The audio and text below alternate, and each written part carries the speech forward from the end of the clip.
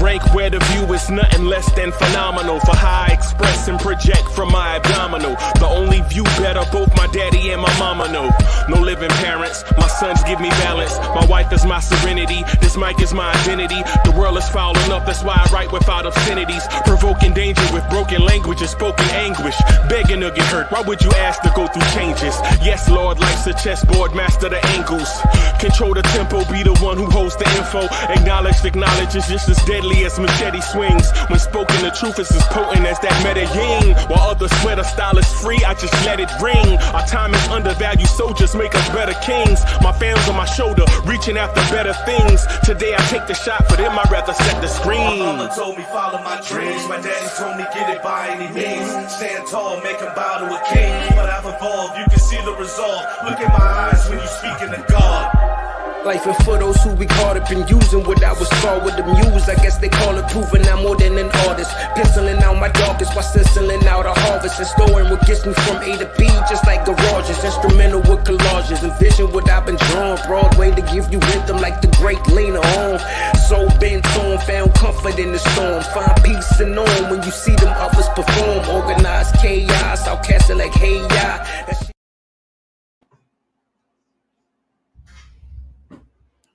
Yo, party people in the place to be, what's good?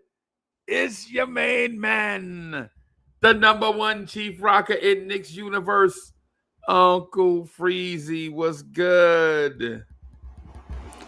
Y'all want this party started right? Y'all want this party started quickly, right? Bim. Blue tears, orange tears, blorange tears. Let's go, party people. Y'all ready to rock the night away? Let's go. Yo, Chuck Allen in the building. Hold on, wait, stop the tape. I lived a fast life and it only stopped for Kate. Let me put this out here for Chuck. Almighty Finesse is in the building. Jay, let's go. Look, Jay is in the building. He back. Yo, I ain't even gonna lie. I love some Jay, bro. I ain't gonna lie. I mean, in the most masculine sense of the word. I love rocking with Jay in the most masculine sense. You know what I'm saying? What's good, y'all?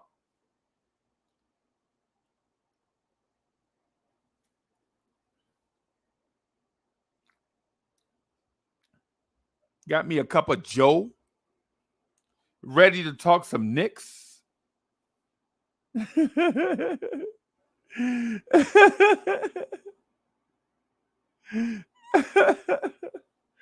What's good, party people? What's good? Man, listen.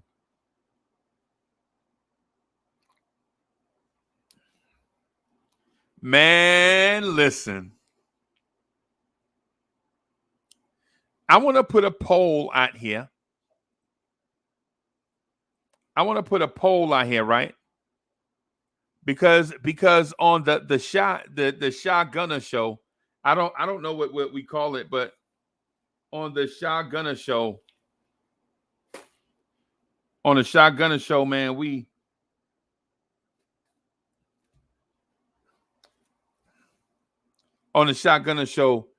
man, he made me get into my bag about the Donovan Mitchell experience.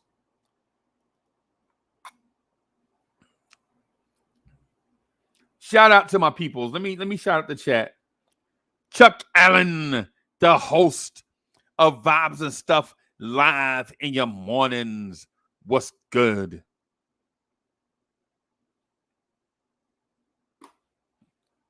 Right? Jay, what's good? Almighty Finesse is in the building. Rich Boy, what's good? Nick G, it's good to see you again, bro. Trini is in the building. What's good? Miss Geraldine, what's good? Marlon, what's good, man? It's the original DJ Selector, Uncle Freezy.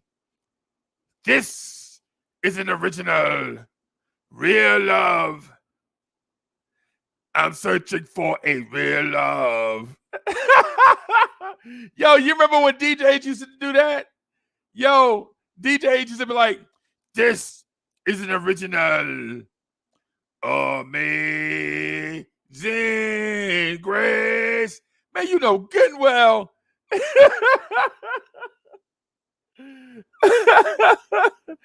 Hey, Chuck, you remember that, man? And DJs used to be like, this is an original. Billie Jean is not my lover. She's a... Yeah, you know good and well.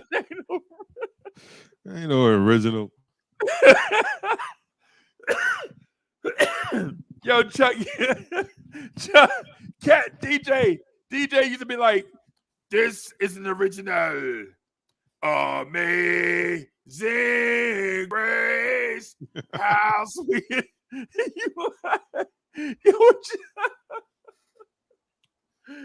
Yo, man, we starting the night off. Yo, Chuck, I ain't gonna lie to you, bro. I'm set to do this until 4 a.m. unless we lose energy in the live stream, and then I'll probably nuke it, right? Okay. But and I ain't expecting everybody to be here. What I'm saying is I'm expecting to rock till about 4 a.m. and I'm off to an auspicious start, to say the least. Okay. Yeah. All right. So this is how we. Ayo, Powell was in the building. Powell, what's good? Salute. Powell, that's our guy. Salute to Ayo Powell.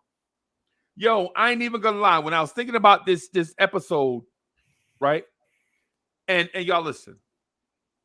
See, every episode begins in this mode. Very cool, very calm. There's no sweat in my palm. I can go. It's a joint from Harlem's own D Nice, right? But D Nice.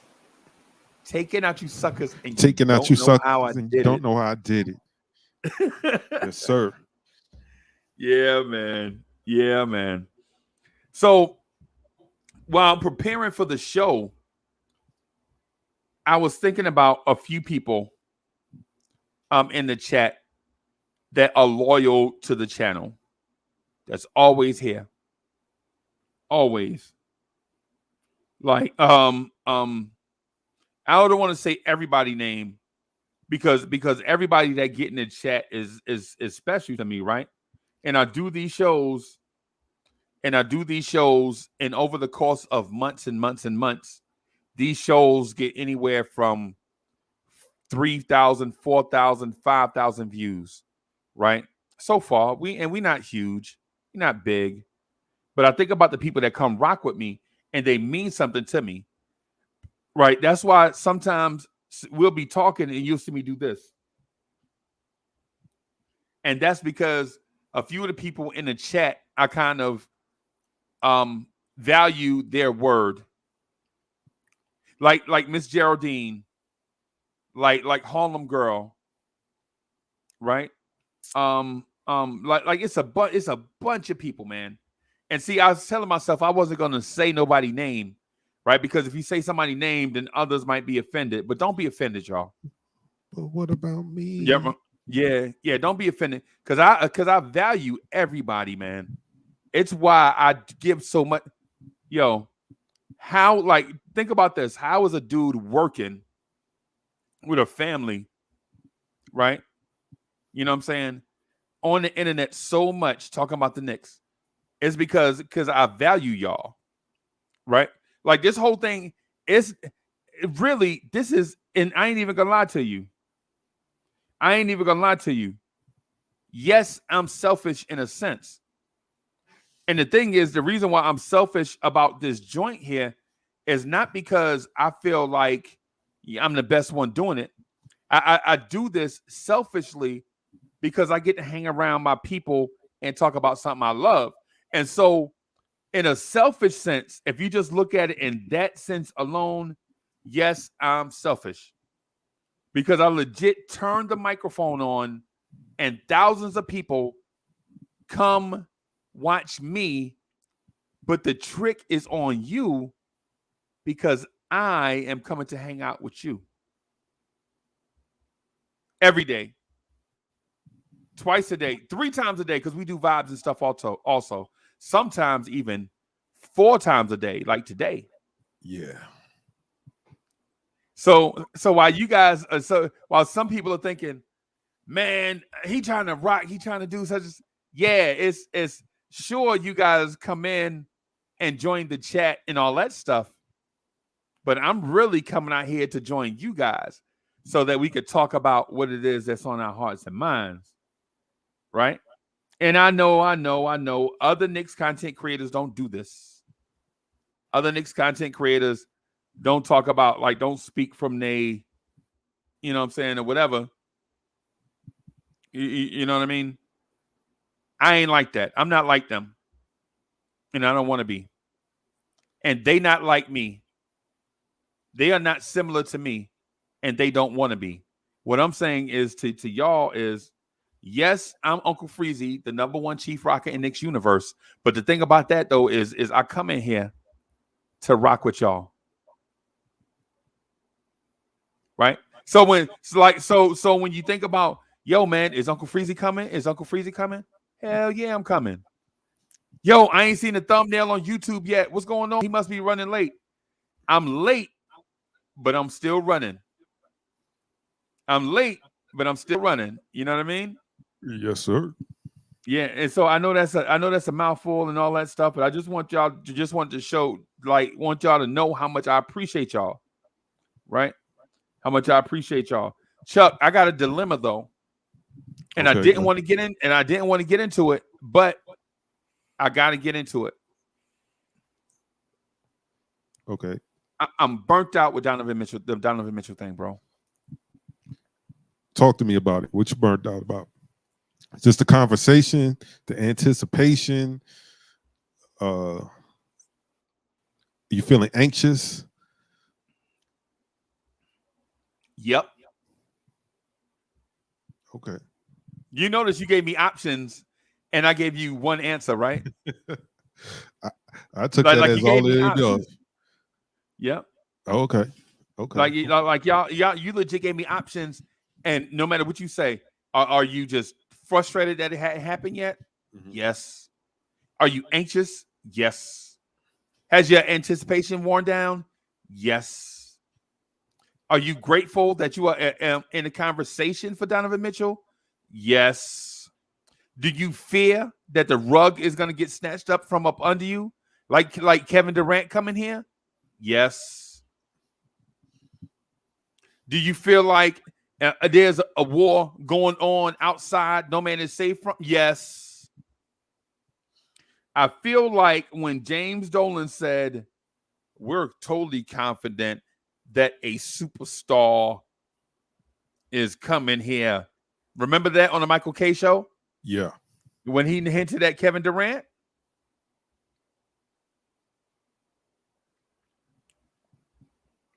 I have it on good report that a superstar that's 6'11", that plays for a team that wore blue and yellow, that just won a championship, is coming here with a point guard that was the #1 pick in the draft, that won a championship. You remember all the hinting around, all the hints? Right. And we wound up getting Taj Gibson. Bim. We wound up getting and I know people going, man, that ain't all we got, Uncle Freezy. That ain't all we got. I know. Got Wayne Ellington too. So what I'm feeling like, guys and gals, listen, I know what y'all are going to say is be patient. And what I'm going to tell you is no. See, patience is, hey, man, Wait these 6 months, and I'm telling you, when the time come, we gonna get what we want. Right? Nah. See, I was in this spot about 2 years ago.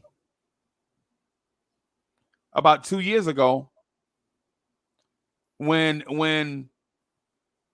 the Knicks snatched up Walt Perrin, it was like, yo, Walt Perrin traded that pick with the Denver Nuggets, and he handpicked Donovan Mitchell. So that means he coming. That was 2 years ago. And guess what else, Chuck?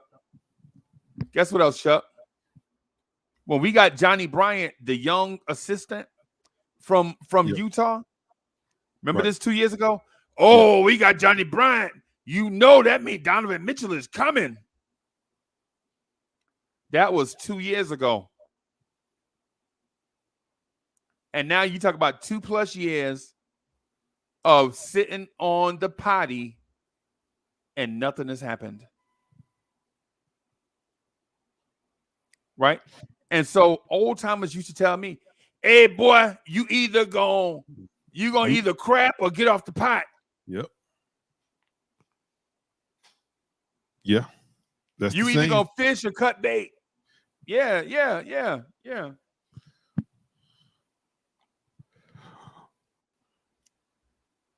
At some point, and when I say smart, listen to me. When I say smart encompasses everything. Right. Smart encompasses intellect, emotions, and physicality. Right? A smart person knows when to hold them and knows when to fold them. Yep. Our initial instincts as human being, our initial instinct as human beings is fight or flight. At some point, you got to make a decision. Right. And Chuck, and what the thing is this. The thing about it is this. Emotional Knicks fans, and I'm gonna start calling y'all out. Emotional Knicks fans. Okay, Chuck, I'm sorry. No, I was saying, Yo, yeah, man. Emotional Knicks fans are, and I'm gonna start calling y'all out. They use buzzwords like, "That's how you do business." Hey, man, listen. First of all, I spent 30 years in the business sector. I've been to college, bro. I sat in I've taken business classes. I've sat with CEOs. Chuck, you remember how I used to tell them stories on Vibes and stuff? Remember how I used to tell them story about the dude that used to sell headstones on the side of the road? Mm-hmm. And he turned that into a real estate empire? Yes, sir. See, he told me about business. Remember the dude that had it all, but his pops wanted him to earn it, and he was too lazy to earn it. And his pops gave him like $500,000 when he was 25. He blew it up. He blew it all partying. And then he came back to his pops for more money. He was like, no, man, now you got to get it out the mud. Right. And that dude wound up rebounding. He rebounded. He changed his life at age 40. It took him 15 years to get his life right. And at age 40, he rebuilt all that and then some. These dudes sat down in ballrooms with me and explained to me business. Bro, I know business. I know how things work. Guys and gals, if you don't know how to explain it, man, just say like, yo, I don't know how to explain that.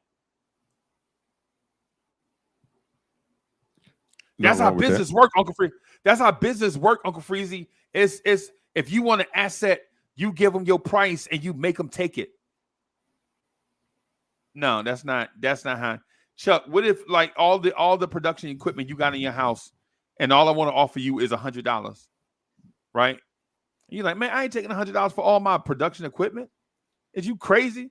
And I'm like, hey, $100 is my offer, and I'm gonna stand here till you take it.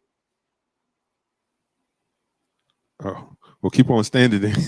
Yeah, Because that ain't happening. I'm just a standing Ain't fool. no dope. Yeah, I'm just a standing fool. That's all. Right? Right. I'm just a standing fool. The offer, Right. I'm gonna stand here with this $100 for all your equipment because that's how business work. That's not how business work. I saw a dude selling a bowling ball one time. This is like 30 years ago. A dude selling a bowling ball. You remember when bowling balls first got the lights on the inside of them, the flashing lights on the inside? Like they don't flash until they start rolling, and then the inside of them start flashing. Yeah. My man was trying to buy that ball from one of my homeboys for $80. The bowling ball cost $300 at the time. I don't know what they cost now because I don't bowl, right? But he bought it for $300. My man was trying to give him $80 for it. He's like, "You gonna take this $80 because you already done used that ball?" He was like, "No, I'm not. Is you crazy? But you already used the ball already, bro. I'm not selling this bowling ball, and definitely not for no $80." And that man walked around. He crazy. I could try to give him $80, and he wouldn't take it.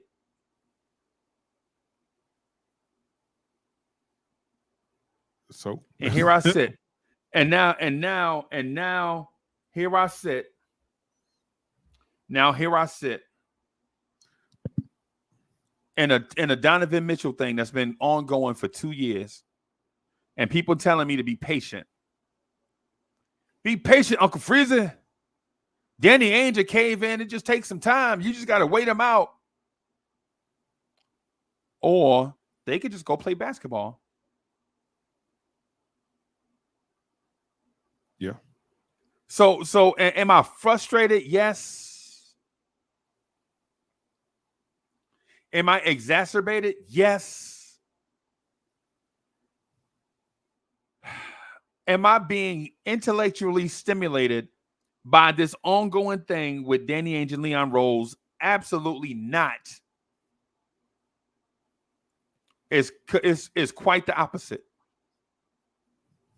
Mm-hmm. It is mentally and academically frustrating because we are getting nowhere.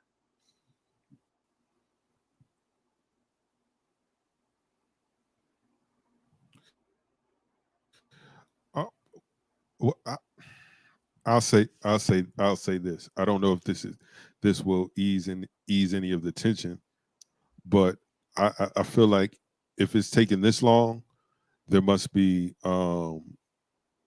something bigger at play.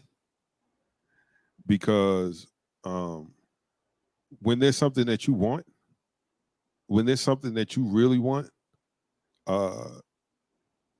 there's no price, there's no sitting and waiting till it go on sale. You go out and get that thing. Like everybody that owns a PS5, they ain't wait till they go on sale. People pre-order those things. Yeah.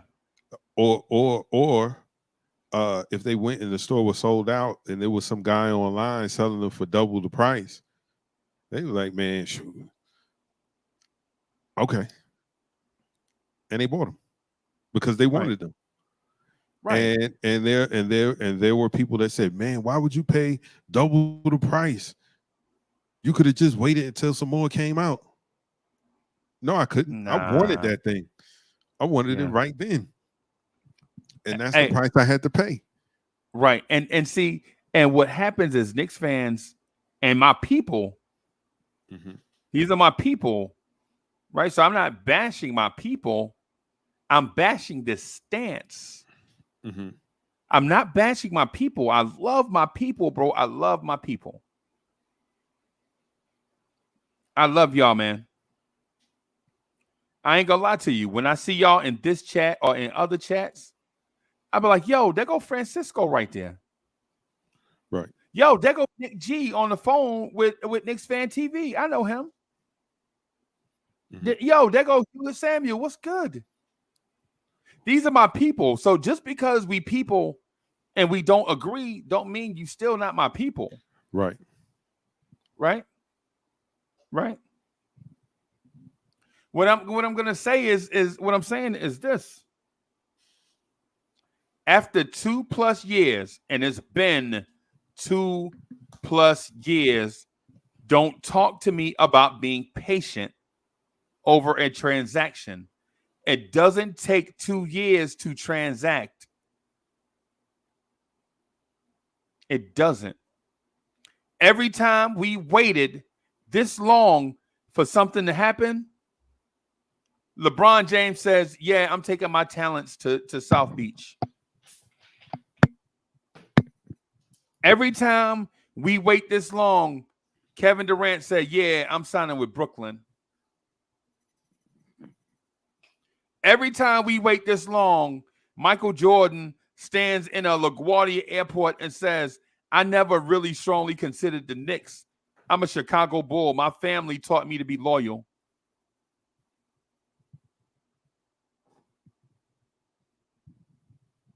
Every time we wait this long, a Larry Bird signs back with the Celtics because now the Celtics have more money to sign because of a rule that was made up overnight.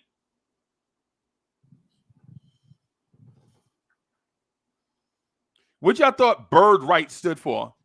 Y'all thought bird rights was just some catchphrase? Oh no. We be saying bird rights, and man, you know the bird thing. Yeah. Every time we wait this long, Kareem Abdul-Jabbar loses a coin flip and goes to Los Angeles. Every time we wait this long, the San Antonio Spurs says, hey, that trade for David Robinson, yeah, man, we talked to David, man. He started crying, and we hugged it out. We just going to keep the Admiral here.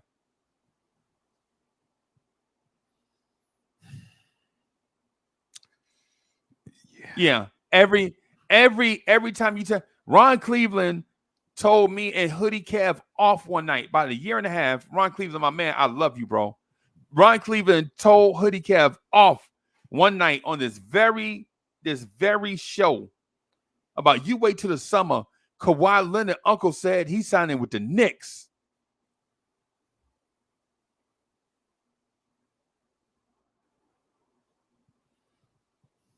And now everybody telling me, hey, man, Uncle Freezy, just be patient, bro. Just wait.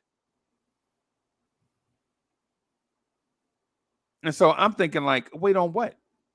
What are we actually waiting on?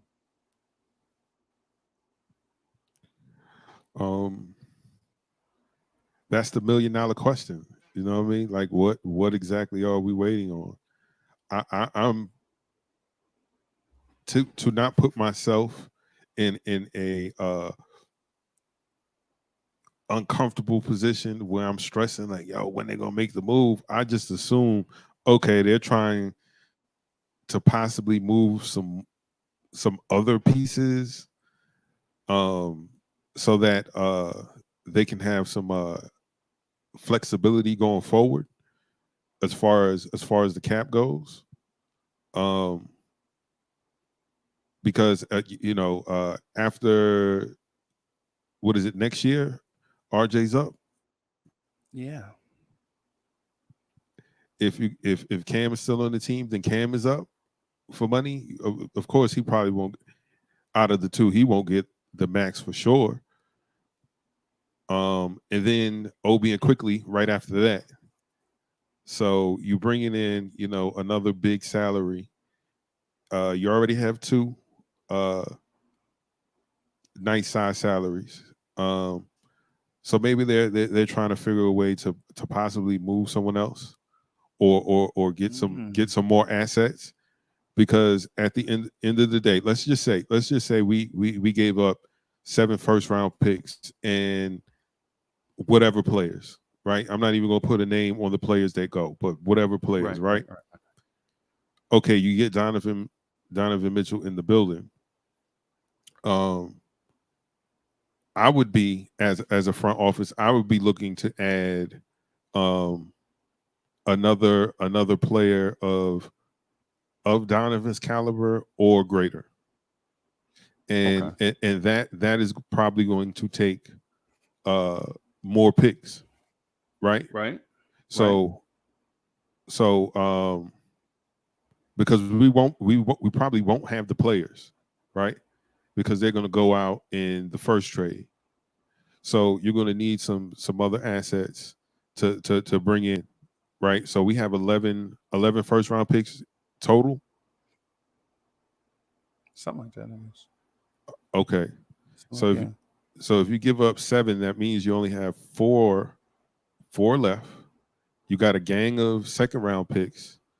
I don't think that's enough to bring in a guy who's equal or greater than D Mitch, right? So maybe they're trying to find a way that they can finesse, because you have to give the front office credit. You know, the moves that they were making in those drafts the past 2 years. Like, why in the world do they keep trading back and acquiring all of these picks, right? Right. Maybe that's going on. But just being 100% transparent and real about it. If this is your guy, even if this is not the only move that you're going to make the move first. Make the move, get him in-house, and then figure it out as you go. Because unlike him, I feel like if he came out publicly and say something, then that will probably put the pressure on Utah front office to make something happen. But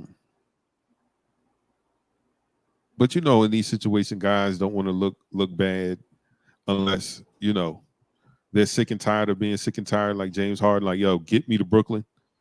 Yeah. So if he doesn't do that, I think we're just going to be in limbo. And the worst thing that you can do is be alone with your thoughts. You know what I mean? Because then they start running wild, and you oh man.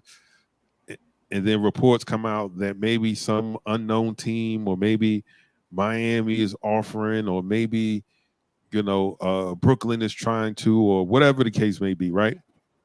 Right. And now you've built up all this angst and anxiety, and before you know it, it's almost 1 million Knicks fans rushing to the emergency room because everybody think they're having heart attacks. Yeah.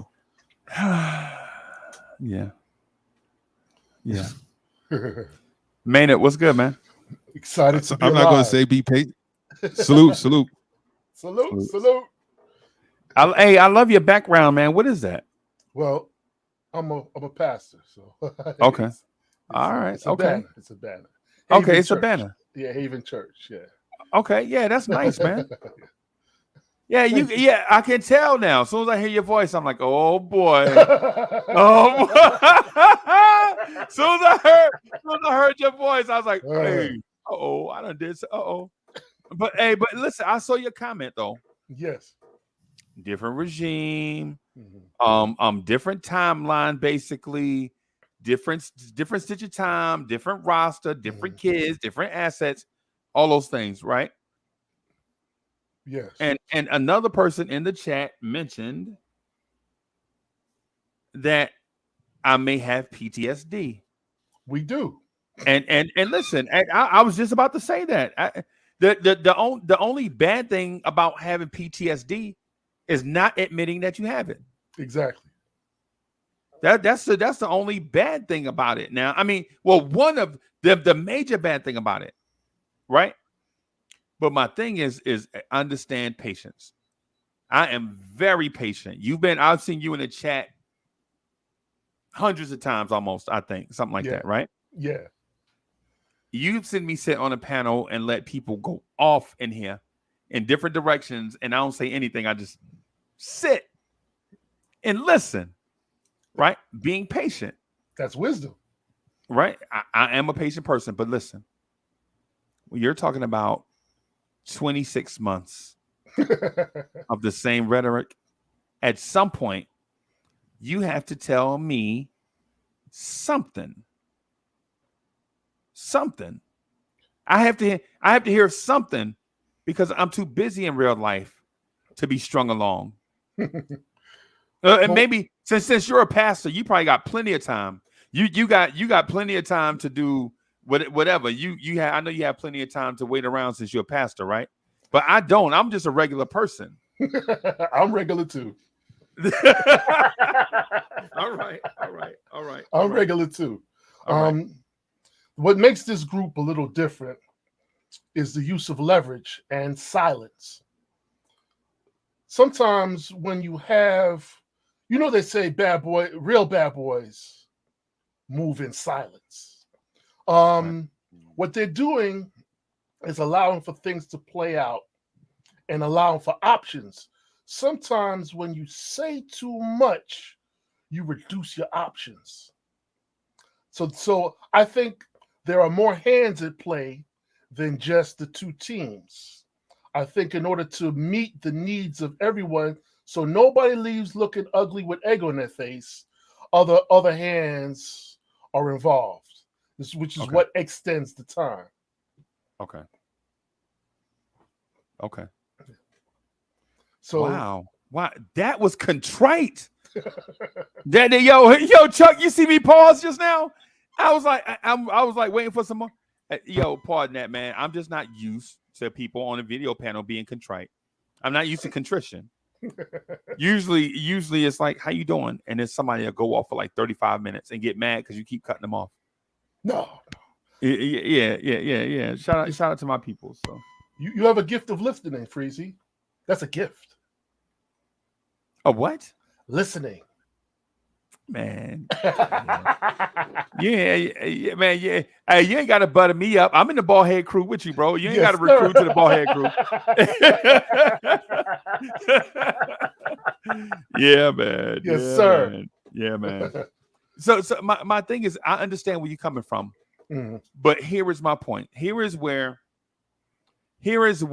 I think Leon Rose should take the W and not go for the finishing move. Right?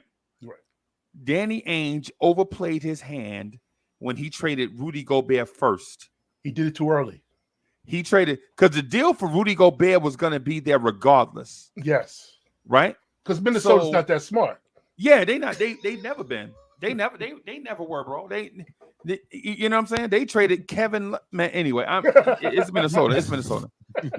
It's Minnesota, man. You wonder why Minnesota never won a Super Bowl, bro? It's Minnesota. So anyway,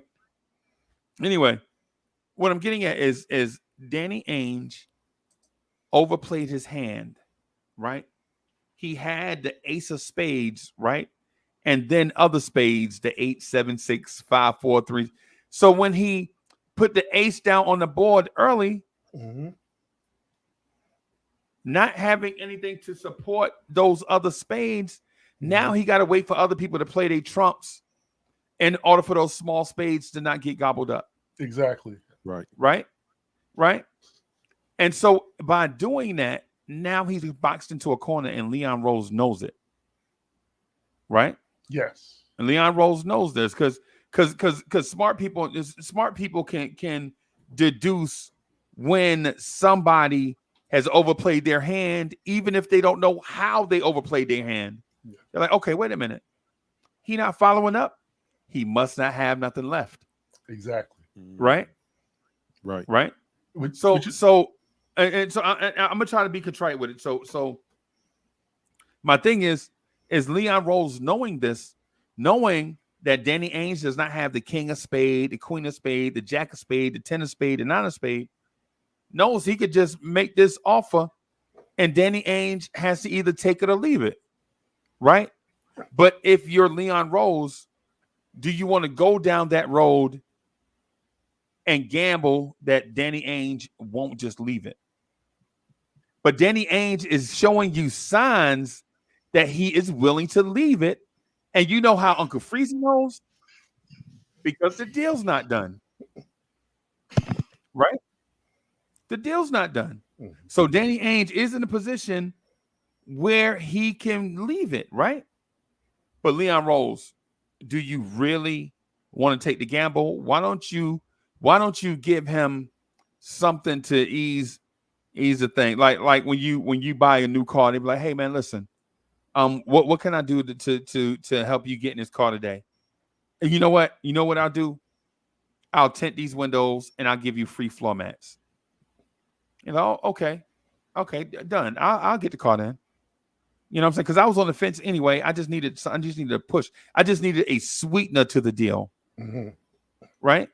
And then why not just add a sweetener to the deal and get it over with, as opposed to Danny Ainge walking away? Because the auspices that Danny came with was the assumption that the same old Knicks will be hasty, and he used old school strong arm tactics, but and knowing that there would be pressure from the fandom, but it's not working. Right. That's why he walked away to say he will look for other deals. But the truth of the fact is, if he actually wants draft picks, he has to come through us. Right. Either directly or indirectly, he has to come through us. So in a unique year with a unique group, we're in a position of leverage, which because of our hastiness in the past, we did not understand the strong and stable footing of leverage. You can lift more, you can move more when you have leverage, and it's unique to us now. So we're in a strange time. So our PSD is kicking in because of what we're used to. It's like that girl who's used to being abused and now she's with a good man. Right. Every confrontation, she get nervous. He go to scratch his head and she's flinching. Right. Why? You understand? Right. Because of things that happened in the past that caused her to get in that mode, in survival mode. Yes, but it's the embrace. You see, the approach now is to embrace New York in a unique way. That's why they're bringing on relationships that have prior connectivity to New York. I personally grew up with Sandra Davis. Sankey Davis, Jalen Brunson's grandfather is my father's friend. We grew up around the corner. Okay. Another small thing is I went to St. John's, and there's times when I was on SJU doing reporting, sitting in Ron Rutledge's office and what have you. And there's a few times I spoke to Rowan Barrett, and this is before he had kids. I was a young man just married, and I had kids, so we had serious conversations. So to see people that I quote unquote know, so I'm connected in my PT. I'm more hopeful now because of the familiarity, and family is the root word of familiar. So they're making it familiar to us. Right. So they're bringing in people. Obi, New York connected. RJ, New York connected. And preferably Donovan, New York connected. So Jalen, New York connected. Right. There's an intentionality behind it. So we because we're used to this, there not being a plan. This is foreign land, and when you're in a foreign land, it's new currency, new language, and you gotta, there's that fear of being left out and not understanding. But they're being wise, and I appreciate that. It may not work out the way we want, though. We have to be open to what you're saying.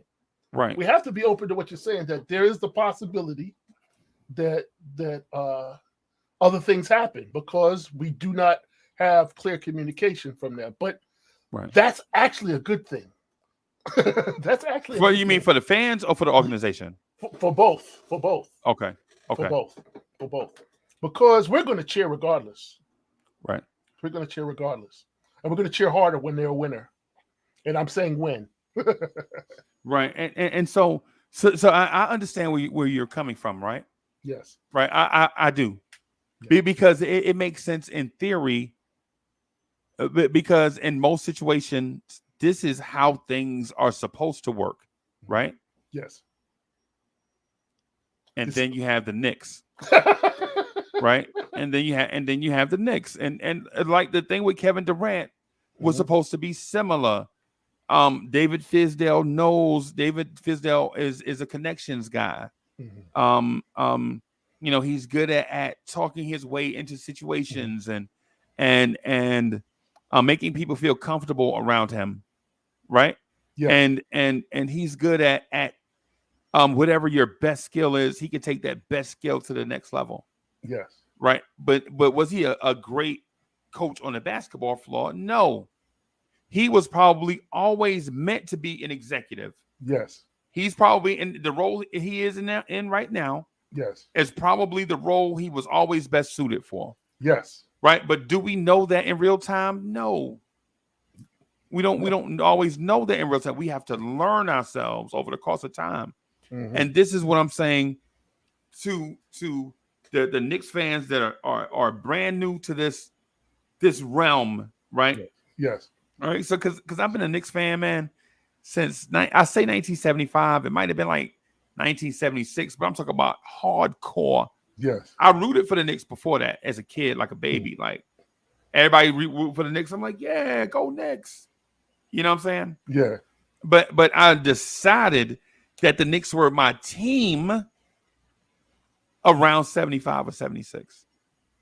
Right? That's when man 75 people loved this kid Lou Alcindor, man. Yep. Oh my god. People loved that dude Bill Walton. They were like, Bill Walton can't miss a shot. You know what I mean? But I was rooting for the Knicks because people forget for a 5-year stretch, the Knicks were the best team in basketball. Mm-hmm. 68-69, when we lost to the Celtics in the Eastern Conference Finals, we were the better we were the better team, but we were young and they were veterans. Yes. The Celtics got out of that series like, boy, these dudes is going to win the next 9 championships. We didn't. No. But that was the feeling in 68-69. Won the championship in 69-70. Mm-hmm. 70-71, injuries hurt us. Mm-hmm. 71-72, we ran up against the greatest team ever. Things happen. It happens. 72-73, we win the championship again. Right? By that time, guys were getting older. I'll just put it that way. Yeah. Older. Like Willis Reed had been in the league since 63. Mm-hmm. So by the time 74, 75 come around, 11-year guys, all the miles, you already know what you're getting. Yes. So yeah. Yeah, we're long suffering. We're long suffering. Very long suffering. But I'm in a unique position where I live in Roosevelt. I'm out here not far from Centennial Park, Dr. J. I grew up in Lakeview. I used to deliver papers to Al Skinner. Yep. Al Skinner. I'm on the island. Right. And my dad, when we were kids, took us to Nassau Coliseum to see Dr. J. So I followed Dr. J for a while, but I became really, really, really, really a Knicks fan around the time of Bernard King. That's when I really right after Michael Ray Richardson, because we traded Michael Ray Richardson for Bernard King, and that broke my heart, bro. Yes, because I've been following Dr. J because he's a local. He's from Hempstead. Yeah, from around the way. Yeah. So I've been following Dr. J, and once his time was up, it was Bernard King, and then Strickland and Mark Jackson and Johnny Newman, Kenny Skywalker, all of that. Bill Cartwright. Yes. Yeah. Spree, how you doing, man? I'm all right, man. Just I enjoy listening to the show right now. It's been good talk. Figured I needed to come on and bring it with you guys. Bro, I'm so exacerbated right now. I could just go and eat a gallon of ice cream, bro, right now. Don't do it. Yeah, I know. But I got vegan ice cream though, bro. Oh, good. I eat. You ever heard of Kind? No.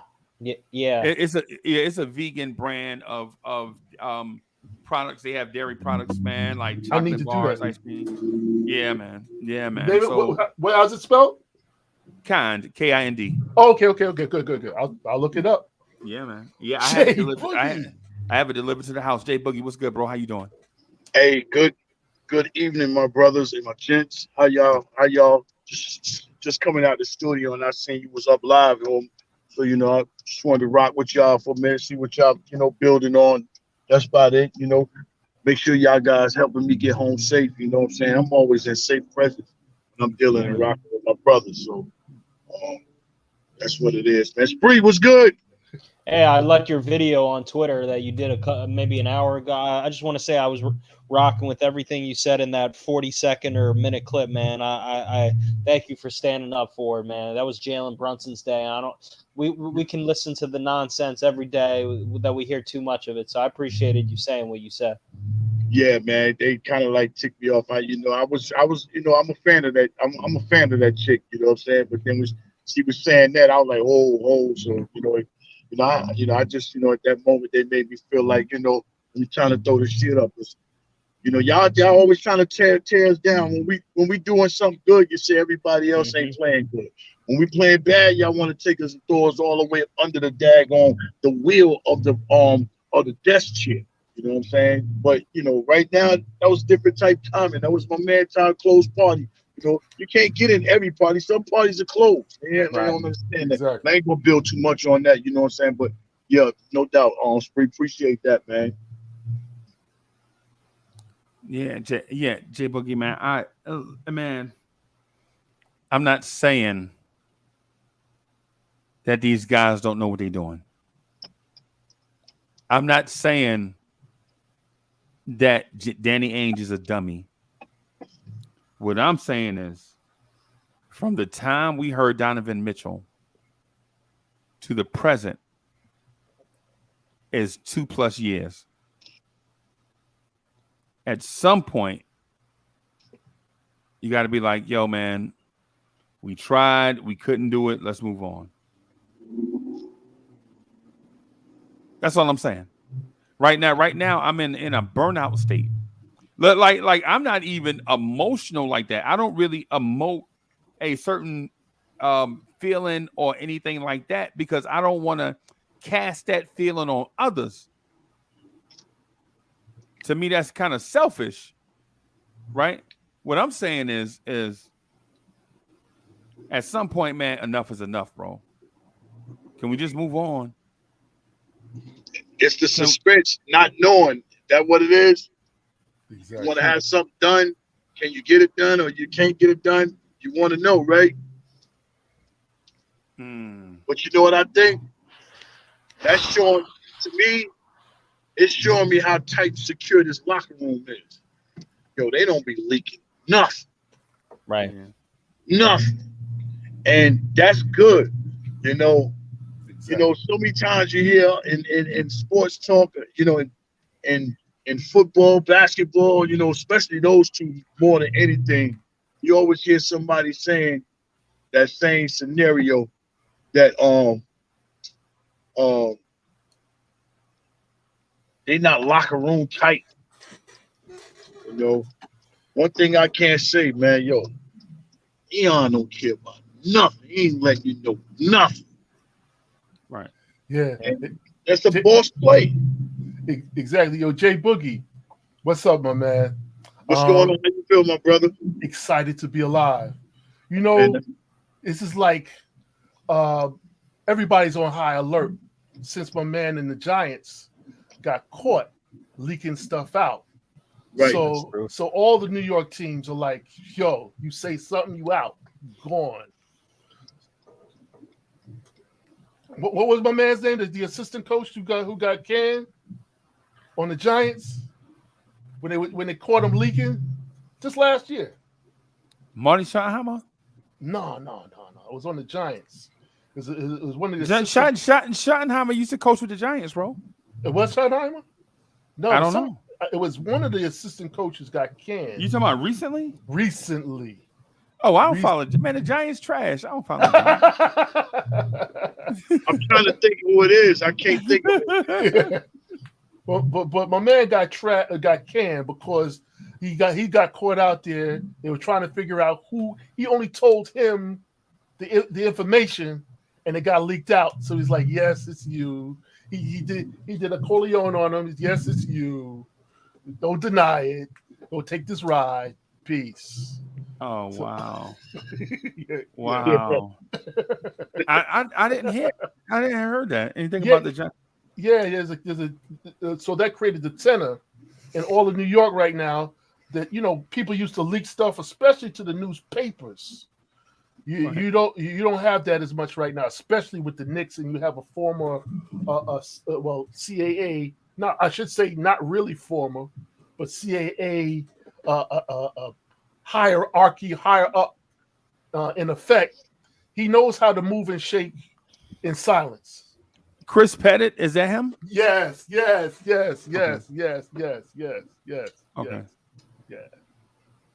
Yep. Wow.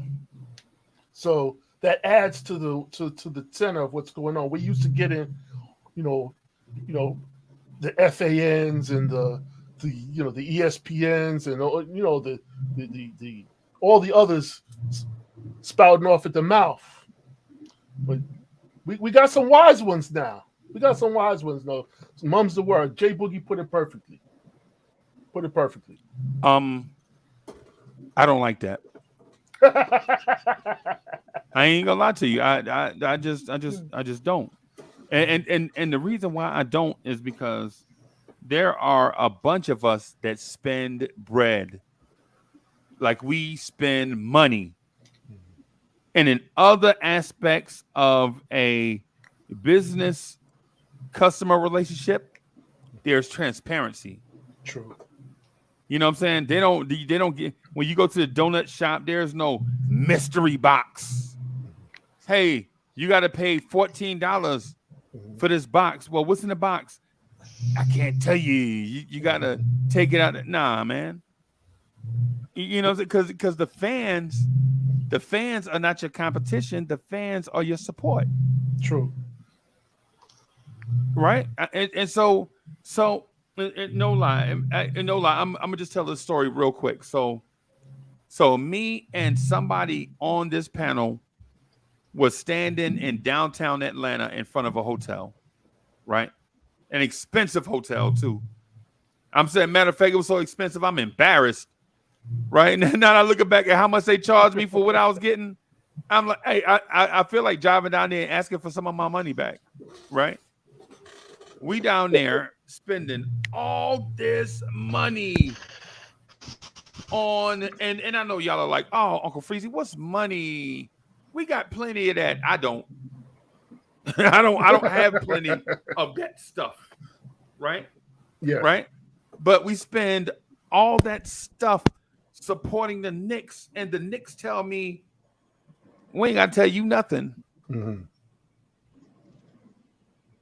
Buy these jerseys, spend these money in these hotels, buy these expensive playoff tickets, buy these tickets here right behind the bench that cost $3,750 to be 4 rows up behind our players per game. Sounds like PTSD. Yeah, no, my wallet. Spree, who was that? Randall? That's Houston, right? Yeah, man. But so as a customer, I just want to be treated with some level of respect and dignity, bro. Yes. The front office they're behaving like they have PTSD. Super silence. It's like one of those old school. It's like the Born Identity. It's like the streets of San Francisco going on. It's like I Spy. It's like an espionage movie. It's like Captain America Winter Soldier out here. When I'm just a Knicks fan, bro. Sometimes when there's negotiations going on, things have to be done in good faith. And sometimes silence is part of that good faith.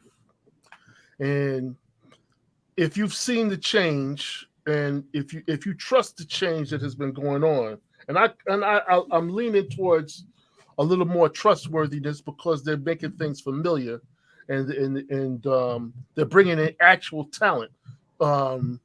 Never before in the Knicks could we say we had two NCAA Players of the Year and a former MVP at the same time. So they've shown us by even bringing in second rounders that have been viable, not excellent, but viable, right? So they've earned a modicum of trust. You know, they haven't really done anything extra stupid, and even the stupid stuff they did in good faith. Talking about in good faith, like bringing in Kemba, they were able to have the sensibility to be able to reverse it quickly. So I give them. I'm not making them walk the plank yet. You know, they've earned a ride on the boat. You know what I mean? So. Yeah, man. Yeah, and so I ain't gonna lie to you, bro. So it's like I used to watch this team play on Channel 9, right? They used to be called the St. John's Redmen, bro. That's my school. Right? Yeah. Oh, well, whatever, man. You ain't got it. You can't claim everything, bro. You can't be a Knicks fan and a St. John's fan too, bro. I'm an alum. I'm not just a fan. I'm an alum. Who you was watching? Willie Glass, Walter Berry. Who you was watching? Walter Berry. What? You remember Walter Berry? I remember Walter Berry. All of them. Man. All of them. But I came later after the military, so I was there when Zendon and all of them were there. Harvey. You talking about Harvey and all them? No. That's even after me. Yeah. Boo Harvey. Yeah. That was after me. I played against Boo Harvey. You know that's Boo Harvey. That's Boo Harvey and Coming to America, going baseline and do the reverse layup under there. He's still eating off that movie.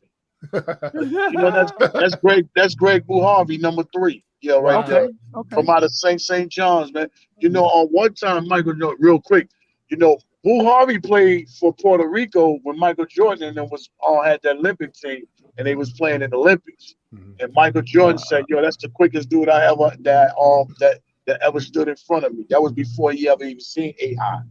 Boo Harvey was that explosively quick, fast. He was nice. Off the handle, dribble. Yeah. Wow. Yeah. Wow. Yep. He killed us at St. John's, and they went on to the state championship, and him and Rod Strickland, they played one another, and Truman won state championship. Okay. Yeah, I was gonna say, man, I saw that dude play. I saw him play in person, right? And so when I saw them, I was like, man, these guys are so good. The Knicks need to get all these guys. but the year before that, though, I think we drafted Mark Jackson. Was that the year? That was the year before, right? But the year before that state championship game, right? But Mark Jackson, he didn't come there right after Mark Jackson. He was I think it was Mosley. Mosley came right after Mark Jackson. Okay. Yo, that's dope, Spree. That's dope. Okay, yeah, I remember Mosley wore what, number 20? No, Mullen wore 20. No, Mosley wore number 20, something like that. He wore something like that. Yeah, because I remember him. They struggled with this up and coming team from out of nowhere called Connecticut. Because I remember thinking, like, who was this freshman dude, Tate George? Chuck, you remember him? Tate George. Tate George. Yep. Little funny style, box cut, tight looking dude. Goofer Mel looking dude. Tate George, one of them tight dudes when you see in the park or something, you be like, yo, I got him. Thinking you going, you know what I'm saying? You had a day off, you know, whatever. And he wound up killing you. He give you the business. Yeah, he wound up going for 47. Yeah. Yeah, man. Yeah, man. I played against a dude. Y'all, I don't know if y'all familiar with him or not, but It's a local legend around here named Derek McQueen. He was the point guard at Wake Forest before they had a dude named Randolph Childress, I think. Mm-hmm. Right. And when I met Derek, both of us was like already had kids and used to enjoy eating a little bit. You know what I'm saying? So we didn't look kind of like how we did when we left. We kind of had them dad bod situations going on. And I was like, yo, I'll get him. And they was like, yo, Uncle Freezy, you know who that is? I was like, I don't know. He looked like somebody's uncle or something. I called him. And that dude got to 30 points so fast on me. Yeah, all ACC guard. I didn't find out till afterwards. That's Derek McQueen. And I think now he coach a high school right here where I live at. But what I'm getting at though, from the Knicks perspective, from a Knicks fan's perspective, is I think I think the front office should take into account that Knicks fans, and I'm gonna get to the most important part of it, right? The most important part of this thing. But I think the front office should take into account that we are Knicks fans and we are more powerful than ever, right? And just because we're silent don't mean we're weak. Exactly. Right? Mm-hmm. And so the other part to it too is if you can't pull this trade off, right? If you can't pull this trade off, pivot and invest all your time and energy in these kids. You got 11 of them. Invest in these kids. Like you legit this whole summer, this whole offseason is centered around a dude that may not even be here. Instead of celebrating what these young kids could potentially do if they're developed right. And I know some of y'all are like, man, I don't care about no kids. I don't care. And look, I'm not getting ready to sing this with that Whitney Houston song. Chuck, you know the Whitney Houston song I'm talking about, right? I'm not getting ready to children of our future. Yeah. Teach them well and let them lead the way. You know what I'm saying? I'm not getting ready to sing. I'm not getting ready to sing that kid's song, right? I believe the children of the future. I ain't getting ready to sing that, right? But what I will do though is acknowledge that these kids are talented NBA players. And we talk about a dude that may not even come here. Instead of saying, hey, man, Obi got potential. Grimes got potential. McBride got potential. Trevor Keels need to get in shape. Farron Hunt showed us something in Summer League. John Montero is not as bad as we thought he was going to be. You know what I'm saying? Because I thought he was going to be, I thought he was going to be Randy Watson. Yeah. That's what I thought he was going to be, right? I thought he's going to be Randy Watson, bro. You know what I'm saying? But comes to find out, he got a little talent. I'm pulling up. Exactly. Yo. Hey, do y'all see me fading out? No. Little bit, man. I'm pulling up in my area, so it's gonna fade out, and I'm about at the crib. Okay. And I just wanted to let y'all know in case you do that. Okay. LJ, what's good, bro? What's going on, Mr. Freeze? Uncle Freeze, how you, my brother? Man, I'm well. Yo, I know what you gonna say, LJ. You like, yo, I'm gonna send you some tissues, Uncle Freezy. Nah, bro, I don't need no tissues. I'm good. Nah. I ain't about to cry up here, bro. I'm just saying. I just want the front office to do something or do nothing.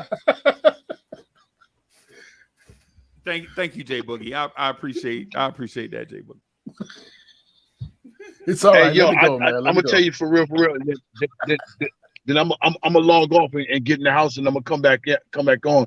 But one thing I don't want to do, for real, I don't want to include Obi Toppin in whatever trade with these people. I don't want to. reason why I'm gonna tell you why, because Obi is the only guy on our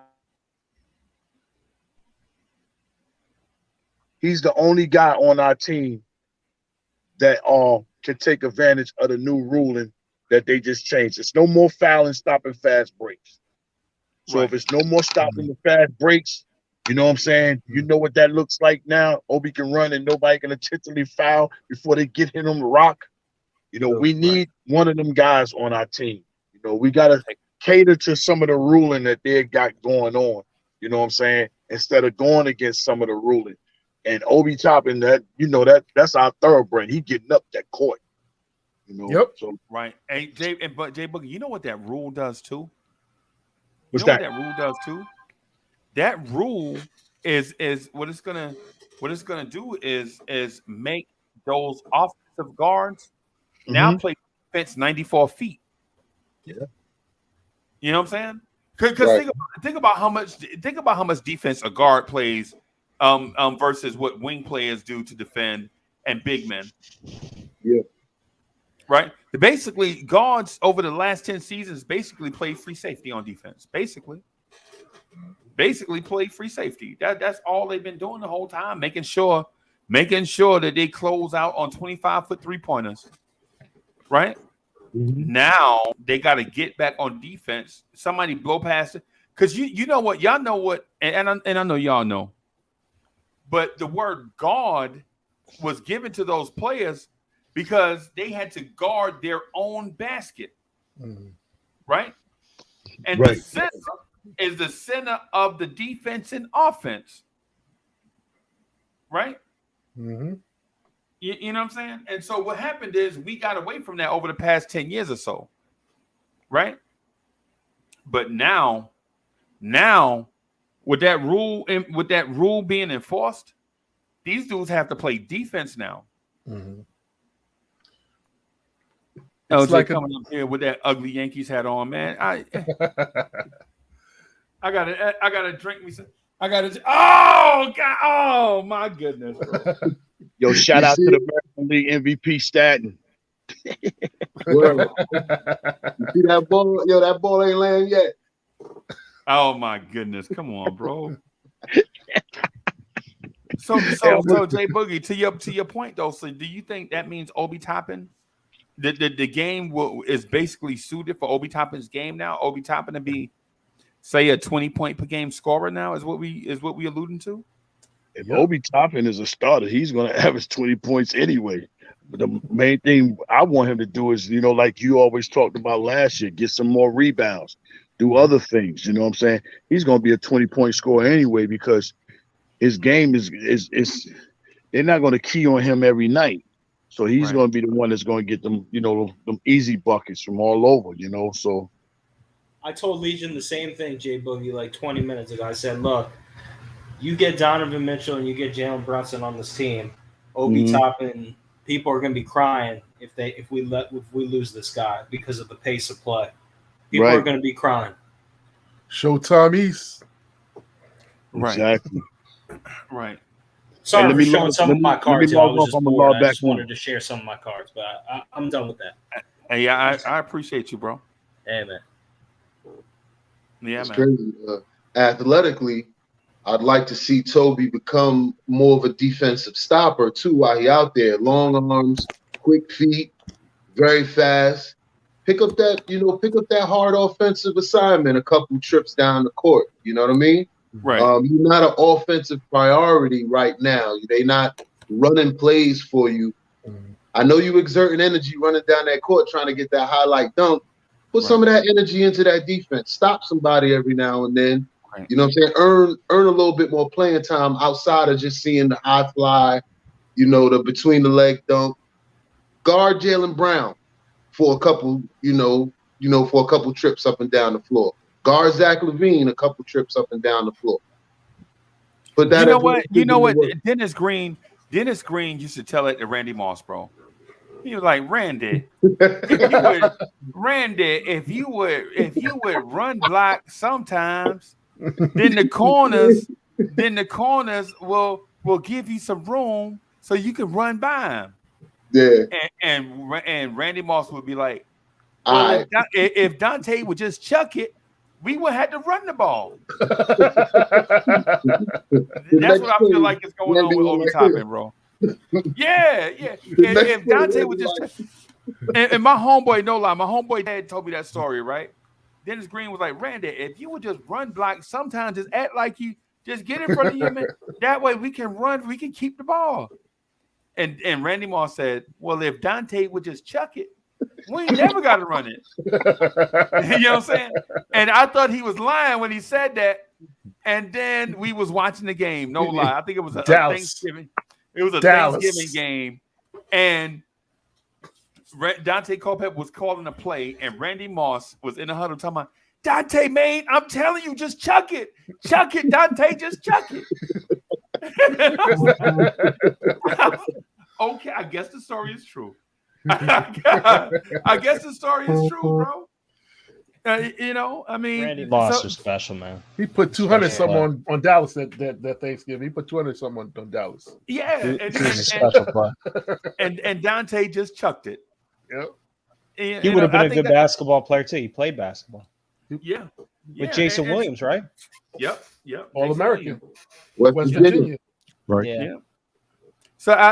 So So what I'm getting at is this: when it comes to dudes like Obi setting screens and defensive assignments and stuff, that ain't really they bag, bro. And every time I saw Obi Toppin do this, I bet you 400 times this year.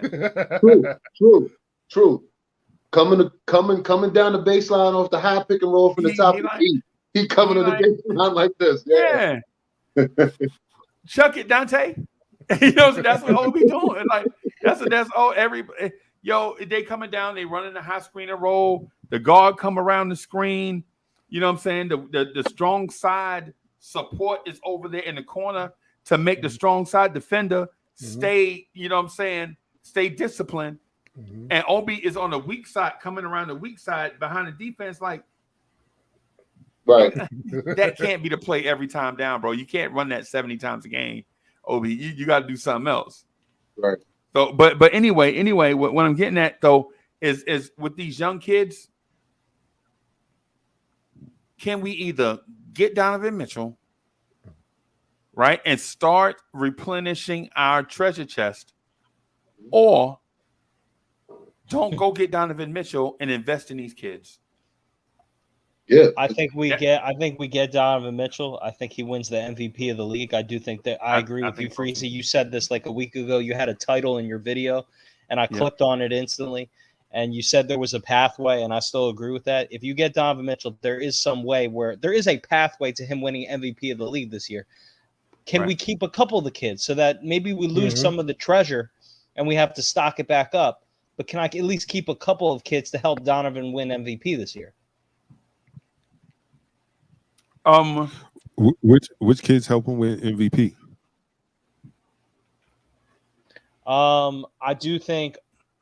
I think Obi can help him. I think Quinn Grimes can help him because Quinn Grimes is a two-way player. I think Emmanuel Quickly can still help. I still believe in Emmanuel Quickly a lot. There's a lot of Quickly haters saying he's this, he's that. All I know is that dude, he's a very skillful player. Shots come and go, but you can't tell me in today's NBA that Emmanuel Quickly. You can't tell me in today's NBA Emmanuel Quickly doesn't have value, man. And Almighty Finesse, I won't show anymore, but come on, man. I got to show some of my Knicks stuff to you guys. You guys would appreciate it, but I don't know, man. Like, I want Donovan Mitchell. Yes, we got to trade, even if it means giving up some of the kids, but can we at least keep a couple of these kids? I don't want to give away everything. Right. I think that's the holdup right now, man. What Ainge is asking for and what Rose is willing to give, I think they far apart. You know what I mean? The Knicks over the course of the last, 10, 20 years, anytime that bright name, that superstar name come out, we ready to mortgage the farm. Leon Rose was with a whole agency before he became our GM. He understand how that game worked. Mm-hmm. You're not going to fleece me. You're not gonna give me the old banana in the tailpipe. You know what I mean? I know what you can get on this market, and I know that I can offer you more than that. So before you go ahead and pull that trigger, holla at me, give me a call first.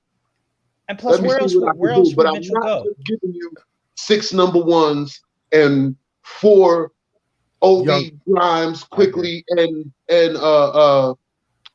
Deuce. You're not getting that from me because ain't nobody offering half of that right now. That's what I'm saying, man. Like, if he doesn't go to the Knicks, I still have not heard another offer from anybody, unless somebody new comes and I'm wrong. Tell me another offer by another team that would match what we can provide them. There is none. Quickly, I mean, you see how fast Miami pivoted from Mitch and went over to, from Donovan and went over to KD. They weighing it. All right, well, if they asking me for this for Donovan Mitchell, but I can add a little bit more and get KD, oh man, you can have Donovan Mitchell. Give me KD. You know, they would have been made that move. Pat Riley know what he's doing too, but they trying to fleece the Knicks. And Leon been down this road before. He was an agent before he was a GM. He's gonna take his time. You're gonna have to come back to this table because I offer you more than any other team in the league can offer. Yes, I agree. Before you make that, before you call the league office and say we got a deal, call my number first because I can add another this, I can add another that. LJ, you said that very well. That's what I think the holdup is right now. I think the Knicks aren't stupid, and the Jazz aren't stupid. They have a price. And Rose is not trying to give away the farm. So they're going to have to come back to the table. Both sides are going to have to be realistic, give in the middle, and they'll get it done before training camp. Hopefully it's quicker than that, but I think that's the holdup. That's the holdup. They want everything. They want the picks. They want all the young players. Can't have both. You can have a good piece. We can give you value, but you can't have everything. Exactly. And, I'd like for us to think, since Leon Rose has been here, we've amassed more picks than we've seen in the last 10 years. We've got young talent coming up. He ain't trying to give the farm. I'd like to think that he felt the price was too exorbitant if the deal don't happen. And I'd like for us to be able to trust that at this point. He hasn't done anything crazy for him to lose our trust. I'm not liking the silence. I'm not liking you not talking to reporters and giving the fans and you're not giving the fans things to think about or informing us on what's going on. I don't like that, but I do see the moves you are making. And you haven't done me, there ain't no reason for me to turn my back on you yet. LJ, he playing us, bro. That's what he playing us. This is the only business. This right here is, think about this. Right? When's the last time you bought Nick swag? So something with Knicks on it. When was the last time you bought something with Knicks on it? Probably like last week. Often, right? Often. When's the last time you bought something from somebody and said, "Here, take my money, and I don't care what I get in return"? Well, yeah, we ain't gonna be able to do that. No, we ain't gonna be able to do that. Except we do it with the Knicks. And we have been though. We have been. Oh, yeah, man, uncompromising in that. Uncompromising in that. And Dolan know it too, Uncle Freeze. Dolan know we sold out every game and ain't made the playoffs since I had kids. Like, you understand what I'm saying? Like we ain't really make no noise in 10, 20 years. And we consistently, every game was sold out. Celebrities still in the front row. Dolan knows, all right, but I also think part of the gag, Dolan controls who talks to the media and when they talk to the media. Yes, he does. Leon could say, this isn't a Leon and World Wide West. This is a Dolan. I'm not saying that he does. I'm saying he could tell Dolan, yo, I think I should address this. I think I should address that. Dolan, man, listen, you talk to me. Right. That could be it. I'm not saying it is, but Dolan controls who talks to the media and who don't. I think Leon is also using Ainge's aggressiveness against him. You see, Donovan has not said he requested a trade. It was Utah that said that they're making Donovan available Right. So now they are under the 8 ball. So the leverage is in our side. So our silence is actually wise in this case because it's turning up the heat. That's why they're scrambling. They're not just looking around for other deals. They are scrambling because by the time training camp comes around, you want your team settled. Right. So something's got to give, man. Like people are up in arms about the media thing I got bigger fish to fry right now. I'm sorry. I like media people. I think it's entertaining in the season when some funny questions get at, but this is business. I'm getting old, man. I don't have time for this nonsense about who's invited. Look, I'd love to go to the conference myself. I'll ask real questions, but I don't have time for the nonsense. It doesn't matter. I don't care about the media. The media is irrelevant to me. Oh, the only thing I care about is, does this help us win and get players to win a championship? And if it prevents us and creates negative things, then get out of my life. You don't mean nothing to me. Right. And so it's about a value system. Yes. Exactly. Yeah, it's about a value system. I'm not trying to be mean about it, Freezy. I respect the media and what they do. I just I don't I'm sick of it. It's enough. Why are we the only team that has to deal with oh, I'm sorry, I didn't get a press badge to Jalen Brunson's event, so I couldn't ask about Donovan Mitchell. Okay, we get it. We get you're upset, but this is how it is. So deal with it and still let us be good because we're the Knicks. So just let us be us, man. Hey, but Spree, I'm gonna just say this, man. Do you know who the enemy of a tyrant is? The enemy of a tyrant is not another tyrant. It's information. Mm-hmm. Information is the enemy of a tyrant, bro. Right? No matter who the tyrant is, once the word gets out that this person is a tyrant and what that tyrant is doing, then people will buck up against the tyrant. But when people don't have information, they can't fight the tyrant, right? Mm-hmm. Yes. And so I it's the main reason why a lot of people fight a lot of wars on a lot of fronts with the information. You know what I'm saying? But Freezy, let me ask you this, okay? Bill Pito was the one that did that press conference. He asked all the questions to Jalen Brunson. I know you watched it, right? You watched you watched. I like Bill Pito too. Also, I like Bill Pito. He's cool. Do I really, as a fan, care that Mark Perman and Ian Begley, who I'm friends with Ian Begley, I have his number. I'm cool with him. I'm not trying to be popular and be famous. I know you told me that 2 years ago. I know. I know that some of these guys. Do I really care that they didn't get to ask Jalen Brunson a question? No, because Bill Pito got the information out. It was Jalen's day. It was a good event. It was a good feel story. In a perfect sense, the media has a job to do. I respect it. But right now is a very critical time for the Knicks. Any negative press about Mark Berman asking a funny question about when is Donovan coming only creates more pressure on the Knicks. Let them work behind the scenes and get this done. I don't need the distraction. That's all I'm saying, man. And I'm not saying I'm a Dolan guy. I'm not saying he's perfect. I'm not saying everything he does is right. I'm just saying I'm focused only on what I can do to make the Knicks better right now. And this is a distraction I just don't need. I don't care about it. That's all I'm saying. Freezy, we're both vets, right? We know yes. we know what we called privileged information. Yes. We call it intelligence. Yep. We're not used to the Knicks operating with intelligence. That's right. We have to get used to that. To circumvent the whole misery loves company, because basically a lot of the media has been, especially ESPN, has been thriving and instigating the misery of the Knicks. So if you shut off that tap, you can now bring in some fresh water. You know what I mean? And you can make wiser decisions based on intelligence. Right. I feel you. I do. I do understand where you come from. Yeah. Freezy, why do you you're a Knicks fan, okay? You're a diehard Knicks fan. What do you care about? Do you care about a specific media member being there asking a question or do you care about winning? Nope. I don't even care about winning, bro. I don't care about uniforms. I don't care about Madison Square Garden. I don't care about media members. I don't care about players, rosters. None of that. My only care in Knicks universe is championships. Thank you. I don't care about winning 60 games a year and being relevant and having the Christmas Day game.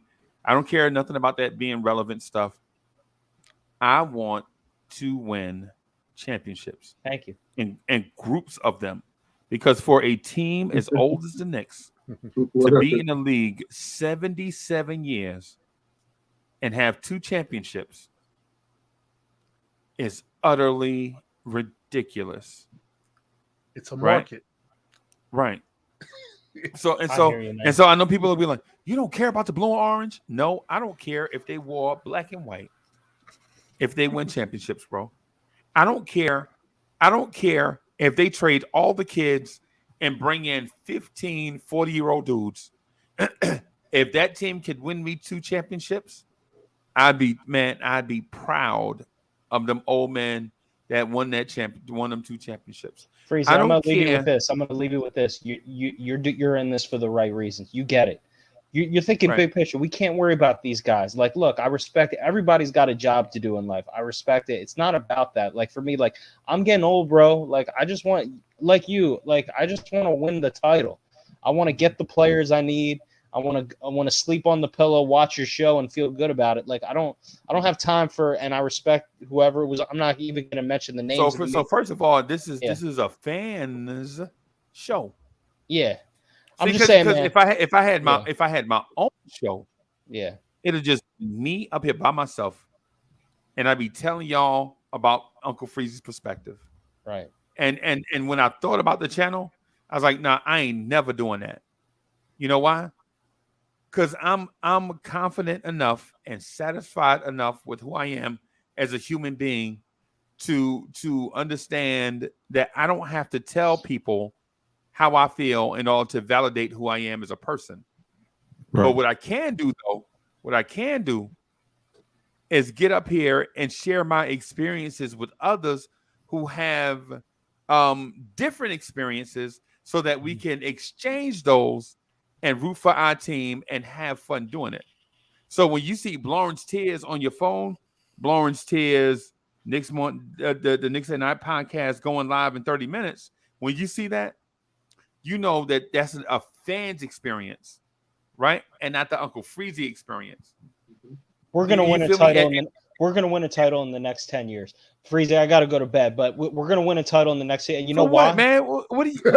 Hey, man, just drink some coffee or something. I gotta get the baby right, man. But I'll just say this, Freezy, I'm gonna let you go on this. We're gonna win a title in the next 10 years, and don't let anybody distract us from our goal. Let Leon work behind the scenes, get this done, so we can keep some of these kids, and we'll be okay. I'll talk to you tomorrow. All right, boss. Peace. Yeah, man. My thing is, and y'all know this. For one, I don't have the face of a man that can hide stuff from people, right? Like when I tell y'all stuff, I'll be absolutely real. I can't help it. Yeah, I wish I had the poker face, but I'm not that guy, right? So when I'm hollering at y'all, man, it's all real. I wish I could do the poker face stuff. That ain't me. But I can be the best version of myself, though. And so when I say stuff like, man, I'm getting Donovan Mitchell fatigue. This is 2 years of, the secret espionage behind the scenes. We took this guy, Walt Perrin, and it's all leading to okay. That was nice. Like the first 6 months of that, I was like, okay. But when it's at 2+ years, I'm like, get to the ending credits. Yeah, man, come on, bro. This movie is too long. You know what I'm saying? This movie is too long, man. At what point are we gonna just go ahead and achieve the goal? Right. It's why a lot of stuff that we read or whatever, a lot of things that we watch is broken up into chapters because they don't want us to get sensory overload or get bored half to death, lose interest. And that's where I am. The word that I've been looking for all day to describe how I feel is apathetic. Okay. Mhm. Okay. Yep. Okay. That's how I'm feeling right now, and I don't like feeling that way. Yeah. But I'm forced to. Yeah. It's like you know how y'all know how when the time comes, we be trying to get our neighbors to go out and vote. Like, hey, Miss such and such, you need to ride to the poll. Let me know. And she'll be like, she'll be like, yeah, you got to come and get me 5 o'clock in the morning because I got to get up at 4 o'clock and drink my coffee. And I'd be like, Miss Loretta, look. We going now. I'm not. Yeah, I am not picking you up no 5 o'clock in the morning. Right. And she's like, but I like to be there early, and I like to get sleep. We got to compromise.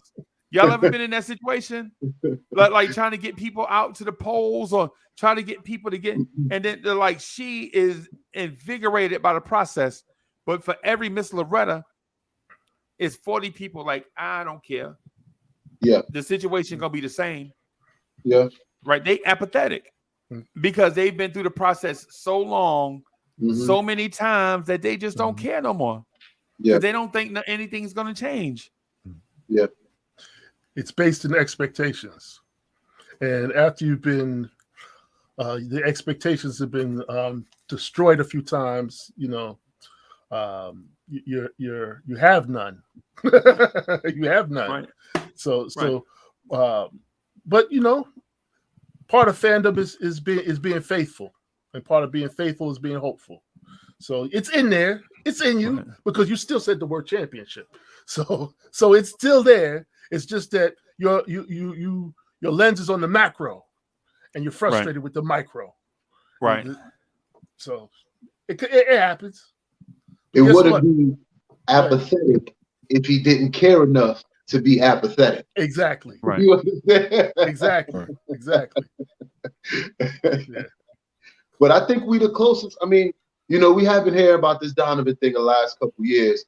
However, you know, they signed him to that extension. They were still doing playoff type moves, still bringing in role players to kind of mix and match and XYZ. Ainge selling. Ainge is selling. He put it on the market. I'd still want to believe that if we don't get him, it's because they wanted Obi quickly, Grimes, and Deuce and 6-1s. I don't know if I'm willing to do that. I don't know if I'm willing to do that. I'm not. You know that today. You know that today, right? You've come to that conclusion. You said that today. Yeah. You've probably been feeling like that for about a month or so, right? Yeah. Right. So why, even after you discovered that a month or so ago, why are we still at this place today? Because nobody's budging. Ainge ain't budging. They tried to get Miami in. Now, as my man Jeremy. But LJ, listen, I'm gonna say this, and I don't want it to sound disrespectful, bro. Yeah. But if you knew that like a month or so ago, like that was your point, why didn't you just walk away over a month ago? Because you have faith that Danny Ainge is gonna budge. No, he has to. Or like I said earlier, it ain't gonna happen. Right. But he hadn't budged and it didn't happen. So why are we still pursuing? I don't think he's budged, man. That's what I'm saying. He hadn't budged, and you hadn't budged, right? So it's a rock up against a hard place, but you still pursuing it. I think he has budged because we still got a soft deadline. Like the brother said, nobody wants to go in training camp with their roster not set. There's still a couple weeks left that Ainge can come back to the table. And I believe either he comes down with his demands, all right, cool, we'll give you more than what Miami was willing to give you. But we're not going overboard from what Miami was going to give you. Like, cool, Miami could give you 3 first-rounders, Duncan Robinson, Tyler Hero. Right. You're not going to get another player and another pick. That's the most you're going to get from us for this deal. If we going over that, you can hold on to him. Let him be a disgruntled superstar, and then you deal with that as the new GM as the new president of basketball operations. You deal with that, Danny. That's why we have leverage. That's why he's scrambling. He made the announcement. And then number 3, we still pivot. We still pivot, my brother, and we put the time and the energy and the effort into them young thoroughbreds we got coming up. And then when the next big thing comes, unfortunately, we have this conversation all over again. Can I ask you this, LJ? Because you said that you wouldn't be willing to give up 2 more players if all Miami is giving up is 2 players plus 3 first-round picks, right? Well, me personally, I think that's what Leon Rose is saying. As an executive, you don't want to feel like you got fleeced as an executive. And for me, as I mentioned, Leon was an agent before he was running the show as a GM. He understands how these discussion works. He understands what the league is saying, what other executives are saying. All right, Leon is probably saying, all right, I'll go up and above what Miami is willing to give you, buy another player or 2, buy another maybe first round and maybe two twos. But you come up off this 6 first of all, come up off these 6 ones. We're not giving you 6 ones. We're not going double what the next team can give you. You know what I mean? Right. Like, I'll do deuce. I'll even do quick, and I don't want to do quick. But the money's gonna have to work too. So Fournier gonna have to be in there. Maybe not quick, but Rose is gonna maybe have to be in there because the money gonna have to work. Like, I'll give up a couple other youngsters and 4 firsts, but I'm not giving you 6 firsts, and I'm not giving you 4 players and 6 firsts. You definitely not getting it. The truth of the matter is that. Go ahead. The truth of the matter is, we're using Miami, but Miami has stepped back, so they're not even a point of leverage anymore. Exactly. Okay. That's part of the reason why I felt earlier when we was on earlier. I was like, I'm thinking it may not even get done. And if it don't get done, I'd like to think that Danny Ainge ain't come up off that price. I don't want to believe that Leon ain't want to give that extra 1 pick. I'd like to say that Danny ain't come down at all because he's used to fleecing the Knicks. He's done a few deals with the Knicks in the past, and he's got the better of us. He's seen Toronto do deals with us several times, and my man Masai Ujiri kicked whoever GM was at that time, kicked his butt in every single trade. Yeah, Leon Rose was behind a lot of that. The Bargnani trade. When we were supposed to trade for Greg Monroe, remember the light skinned Greg Monroe. Yeah, I remember Greg Monroe. Georgetown. Yeah. Remember when we were trying to trade for Greg Monroe to go with Carmelo? And Leon Rose said, "Nah, man, I can't send Greg Monroe to New York, but I tell you who I can send, Andrea Bargnani. He's not satisfied with Toronto. They're taking his minutes away because they have this rookie kid, Chris Bosh, taking his minutes. It's not fair." Well, you know why Chris Bosh was taking Bargnani minutes? Because he's better. Because Bosh was better than him. Right. But we didn't know that at the time. Right. We didn't know that at the time because we were prisoners of the moment. Yeah. Right. And we're always behind time. Remember, when we get the information, it's already passed. Right. Right.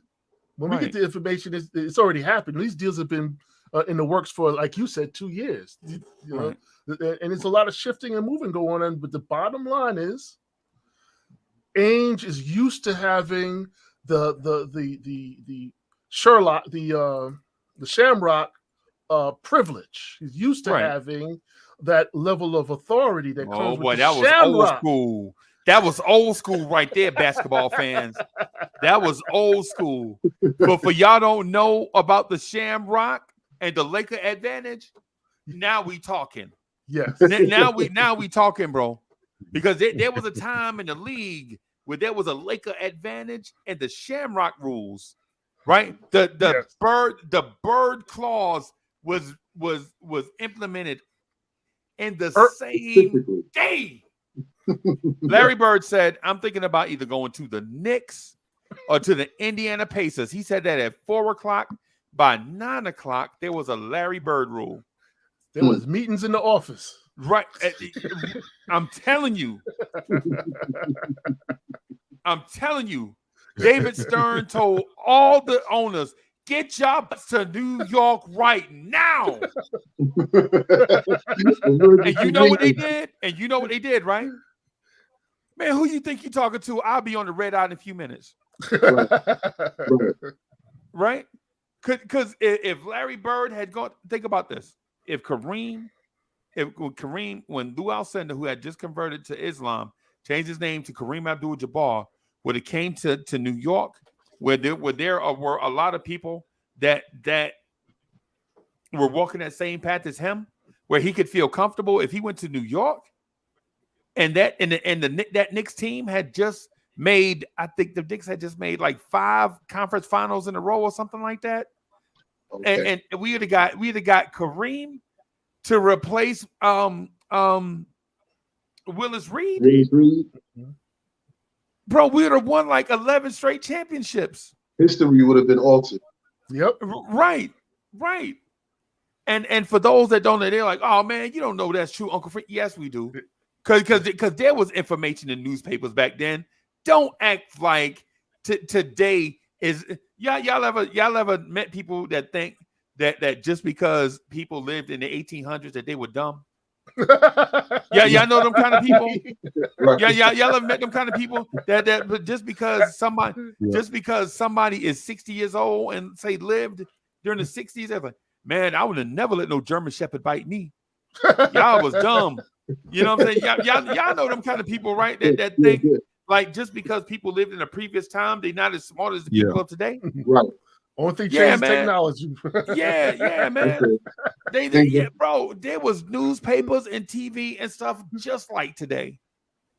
All this stuff. You think if the Donovan Mitchell thing was happening in the 70s, it'd have been happening the same way, just slower.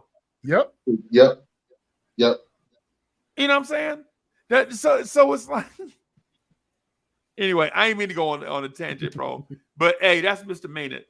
If you wouldn't have said the thing about the Shamrock, bro, I would have never went on that tangent. I swear I wouldn't have. I take the blame. Yeah, man. So the thing is, bro. The thing is this, bro. It's as simple as Danny Ainge is a smart dude, but the smartest person in this play is the owner of the Utah Jazz. In my opinion, he's telling Danny Ainge, listen, when you trade Donovan Mitchell, the value of this franchise is going to plummet overnight. As soon as you accept the trade, the value of this team is going to plummet, right? So you better get right this, and this, so that we can regain this value and quickly. More in about 2 years. And if you take anything else, if you take anything less, you fight on the spot. Because you are the team president. You're here. You're not here just to protect or just to win championships. You're here to protect the value of this franchise. That's what you're here to do. Because ultimately, championships increase the value of your franchise. Absolutely. Right? Because investors don't care nothing about getting paid in championships. Yep. They can't take that home. They can't spend that when it comes to trying to buy a house. Hey, I'm going to pay you in championships. Nah, They get paid. They buy stuff with money, just like people in New York do. And you know what's going to happen when Donovan Mitchell is traded to the Knicks? The value of the Knicks is going to skyrocket. That's why, and the league. And the league. And that's why Dolan always wants a star here in New York. To keep the value of the franchise up. That's why teams need stars. It's why Sacramento paid they got a max. It's why New Orleans paid they got a max. It's why Memphis paid their guy the max, right? It's why Cleveland keep paying their guys the max. Because if them guys leave and go somewhere else, the value of the franchise plummets. Mm-hmm. Right? Yeah. So when I'm telling you that this game is being played by smart individuals who understand more than just draft picks and bench players, they understand that this game is about more than draft picks and bench players, bro. Hey, what's good, boss? What's up, guys? How you doing, man? How you doing? So, listening to the podcast. All right. Snipes Entertainment is in the building. What you doing up this late at night, man? Salute. Oh, Oh, wow. All right. Hit like, subscribe, and ring that notification bell. Hit like, subscribe, and ring that notification bell. Hit like, subscribe, and ring that notification bell. Yes. Yeah, man. Think about what I'm telling y'all, man. I'm saying this because what happens is Knicks fans are gonna say a bunch of stuff, man. Knicks fans are like, yo, the holdup is Grimes or Obi. No, it ain't. The holdup is the value of the Utah Jazz. Whether that monetary value is gonna plummet and how far, or is it gonna increase and by how much? These dudes are not dummies, bro. They're not. No. This thing ain't about a first round draft pick, because ultimately a first round draft pick is you're gonna have to pay that man about somewhere in the neighborhood of $4 million on average, somewhere between 10 and 1.5. So I'm just gonna say about $4 or $5 million, because we don't know where the pick's gonna land right now. So we just have to go on average annual salary, right? Unless there's been some guarantees that Wembanyama is going there.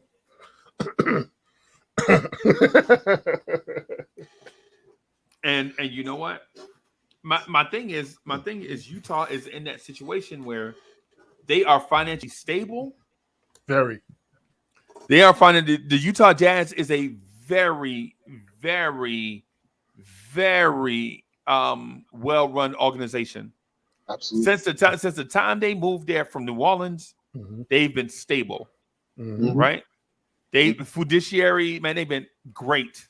They the only show in town. Ain't no other professional team in Utah. Right. Just BYU. And you know what? And because there are some other teams like that too. But you know what though? They take that responsibility seriously. So they draft well because they know free agents are not climbing over each other to go to Salt Lake City, Utah. Yep. Right. So they understand that. They understand who they are when they see themselves in the mirror. Right. But when Knicks fans look in the mirror, Chris Rock is looking in the mirror and sees Dwayne "The Rock" Johnson. It's all Rock. It's all Rock, right? It's all Rock, right? It's all LJ. It's all Rock, right? Chris Rock look in the mirror. He see The Rock. It's all Rock, right? Right. You know what I'm saying? That's what Knicks fans are doing right now, man. We gotta be smarter as Knicks fans, bro. We gotta be smarter as Knicks fans. This thing is bigger than, say, a first round draft pick who is probably in middle school right now. Right? The draft picks that we're talking about using to select people, these kids might be in seventh grade right now. 25, Yeah. These kids might be sophomores in high school right now. Yeah. They don't know they're gonna be part of a complete New York Knicks Utah Jazz trade in 2022. They don't know that. Right. You know what I'm saying? It's all about them protecting their franchise and us improving our franchise. So Madden, what's good, boss? Hey, what's happening, bro? How you doing? What's happening, guys? Hey, bro, I'm legit about to have a panic attack, bro. What happened now? What happened over the last 3 or 4 hours, Freezy? My mind is playing tricks on me. Dun, dun, dun, dun, dun, dun, dun. Yeah. Yeah. It's a little bit of worry going on. That's all. Yeah. Legit. And so fellas, listen, you know I respect y'all opinion. That's why when y'all talk, I just sit here and listen sometimes. Right? But my thing is at what point do we understand that there are bigger forces at play than the guys that we see up front? Always are. This is the Jazz owner versus James Dolan. This is the commissioner. This is the commissioner behind the scenes. Like, y'all better do this thing right. Marionette. Yeah. That new Jazz owner, Ryan Smith, I don't even think he was born when Dolan took over the Knicks. Right. He's young, bro. He a kid. Yeah, he a young rich kid from one of them big businesses. So he's new to this. It's a toy to him. Yeah, man. Hey, but he's a smart business guy, though. Yeah. What's up, fam? What's up, Coach? Hey. Yo. God bless. Yeah, what I was trying to piggyback on with the Jazz thing is, yeah, their value is going to take a hit, but a team like Utah, like I was saying in chat just when I got in, they're always going to recover because they're the only show in town. Like they're the only pro team. They have a very loyal fan base, and like they can recover quicker than another team or another city that's got a lot more opportunities for fans and entertainment and whatnot, you know? Yeah, I think the Jazz are the only real estate in Utah, if I'm correct, right? Yeah, I think so. So, like, I don't know. So they can recover. You know what I'm saying? Like from if the fans are upset, they let a star go. Blah blah blah. They got to wait an extra year or two because they've been kind of spoiled. They like you said they've been pretty successful for a long time, like consistent. Okay. But my question is, how long is it going to take for them to bounce back? I mean, I guess it depends on how their front office drafts. I mean, really, if the young talent develops and they're lucky, not lucky, but if a Golden State thing happens to them, like the three guys they draft turned into what they turned into, but like what happened at Golden State. And it's also kind of where does the Knicks and Timberwolves picks land too? Because I think Danny Ainge, the Brooklyn Nets made it easy for Danny Ainge in Boston. He was winning, and they let him rebuild at the same time. So it all depends, where do these draft picks land? Right. And he looks at the Timberwolves as the Knicks as future, or was it past bad organizations in the past? So he's banking on them unprotected picks being lottery tickets for him. Okay. Yeah, and us hopeful Knicks fans, we're hoping Brunson and Mitchell. If we do get Mitchell, that brings us back to the promised land again one day. And obviously those picks are going to be worth a little less, but with history not on our side with Danny Ainge, he's got to think, man, the Knicks always find a way to mess this up. So their picks are going to be worth more than, say, the Heat's picks or anyone else's picks, just from recent history. Okay. Snipes, what's good, bro? Can you hear us? Yeah, I hear it. Okay. How you doing, man? Pretty good. How you guys? Man, I'm worried, bro, that the bigger forces that are at play are gonna hold this thing up to protect the value of the Utah Jazz. I think that is ultimately what the holdup is. I think that the ownership of the Utah Jazz don't want to do this trade and then lose a lot of money financially. I think that's what they're bracing for. Not no stupid protected first round pick in a year so far away that we can't even fathom what the pick is going to be like. I don't think that's the deal. I think what Utah ultimately wants is a entertaining brand of basketball that loses right? They want to be entertaining the fans while they still lose so that they could get their franchise player in the draft next season. Right, that's what they're trying to accumulate all those picks. I'm So sorry, they can say have that again? that's what they're trying to accumulate all those picks so they can have a better shot of getting Victor Wembanyama. Yeah, exactly. Yeah, I think how the NBA has been over the history with big names left small market the year after. You look at Anthony Davis, the Pelicans got Zion. You look at, was it, I think the Hornets, it was back when, I think it was the Hornets were in New Orleans.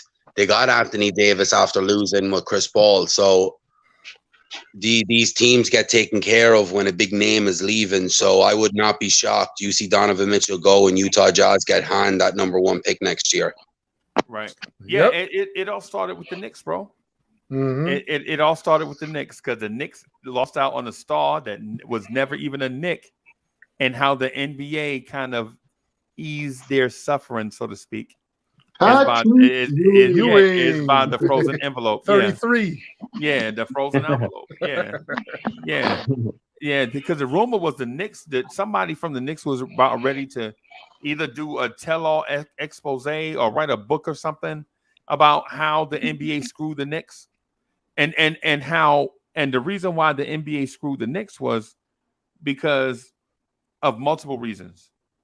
The New York Knicks kept suing the New York Nets and tried to sue them out of existence. And there was a team called the Rochester Royals. Anybody remember them? The Rochester Royals. Everybody wanted to move closer to the city to make that money that the Knicks were making, and the Knicks were beating them up in court with all these fancy lawyers and stuff, right? And so what happened was Rochester wound up moving to, was it Kansas City? And becoming the Kansas City Kings or something? Kansas City Kings. Yeah, and the New York Nets wound up moving to New Jersey. That's messed up. Left the Coliseum. Yep. Because the Knicks sued the New York Nets for $5 million back in the 70s. And it crippled them so much that they had to trade their best player for cash just to stay alive. Dr. J. Yep. My favorite. Yep. And people wonder why teams have it out against the Knicks. It's because of basically the sons are paying for the sins of their father. That's where we at right now. Right?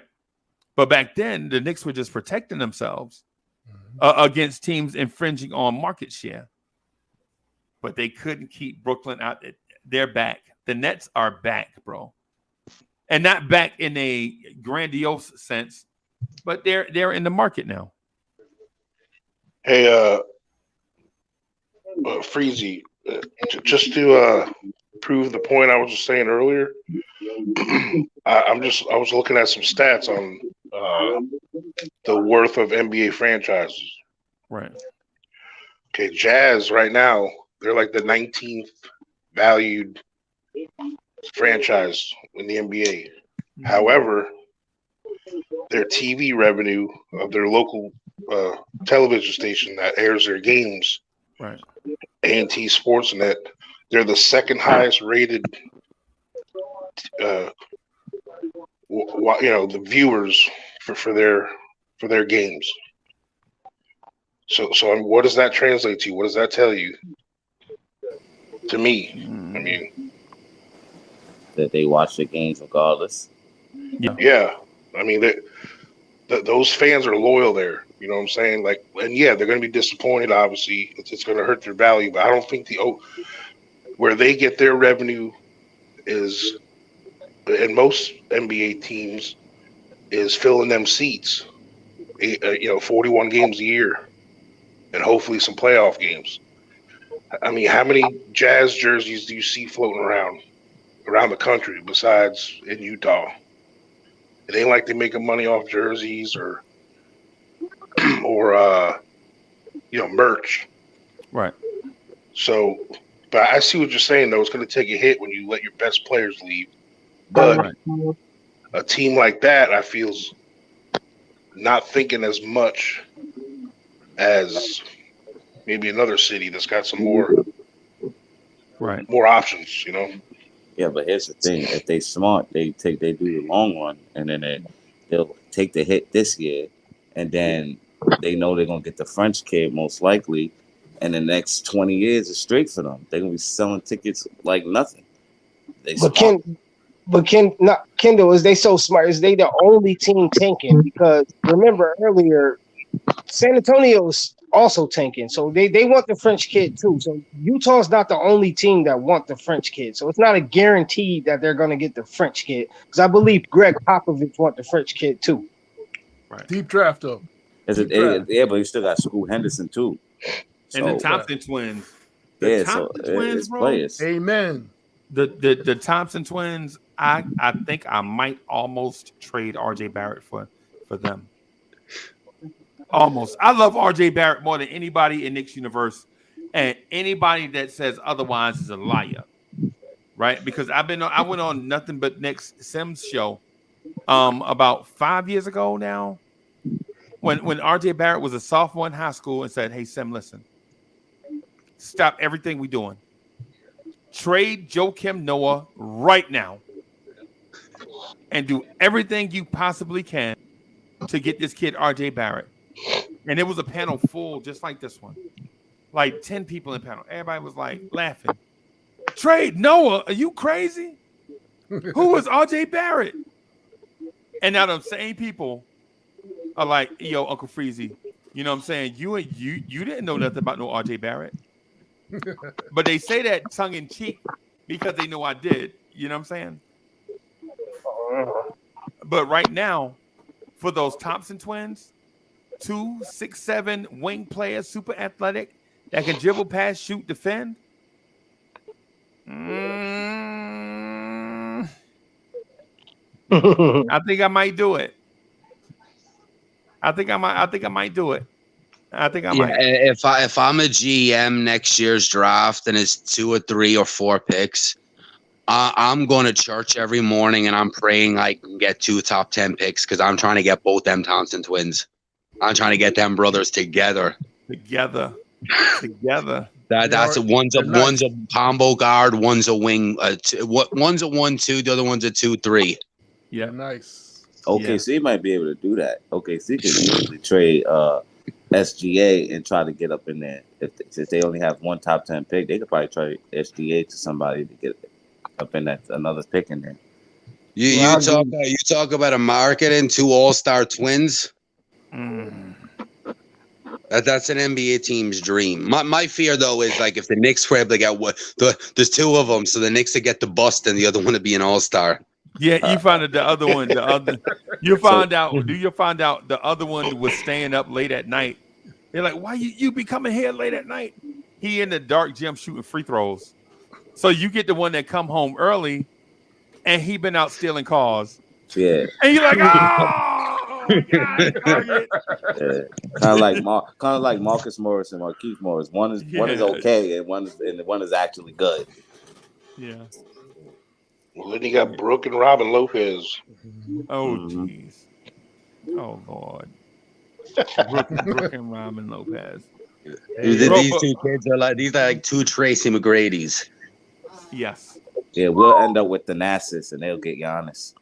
Oh, yeah, no doubt. The Knicks can only jump into that draft if they have that draft capital, which they're looking like they want to give up. Salute Alton.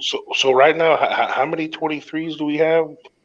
I think 2. Right? We have 4 scheduled. I think 4. Yeah. Oh, 4. 4 scheduled. Right. If everything go right. If everything goes according to plan, it'll be 4. But if the protections are enabled, right, then 24. And then enabled protections and just slide from year to year to year, and eventually all the way to the point where we get 2 second-round picks. I'm not gonna lie. To be honest, that Detroit and Washington pick, they might end up being more valuable than actual Knicks picks down the line if we get Spider. Yeah, because the Knicks picks is not going to be good picks. They're going to be okay. Like, I mean, they'll probably be in the low 20s. For maybe next year and the year after, it'll be okay. But I think in 3, 4, 5 years, they're not going to be much because the team, RJ or somebody, or we bring someone else in, it'll be it'll make them picks even more worse. You'll be hopefully 3-4 years or title contending. Yeah, because like when I watch ESPN and they say, "Oh well, you get Spider, then they're not even a playoff team." I don't know, but they not really thinking about if RJ gonna pop. If RJ pop like he's supposed to, then there's no way we not a playoff team. Right. I tell you something. They're talking about Spider. Like Spider was the greatest thing ever. And now he's clicked to the Knicks, and Spider's not good enough to bring them. I'll tell you something about Spider. I think Spider is another gear to go to, and I think he's been sitting the last year or two. He's been unmotivated by what's going on in Utah. Yeah, of course, bro. In the playoffs this year, bro, you can go back the game, bro. He had like 13 points. He wasn't trying. He wasn't even passing the ball to Rudy like on purpose, bro. Like he wanted out of there clearly. You know what I'm saying? Like everybody, he was most hungry in that series with Denver, and they had that back and forth with him and Murray. Yeah. Hey, you know what? Maybe he also has Spider to the Knicks fatigue because he also has been hearing this stuff for 2 years. Yeah, he probably like, let's get it done already, please. Yeah, every day of your life you hear the same thing for 2 years. Today might be the day. To me, it confuses me that it's like they want to rebuild, but like Spider's that good, I think you'd reel two with him. And there was them after they traded Rudy, there was like, oh, they might build around Spider. And then now, oh no, we're shopping Spider. I really think Spider come to them and says, look, I don't want to be part of no rebuild, move me, but I'm not going to make a big deal about it. But if they don't move him, then he might start saying, well, all right, I'm going to start putting some pressure on and I'm going to go public. I think that could be in there too. But that's what I think. But that's what I think was going on. I think he secretly went to him and said, basically, what's the plan? I'm not in the rebuild mode. That's why I think this is out. That's why I think he came. I'm not waiting 2-3 years for a rebuild. Yeah, exactly. There's no way the Jazz don't want him part of the rebuild. He's a 25-year-old superstar. And of course, they want to include him in the rebuild process because he's actually the perfect age to mentor all these young dudes coming in. So it has to be Spider that's pushing for this. But that's no justice. That's no justice to him, even if they keep him. Because at the end of the day, you could say Bradley Beal signing with Washington is loyalty or whatever they say. But if they know at the end of the day, they're not gonna be even the top team in the East. So why are you holding back a superstar potential? I don't understand that. Even though it's his choice to go there. A greedy ass ex-Celtic that's used to that front office. Yeah, I agree with that, Bradley Beal, because Bradley Beal, I don't even think he plays out that contract. I think in 2 years Bradley Beal's off that team. Yeah, of course, because it don't make sense. That's why it don't make sense why he signed the extension. It don't make no sense. For security, get that bag. Well, to get the bag, right? But the Utah thing is not the hoarding of draft picks, bro. I think the hoarding of draft picks thing, Shah, is overstated. That's what fans think, right? Yep. But think about this. Think about this. What if the Knicks, the Jazz trade Donovan Mitchell, and the ratings go down in Utah because they don't have a star, and the Jazz lose their TV contract, and then have to go out and get a lesser TV deal? But that's because they don't have a star. But hold on, let me finish. My fault for you. So and now they have less revenue from TV, and then people are not going to the games because there's nothing to go to the games for. Like, who am I going to go to the game and watch? Pat Beverly? Russell Westbrook. Right? Yeah. Hold on. Let me finish. So what I'm getting at is ultimately these owners are saying, if I'm going to lose my star player, you are going to pay me richly because I'm taking a hit to my pocket financially because I'm giving you a star and you're giving me draft picks. Totally agree. And then on the other side of it, on the other side of this, is that Dre? Yeah, okay, that's right. Yeah, on the other side of it, the Knicks are giving up first-round picks so far down the road is making your nose bleed, right? But they are getting a star that's going to increase their financial value as soon as the deal is announced. The Knicks, MSG, their stock is going to skyrocket because they have a star. And so as a fan, we constantly think that this is just about draft picks and players. And you think, you legit think the Utah Jazz, the value of the team is going to go up because they got Quentin Grimes? Man, come on, bro. And then that's the thing. It's like Utah look at this as like New York would have him in a great team, but the Knicks market have always made money. So it's kind of looking at, here's a small market. We're going to make the rich richer. Back to Preezy point, it's owner versus owner. Like, you have to take everything on. Freezy say it all the time. You have to take everything out of context. So that means play devil advocate. We have to put our shoes in Danny Ainge, put our foot in Danny Ainge's shoes. Yep. At the end of the day, with the All-Star guys, don't forget the All-Star break is in Utah.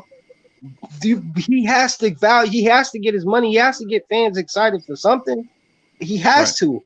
Right. That's where I would think of RJ Barrett come in. Yeah. Hey, man. At the same time, you got to look at every one of these owners and GMs are old enough to remember. What'd you say, Coach?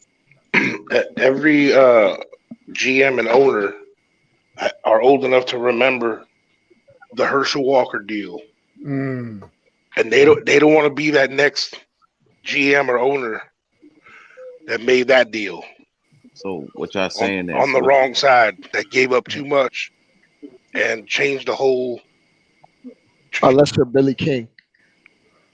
I think that's too much confidence. I think it's just like what Freezy points at. I think it's just way more simpler than that. I don't even think it's about a deal. I mean, at the end of the day, we all know they're rebuilding. That's clear. Like, that's clear as day. They're rebuilding. But what Freezy's saying, at the end of the day, what everybody just said, what Jay just said, the rich get richer. I'm not giving you a superstar without a return that I feel is good enough for me. I don't care how you feel. I have to feel good about it. That's what we're not taking. We have to understand his feelings also into this thing too. These guys not just gonna get robbed. They got 5 firsts already, guys. I don't really think they're stressing on picks like that. I think I can kill that noise with the way they want picks because at the same.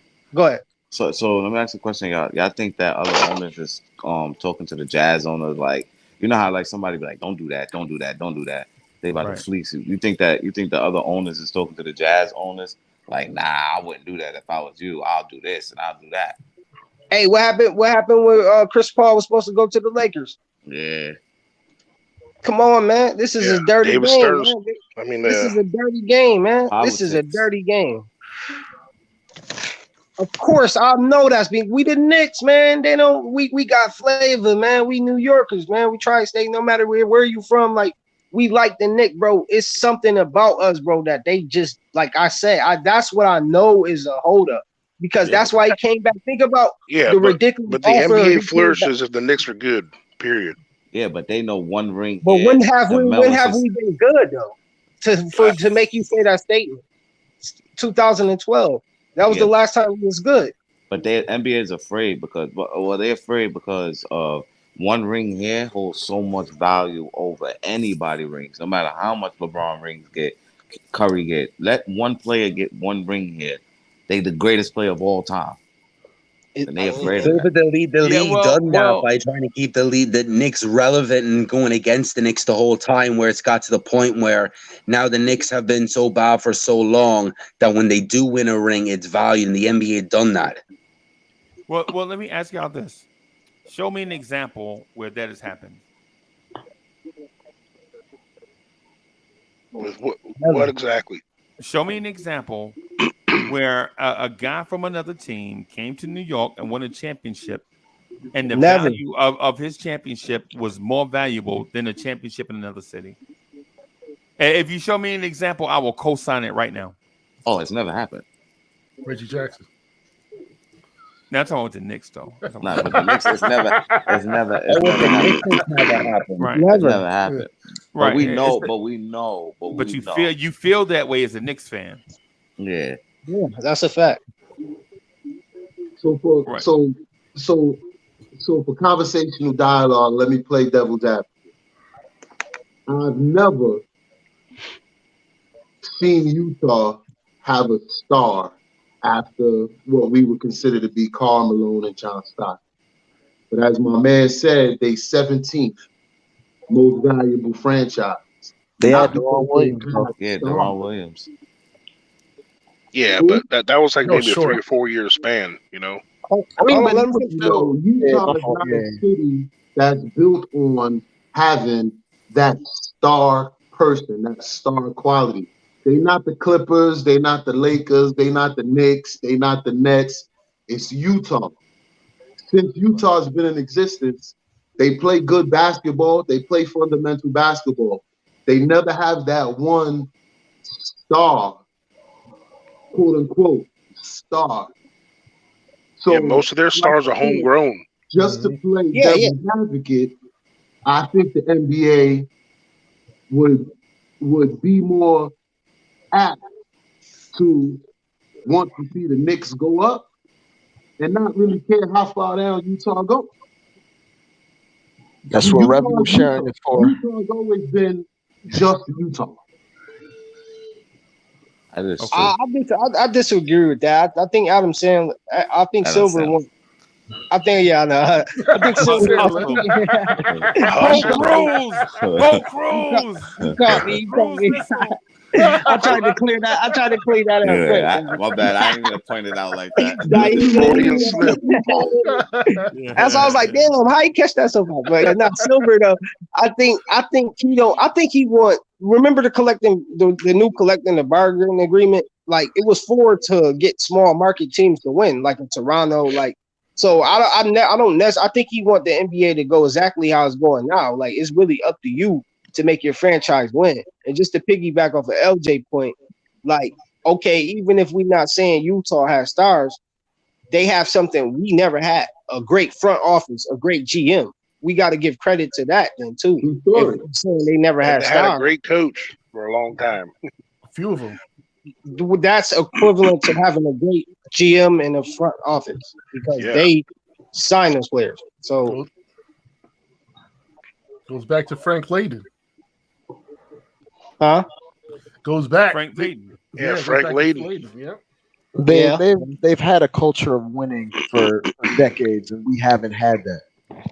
It's just consistency. Even if they have down years, and they pick up the pieces and figure it out. It's never for long, you know. They always find a way to stay competitive. Right. So they take advantage of the rules. Yeah. The rules are set up for you to not stay down long. Yeah. Except you're the Knicks. Except you're the Knicks. Right. That's why I don't understand the point, guys. I don't like. Go ahead, LJ. They've been able to be consistently successful because of the brand of basketball that they play, not necessarily because they have that star. So when I say I'm playing devil's advocate, I mean, I don't think they worried about how much their franchise is going to lose overnight because they're the only show in town. That TV contract that Coach was talking about, they're going to get investors that's in and around that Utah area because they the only show in town. Yep, the Mormons. That's the Mormons team, bro. New Yorkers are used to having a star in every sport. Derek Jeter, Eli Manning, Patrick Ewing, Carmelo Anthony, Aaron Judge, Pete Alonso. Don't just skip over the Mets. I didn't mention the Mets because Pete Alonso, Francisco Lindor. I didn't mention the Mets. I didn't mention the Mets. To play devil's advocate to your point, LJ, why you said you don't think Utah is worried about losing, but if they're used to winning, why would you say that confidently that they would be okay with losing if they're a franchise that's used to winning? Because of the brand of basketball they play. I'm not saying that they're not worried about losing. I don't think they're worried about losing a star because they're gonna play basketball that's still going to allow them to win games. And to Breeze's point, still be relatively competitive. Still put that brand of basketball out there that's going to be relatively competitive, but I don't think they worried about losing a star. Right. Okay. And they've never banked. They never banked on their franchise's success on that one big star coming to town. It's always been guys that they bring in. That's part of their system. No, I disagree with that, coach, because nobody wanted to come guys to that Utah. draft. Nah, but I'm talking about the draft. I'm talking through the draft. I'm saying they don't count on that. They don't count on bringing guys in. And to piggyback off of what LJ said, I would think that the fans is already embraced on what's going on. Once Gobert was gone, they already knew. They already know what's going on. They have to rebuild. So I think the fans is already expecting that this team is not going to be really good. They're going to lose Donovan Mitchell. So they already know. Like, if you look at a market when Danny Ainge got hired, when he first got brought into it, when Ryan Smith brought the team and Danny Ainge came in, a lot of Utah fans think, okay, they're going to tear this thing down. And I don't think revenue and money is an issue for them right now because Smith only bought the team maybe 2-3 years ago. And he brought in Danny Ainge. They had a plan. If this wasn't going to work, we're going to tear this thing down to the bottom and rebuild it up. And he probably has the money to back it for 3 or 4 years or even longer until they get it right again. Plus, they have the All-Star game this year. So even without a star themselves, the city and the team's going to get revenue in just from other teams and players coming in for that weekend. I think they already know kind of what they're doing. So I think Utah will be fine. Here's the perfect example. Who are the Jazz's last 5 best players? You would say Mitchell, Karolinko, Gobert, Duran, and then Carmelo, Hayward, and Stockton. All of them were what? They were drafted by the Jazz. Oh, yeah. So that franchise values picks to me, and the more picks they have, the more likely they're going to hit the jackpot, at least on 1 or 2 of them. One last thing, though. One last thing. You know what's funny about that? The guy who ran their scouting departments in New York now, he's been part of their team the last 20 years, their head guy. Walt Parent. Walt Parent. Mm-hmm. But I want to mention one thing about the Utah Jazz. Like, their fans are actually very, very loyal. Even when they don't win, they're still middle of the pack as far as capacity and attendance. Like, I just went down their last 10 years. They're never in the bottom third of attendance, no matter what's going on. Even if they're missing the playoffs or doing terrible or in a rebuilding stage, they're always consistent. They're a very loyal fan base out there. So they turn even more rabid when they're competitive, but they're still there. Like, they're not just disappearing. They're not like turning into Atlanta and it's like empty when they're not competitive. You know what I'm saying? Like Atlanta's empty when they're competitive, bro. True, exactly. Drake, out of those 10 years, so is Miami and Orlando too. I was going down by the years that Gordon Hayward was a rookie. For the first 3, 4, 5 years he was there and he never made the playoffs. They were still around middle of the pack from 13th to 17th every year. Right. That's why I was just about to ask you how long was they? So 4 to 5 years they wasn't good for that 10 years. Yeah, and they were still middle of the pack in attendance. Okay, yeah, that's what I was about to ask. All right. The only thing that could kind of change that dynamic is the Ainge factor, who comes from that a little more. I don't know if you guys remember BYU in the past. They were kind of arrogant in the past. And he kind of brings that little bit of BYU arrogance plus the Celtic arrogance. So that mindset may be shifting a little bit, but they've had that stability for years and years and years and years. Yep. Can I ask a question, y'all? Do any of y'all like Danny Ainge? Like, no. Like it's like I don't about Like, I respect him. I respect him. He built Boston. You know what I'm saying? He's an OG dog. You know what I'm saying? And right. He was actually a really good athlete back in the day. So he has that athlete mindset. He played baseball, didn't he? Yep. Yeah. Ainge could walk in the door and say, "Listen, you remember them picks that I got in Boston? They was just in the finals." Yeah, exactly. And that idea, like that whole mentality lines up with how Utah Jazz builds successful teams out there anyway through their picks. So he's just gonna try to stockpile, go overboard with picks, probably trade a couple of them to even move up in the draft, a couple of these drafts to get the guy that's what I'm saying.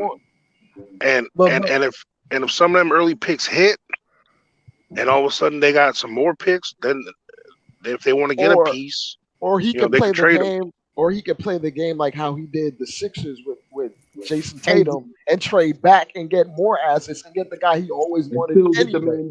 Hey, Uncle Freezy, I just heard if. Can you give us the Janet Jackson story? Yo, yeah.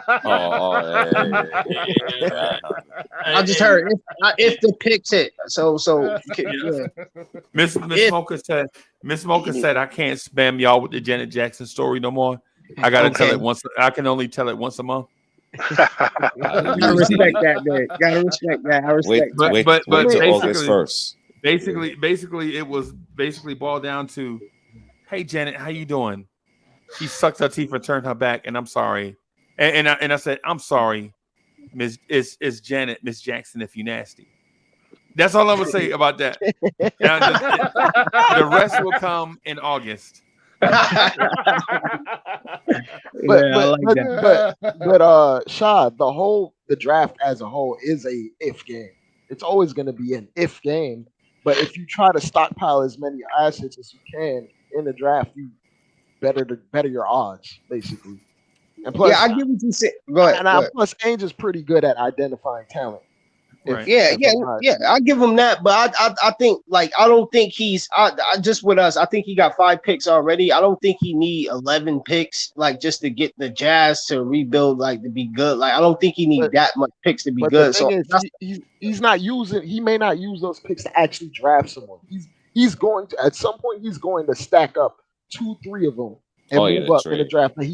For a guy he specifically wants. I have a funny story. He stockpiled a lot with Boston. His problem was he held on to a lot of them too long. He passed on Paul George trade. He passed on Kawhi. He passed on trades because he passed on Miles Turner. Remember he passed on Miles Turner? Yeah, and then picks ended up being was it Langford? Romeo Langford. Romeo Langford. Other Edwards that played with them and yeah. But what if he just waiting for the trade deadline and see if RJ pops and then they trade him for Donovan Mitchell? That way you don't got to give up that much picks. So it'll be like. But why are we holding on to the picks? This is what I don't understand. I don't know. Even if we give up the pick, why the Knicks move them? But my thing is, the Jazz might want to do that. We want to win, okay? And we want to be successful. Y'all never heard of that group LTD? None of y'all remember that group from the 70s, LTD, with Jeffrey Osborne was the lead singer? Y'all don't remember that song, Holding On? It's very hard to do when the love is gone. Yo, we holding on, right? We holding on, but the love is gone. What are we doing? What are we doing? The asset, we not in love with those assets. We in love with Spider. Exactly. You can't have your love be two different places. Is, it's not like we're clamoring to get a 30-year-old superstar. This dude's 25. Yes, sir. Okay, our next best player, our other big guy we got is only 26. Brunson. Our next superstar is only 22. He'll be 26. August 31st. Right. And Spider will be 26 September 7th. Right. So they basically turn 26 about the same week.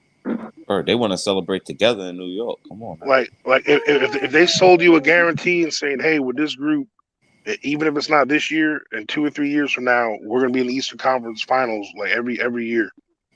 But all you gotta do is give up 5 draft picks. I'm like, where do I sign? Period. Where do I sign, bro? Come on. What Knicks fan wouldn't? Where have the Knicks shown that we could do something with damn draft picks? You know what I'm saying? When we do have. Recently. We've been solid, but we call them ham sandwiches over here. So. That's because they're not. But let's say we get Spider, right? Do we have a big 3? Will we say we got a big 3? No. No. Not yet. If RJ turns into something and Brunson keeps showing out, we got a big 2 1/4. This is where the Janet Jackson story come in. Hey, LJ, what you know about deuce and the quarters? Lincoln Continental in a sunroof Cadillac. but think about all the big threes in the past. When have big threes been that young? Usually the big threes are already late 20s, hitting 30. Right? Yeah. LeBron, the big three was they was 26. I mean, not all of them. Wade was always a couple years older. No, yeah, Wade was already 30 almost. Bosh was older. Braun got there when he was 26. Wade was Braun, 28. But I'm saying all three. Yeah, but if that's the case, that makes us even more dangerous. That makes us even more dangerous. And what Samantha, what Coach is saying though is I'm sorry, Mr. River, go ahead, bro. No, I'm just saying that makes us dangerous because one of our big three or whatever you want to call it is very young. That's scary. It allows them to grow together. Yep. But y'all calling them a big three already. Like that's my thing. I'm just saying. I don't think there'll be a big three as soon as we get them. I think they'll grow into it. And he did preface it. He was like, "What if we get Donovan Mitchell? Does that mean we have a big three?" So he prefaced it before. Okay. Yeah. I was listening to him, bro. Trust me, because I was going to grill him, but he did preface it. Like I just don't want it to happen with OKC. You know, OKC had a young big three kind of. You know what I'm saying? They cheaped out though. They got one now. We would never. You can argue they got one now, Coach. Go ahead, Jay. We would never cheap out like OKC did. That would never happen. They went. They got a big three. They got Harden and decided to play Kendrick Perkins over Harden. Yeah, they didn't want to give Harden his money. If they just paid Harden, Harden eventually would have been pushed into the starting lineup, and they eventually, I think, would have won a chip. Could you imagine James Dolan going on Eddie? But I don't think they knew. I didn't think they knew Harden was going to blow up like that in their mind of minds. They knew he was good. The main thing is, if you had another GM seeing it, and like you had, Morey was all in on trying because Morey gave him the bag and picks to try and get him in. Morey probably didn't see what he turned out to be, but seen flashes of it. Right. And you tell me Sam Presti didn't see it, getting to see the kid in the gym every day and playing games and stuff. He saw it. I just don't think he wanted to pay. I think they were sold on it too. He thought KD and Westbrook was enough to put him over the top anyway. Yeah. But he needed to pay Ibaka. Yeah, but didn't Harden for like first couple games? They didn't drop want like to 45. They could have amnestied Kendrick Perkins, and they didn't do it. They could have amnestied Kendrick Perkins and then gave that boy his money, and they kept Kendrick Perkins. True. Garbage. I don't like Kendrick Perkins because he flip flop on. He be flip flopping on ESPN. He's definitely a clown. But like he first he'd be like, "Oh yeah, the Knicks is coming. But then all of a sudden, the Knicks is horrible. Yeah, he got that. He got that ESPN talk show with JJ Redick vibe now. He more or less said on JJ Redick's podcast, he was like, nights before their shows with First Take or ESPN or NBA Today or them, they'd be getting emails and texting me like, "Yo, Kendrick, can you say this just for controversy or to get views?" So the ESPN would be coming to these guys with desperate takes to try and get more views in, and these guys will do it because they're getting paid for it. Yeah, because I seen earlier today, I saw a clip of them complaining about the media not being there, and then Kendrick Perkins was like, "Well, ain't that the Nick thing to do?" After and it's one of the other. Then one of the other guys was like, "Oh, after an atrocious season, we didn't have an atrocious season that bad last year. It wasn't as bad as what they trying to make it seem." It's like coaching. They wanted to ask Jalen Brunson questions about a guy that's not even on the Knicks yet. Yeah, like why? Like what is like? I don't understand. They were hoping they were trying to get two birds with one stone and try and get Brunson to slip up on the tampering thing and to mention Donovan Mitchell's name so the Knicks get hit twice with two different tampering things. That's what they're trying to do. And the Knicks know that. So they're like, nah, no media. And it's smart by the Knicks this time. It's like, we don't need any of that. Plus, this is Jalen Brunson's day. You don't need to be talking about a deal that hasn't happened yet. Exactly. And they were smart to just make it a season ticket holder kind of deal. Exactly. And plus, the Knicks are not obligated to have media access because there's no season games going on. Exactly. But you know what would have been funny if that little girl said, "You think we're getting Donovan Mitchell?" That would have been hilarious. No, that would have took. But When I saw her, I was like, that little girl is an actress.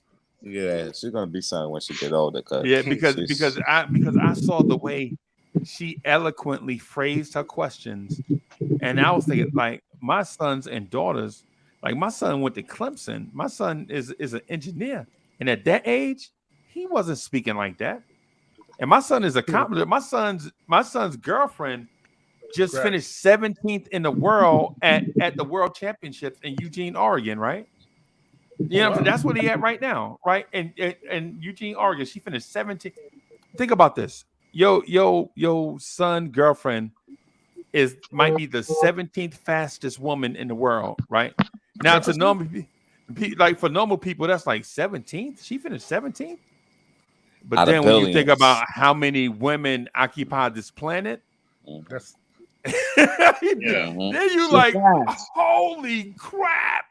She fast. Then it's like, I'm like, and my son is huge. My son's like 270. We call him Rock because he rocked up. He chiseled. He always was like a big frame dude. So I'm thinking like, wait a minute. Rock's girlfriend is like this, is at this. So I'm sending them wine and Netflix subscriptions because I'm picking up my draft suit, you know, and they like, slow down, Pops. What's going on? You trying Pops, what you trying to do? Why you buying my girlfriend flowers, man? Why you trying to set the mood? And that's a keeper for breeding for my next grandchild. I was say, you don't push him to have some children.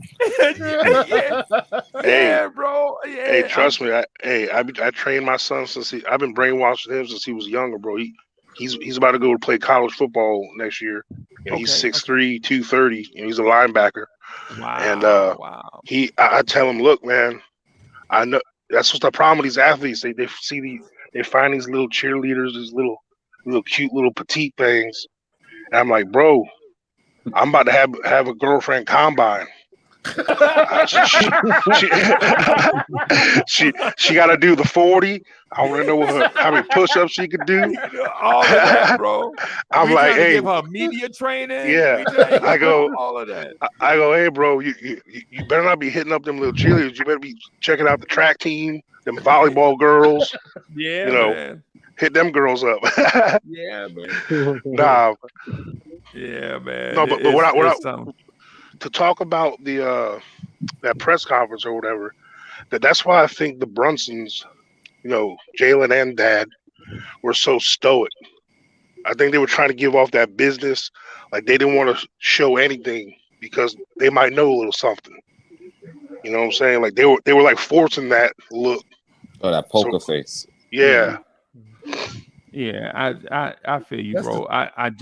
My only trepidation is that we've been down this road so many times. I know, man. We've been down this road so many times and had the rug pulled out from up under us so many times. The LeBron thing, the decision, the Durant and Kyrie thing. Just all these things. It's like for those of us that come from homes where the dads were not perfect. And he'll be like, son, just wait on the porch. I'll be over there at 2:00. And then you get out there at 1:15 because you're so eager to hang out. And then 2:00 comes, you don't see the call. 3:00 come, you don't see the call. 4:00 come, you don't see the call. 9:00, you still sitting out there. Your mama like, boy, you still sitting out here? He ain't came and got you. No, he ain't came and got me. Come on in the house. No, I just want to wait. He might just be running late. Giving the benefit of the doubt. And she's like, boy, get in here, get in this house. He ain't coming. Damn, bro, you're gonna get me teared up, bro. Yeah, and you like, nah, man, just give me 30 more minutes. You know what I'm saying? And you wait out there 30 more minutes, and every headlight that come down the street, you think it's him, and it ain't. Right? And then you like, well, you finally go in the house, and then when you like, well, maybe something happened to him. You know what I'm saying? And then you call like, hey man, you supposed to come pick me up. He was like, oh yeah, I sure was, wasn't I? I'll come pick you up tomorrow. Is 2:00 good? And to really make it a Knicks analogy, what'll make it worse, it'll be like, oh, my bad. I went to saw my other son. Yeah. That would make it a Knicks story. Golly. Yeah, that would totally make it a Knicks story, bro. and so that's why when people say, yo, Uncle Freeze, you got PTSD. Well, I can't help it, bro. I already heard the young core story. Yo, I wish somebody could understand when I say this. I heard the young core story when we drafted Bill Cartwright out of Wichita State. Right? And then we drafted Michael Ray Richardson. And then we drafted Mike Woodson. And people was like, yo, yes, that Mike Woodson. Yes, that Mike Woodson out of Indiana. Right? And people were like, yo, this young core going to take us back to the championship. And I'm like, oh, boy. And then they thought they had something with Demick, but he didn't turn out to be anything. Yep. And then, and it's like, and then the wheels keep turning, right? Then we draft Darryl Walker, Rory Sparrow, Trent Tucker, Ken Bannister, the animal, Ken Bannister, right? And then we're like, yo, this young core gonna be something. And then we draft the next young core, Pat Ewing, Gerald Wilkins, Johnny Newman, Kenny Skywalker, Mark Jackson, Rod Strickland. And then we draft another core. Greg Anthony, Hubert Davis, Monty Williams, and they don't do nothing. And then we draft another young core, and another young core, and another young core. And then all the way up to Trevor Kills. And people are like, yo, Uncle Freezy, you got to be excited about Trevor Kills because this young core is not going to be like the last young core with Frank Ntilikina in them. This young core is they're not. They're going to be traded. Yeah, but can we just be honest and stop being hyping people up? But Trevor Kills is a ham sandwich. Just want to point that out. I understand. Yo, bro, he's James Harden that can't play basketball. Yeah, he's James Softon. I was watching him. I'm trying to give him the benefit of the doubt, and I'm like, yo, this guy is really a ham sandwich.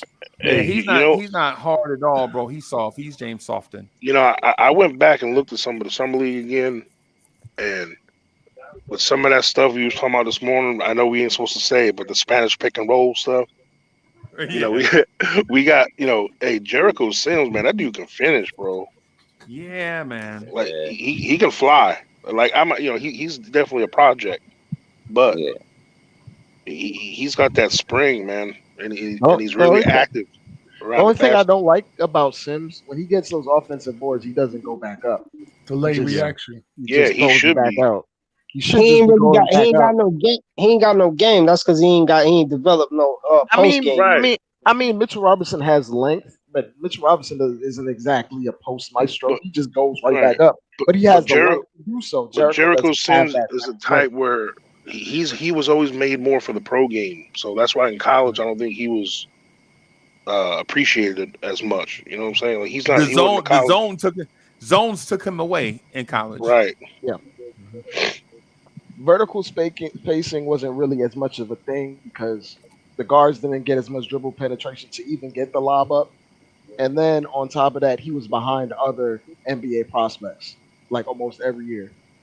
Right. There was always a first rounder center or power forward ahead of him. Yeah, he had Mo Bamba, Greg Brown, but I think he fell off and went to the second round, but he was at one point a first round pick. Yeah, last year. Played with Jackson Hayes. Don't forget Jackson Hayes. Oh, Jackson Hayes. He was the RJ Barrett. He's RJ Barrett draft. They had really athletic big men, man. Kai Jones, Jackson Hayes. Yeah. Yep, Kai Jones. Yep. Oh, Kai Jones too. Yeah. So what does that say about Sims though? Like, what does that say about him? If he it took him a long time to develop like big man skills. That's why he took him so long to even go and put himself in the draft to begin with. Like he was extremely raw. We think he's raw now. He was even worse. Yeah. and think about this too. Somebody name a guard that played out of Texas his 4 years. Oh yeah, nah. Oh, what's that kid? DJ Augustine. No. Sims 4 years. Yeah. But Augustine was like a decade ago. Word. Yeah, Augustine was Kevin Durant's point guard. Sims is what? Sims is almost 24, right? He's like 23, 24. Yeah. as far as bigs. But No, I you know, missed the you're talking question. I young thought you core. said. Yeah, I missed the question. My bad. But the Knicks right now, we've never had this many for as far as a young core, like at Quality. once. That not only Knicks fans, because we look at the team under the microscope, but like we were saying before, like other GMs.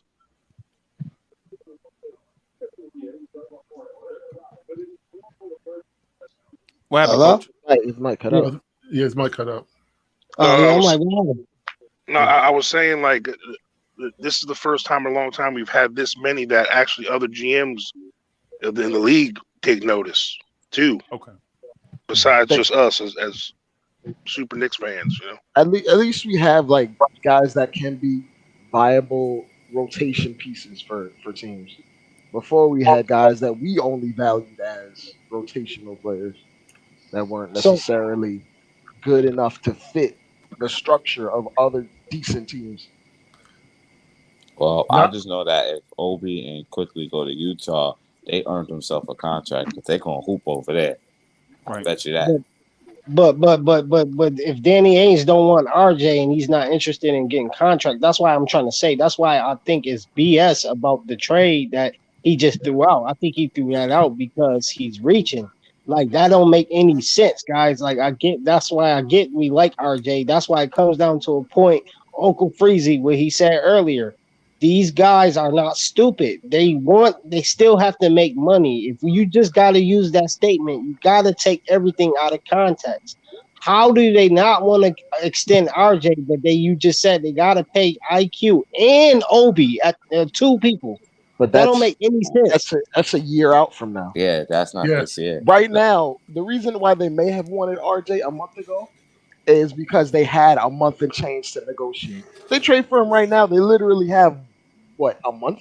Just a month to negotiate. Then they can't even be in contact with him until the season ends, and then they have to renegotiate at that point. When he's already done with his and fourth year. RJ might not even want to be on a bad team like that. He might want to go ahead, he might want to go to New Orleans to play with Zion.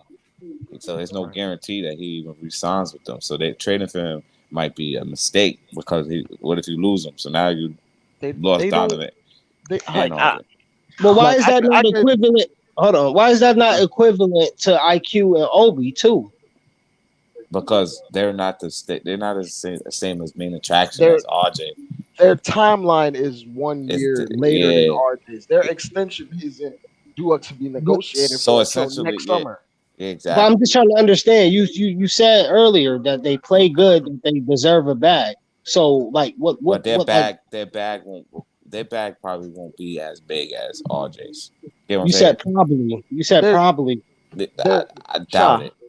Also, there's a reason why the Miami Heat are moving on from Donovan. They're prioritizing KD because their main prize piece that they're trying to send over to Utah, Danny doesn't have real much interest in him at the moment because he has to negotiate with him on a contract. He's to pay him too.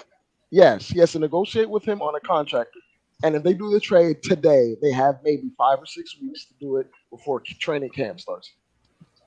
And it's ironic because Tyler Hero reminds me of Danny Ainge. It's ironic, right? In some ways, yeah. So I mean, Hero's a little more athletic, but yeah. It's not that Ainge doesn't value. Ainge was athletic when he was young, though, bro. True. He was a pitcher. Yeah, he was a good athlete. But hops wise, I give. No, we get at the Hero. I get the Hero. Yeah. Like I don't think defensive, but defensive agility, I give that to Ainge. Yes. Lateral movement, yeah.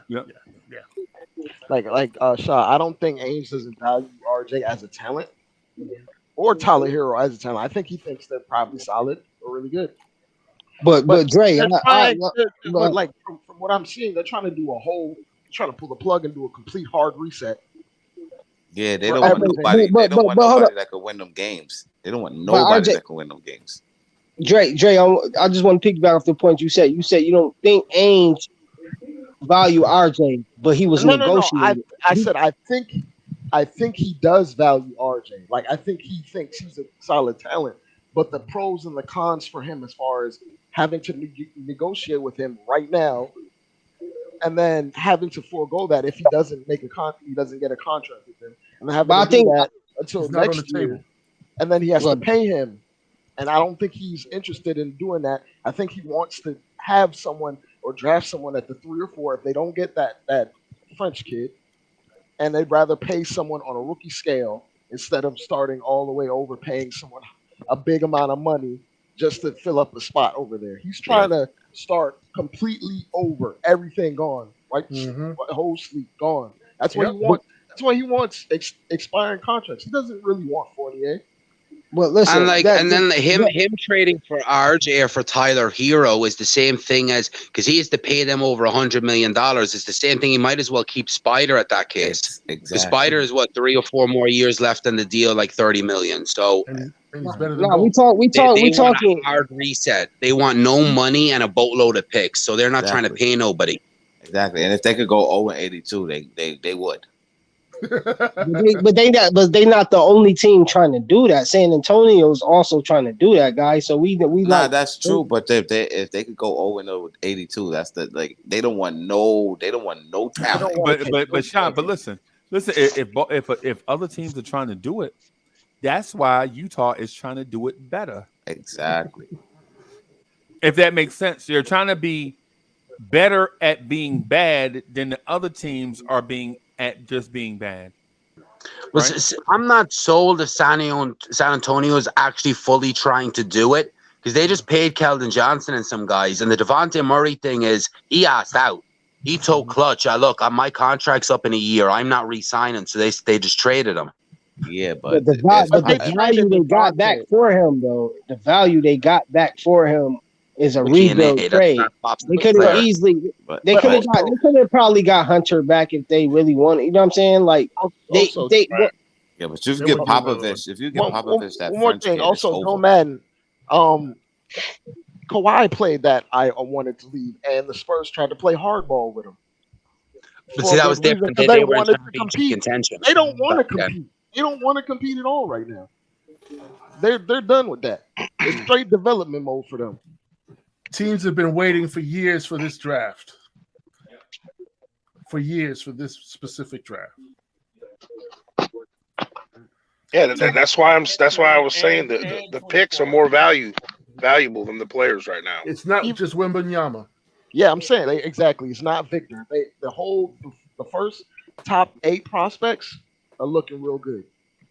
It's just the top 3-4 are looking kind of like it might change franchise.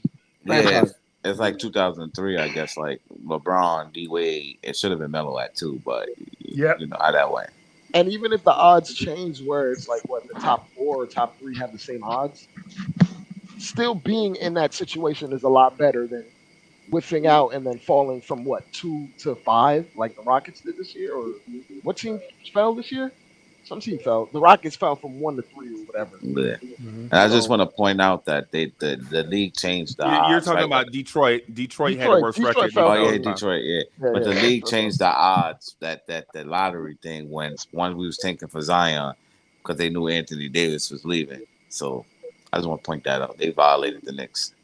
Yeah, we got robbed. Because they changed the odds all of a sudden for the lottery, right when the Knicks was tanking correctly. That's my point about them. That's just my point, man. I just think it's something against us, bro. Clearly, man. Like definitely. Like that's also a part in the trade too, man. But we've been telling you what it is. The Knicks are paying for this generation is paying for the sins of their father. The Knicks have the league has a beef with the Knicks over the Knicks suing NBA teams out of the state. Rochester, Syracuse, Long Island, all these teams, bro. New York, the Knicks were like, no, none of y'all can live. We suing all of y'all. Suing them out. The fact that they had to move to the Nationals, I think, are the what are they? The Philadelphia 76ers now? Yeah, we went to the Sacramento. We went to Rochester. It was the Rochester Royals went to the Kings. Yeah, they went to Kansas City first. They went to Kansas City first. Kansas City, then to the Sacramento. Yep, that's true. But they originally started in Rochester. Mm-hmm. And then we get clowned for having won a ring in 40 years, but there's teams that have never won a ring. Never even sniffed finals. The Jazz is one of them. The Hawks. Yeah, the St. Louis Hawks have championships, bro. Yeah. The St. Louis Hawks have championships. Are we counting that? I mean, it's from the 50s, man. It's the same franchise, though. Yeah. It's like if the Knicks move from MSG to Staten Island, do those championships still count? Yeah. Yeah. They count. Yeah, they count, bro. But like again, like a lot of people are still underplaying RJ. To me, like when the comparison to Tyler Hero and all that stuff, and again, it's another guy we're trying to compare a Nick to, where that guy was in a situation where he was made to flourish. Look at the team he was on, and he played second string players. He's off the bench. He had no pressure. He wasn't the number 3 pick. He wasn't supposed to be the savior of New York or whatever. Well, when do his talent? Why does that overshadow his talent though? No, he's got that talent, but I don't think he's got RJ's. That's it. He don't have RJ's talent though. It's a difference. It's a difference because how many number 3 picks don't get the keys off rip? When they go to a horror franchise, they automatically that's their team. They get prioritized. Ja Morant, these dudes get the keys from day one. RJ had to play behind year one between Monk Morris and Randall and these dudes, and year 2 was the same. Last year's the only time you really seen him get the keys was the second half of the season. He struggled a little bit with efficiency, but other than that, he looked ready. So I think RJ is going to be a later breakout than a lot of these dudes. Because situation, he wasn't with a great organization either, where he's with an organization that's trying to fight back from its mistakes. Ja went into Memphis that were clean with cap and had picks and put pieces around them. And let him do what he let him build. Exactly. Teams like the Dallas Mavericks or like Memphis, they literally drafted players that have characteristics that will help block the holes around Ja Morant. Like what's his name? The shooting guard that starts with Memphis right now is literally the perfect type of guard you want next to Ja Morant. It'll take on the toughest offensive assignment on defense. And it's funny you bring up Dallas. If it's funny you bring up Dallas though, because it's funny you bring up Dallas, right? Because Dallas, Dennis Smith Jr. Before Luka was drafted, he had a great rookie season, and then they traded him as soon as they got Luka because they knew. They was like, oh, forget you, Dennis Smith Jr. We putting the ball in Luka hands. I don't care what you did. Yeah, I was talking about Desmond Bain. My fault, Desmond Bain. So Desmond Bain. I thought he started at the 3. No, he's a 2. He's at a 2. Brooks really guards the 3s. Okay, he's a little bit bigger. Good night, brethren. Good night, brethren. God bless you all. God bless. This has been really, really, really real. I look forward to doing it again. All right. Salute, man. Salute. Salute. Trying to see. Salute, bro. Hey, thank you for coming through, man. Yeah. I look forward to doing it again sometime. Yes, right? sir. My boy, Jay. Yeah, I heard. They been trying to kill me, Jay. I heard you talking about my boy RJ, so I had to come. You trying to kill me?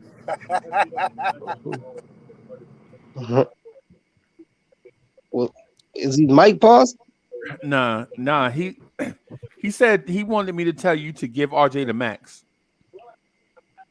Who? That's what Jay said. Jay said give RJ the max. Facts. Give him his money. Man. Give him his Come money. on, Jay. Jay ain't say that. I know we trolling now. Oh man. I feel, man. I mean, go ahead. Oh, freezing. I don't care. I'm not on the RJ hate, guys. I'm telling y'all, man. I like RJ, so please kill that narrative.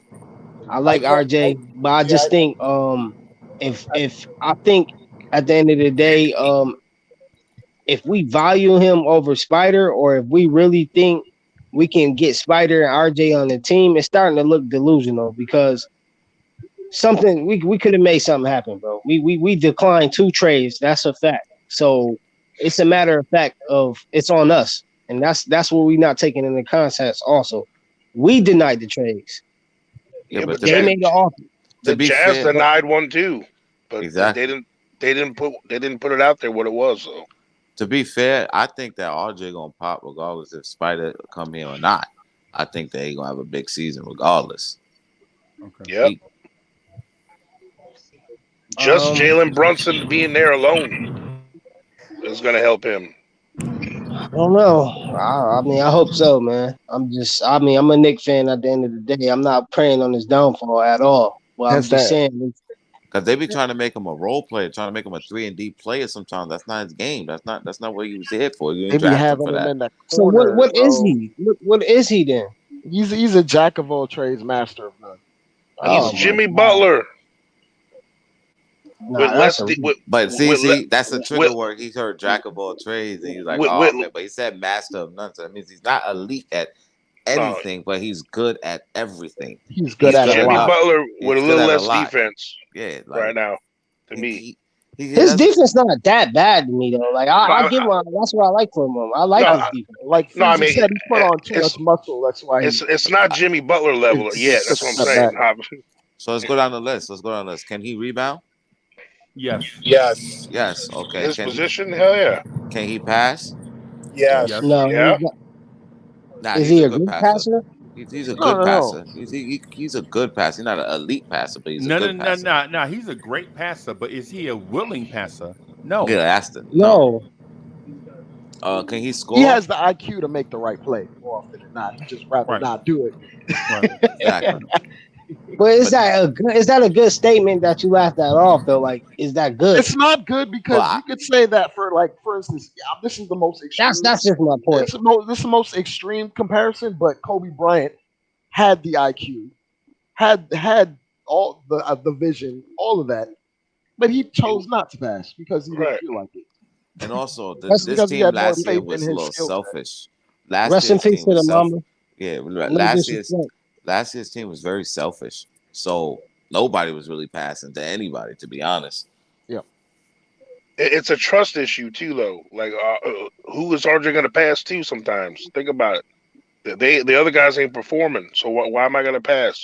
Excellent point. Excellent. You know what I'm saying? It's sometimes the level of play or lack thereof dictates the pace of the game. Who you going to pass to? Like, damn, bro, last time I passed to this dude, he missed. Also, like they think of that stuff. If he knows he's passing the ball, he might not get it back, and he knows that. Like he passes, that too. And certain positions, he's not getting the ball back. Exactly. And like AI said, when they were calling him a chuck, well, he'd be like, "Well, dudes was passing me the ball right back. They act like they didn't want to shoot, so I shot it." I think Brunson's a really good player. Oh man. But I think counter that, man. He's the type of leader. He's the type of leader. At the end of the day, guys, I'm sorry, man. Shy, Jay was saying something. Oh, my fault, Jay. All good. Brunson is going to be a hell of a good basketball player, but he's the type of leader right now that this team needs to calm everything down. And I think we're going to start seeing that starting preseason when we watch these guys play together.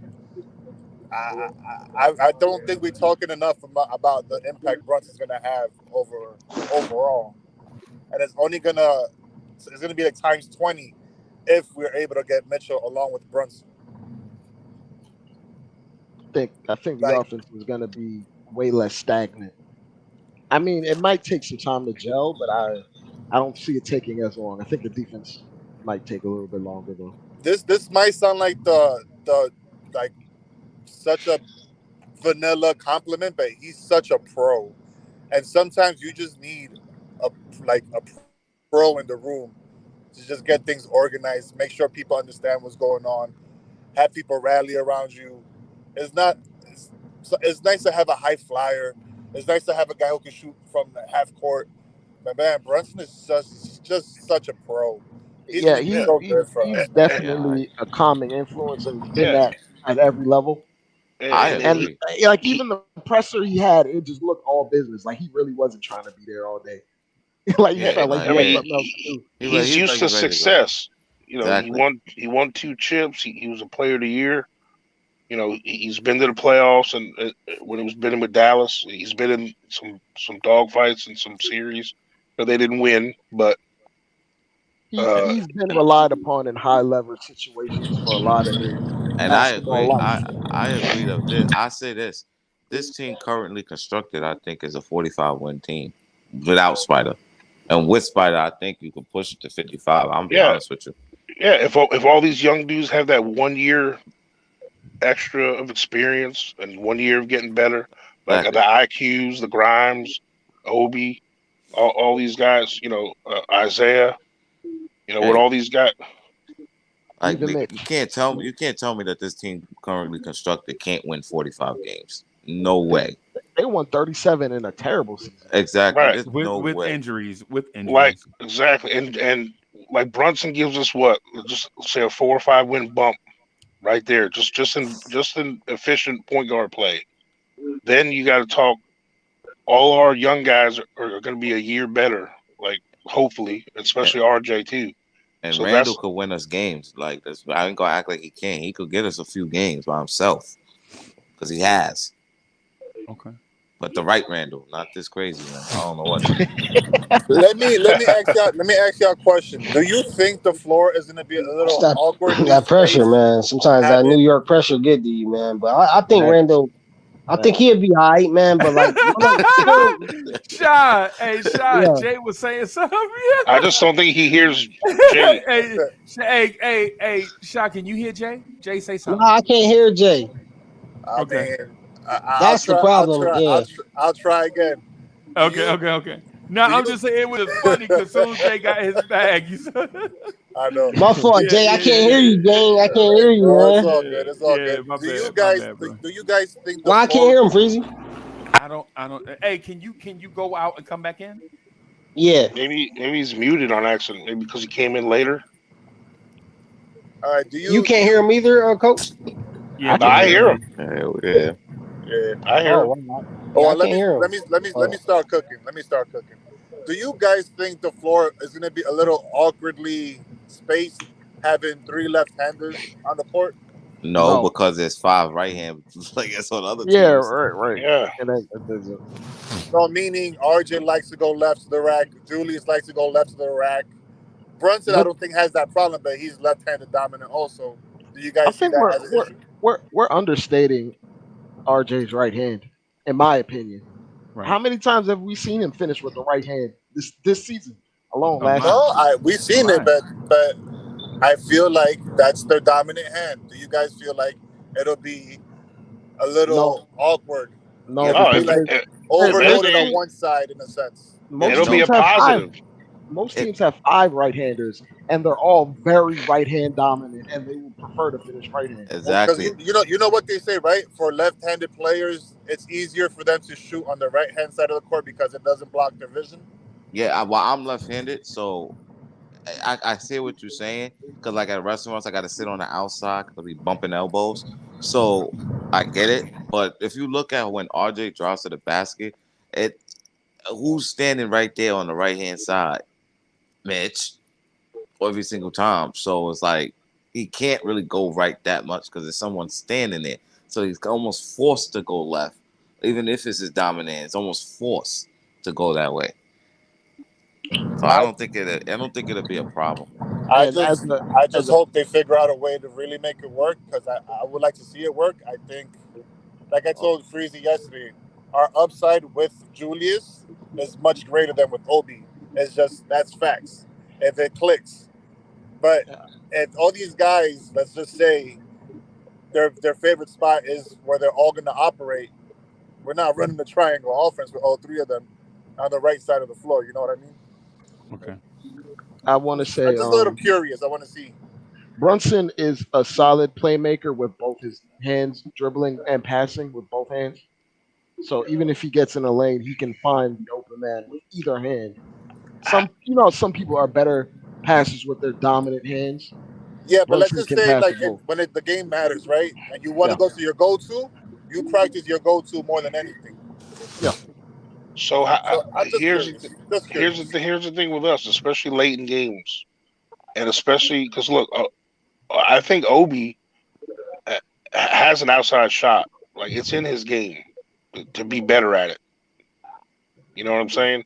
Like it's easy to see him, take it to the rim, be a high flyer and dunk and all that. But he's shown in college that he can shoot outside too. So how often last year was Obi and Randall on the court together? Not never. In the beginning of the year, and then it stopped. So what's keeping us to do a version of small ball where Randall, because of Randall, the coach. Thibodeau would never do that. Our coach, Exactly. bro. And well, I know. We had Alex Burke in a point guard, bro. But I'm saying, do y'all agree we should have lineups like that where Randall and Obi are the front court? Man, of course. We ran Randall at the 3 more than we ran Obi. Why not? I'm not gonna even put thought into it because I just know Thibodeau will never do it. Yeah, that's a fact. Because Obi soft as shaman tissue. That's why. And they signed that Hart. Man, you an Obi hater, bro. I'm not. I'm a realist. I don't think he's that soft though. I don't think he's that soft. No, he is. Y'all ever saw that movie Life? Yeah. When my man said, "Yo, USOF capital T." Mm-hmm. Yo, when you 6'9" with a 44-inch vertical, and you grabbing like 2 rebounds in 25 minutes. Yeah. And he doesn't have one body. His whole career, he ain't got about one. No bodies. I ain't gonna lie. That's my only knock with Obi. He pissed me off with not getting no offensive rebounds, bro. Like that is really ridiculous, bro. He too athletic.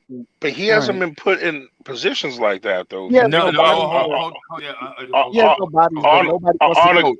on a consistent basis, I'm saying. No. Obi is more concerned about leaking than rebounding. Yeah, coach. Don't do that, coach. Yeah, when the shot go up, Obi running the other way.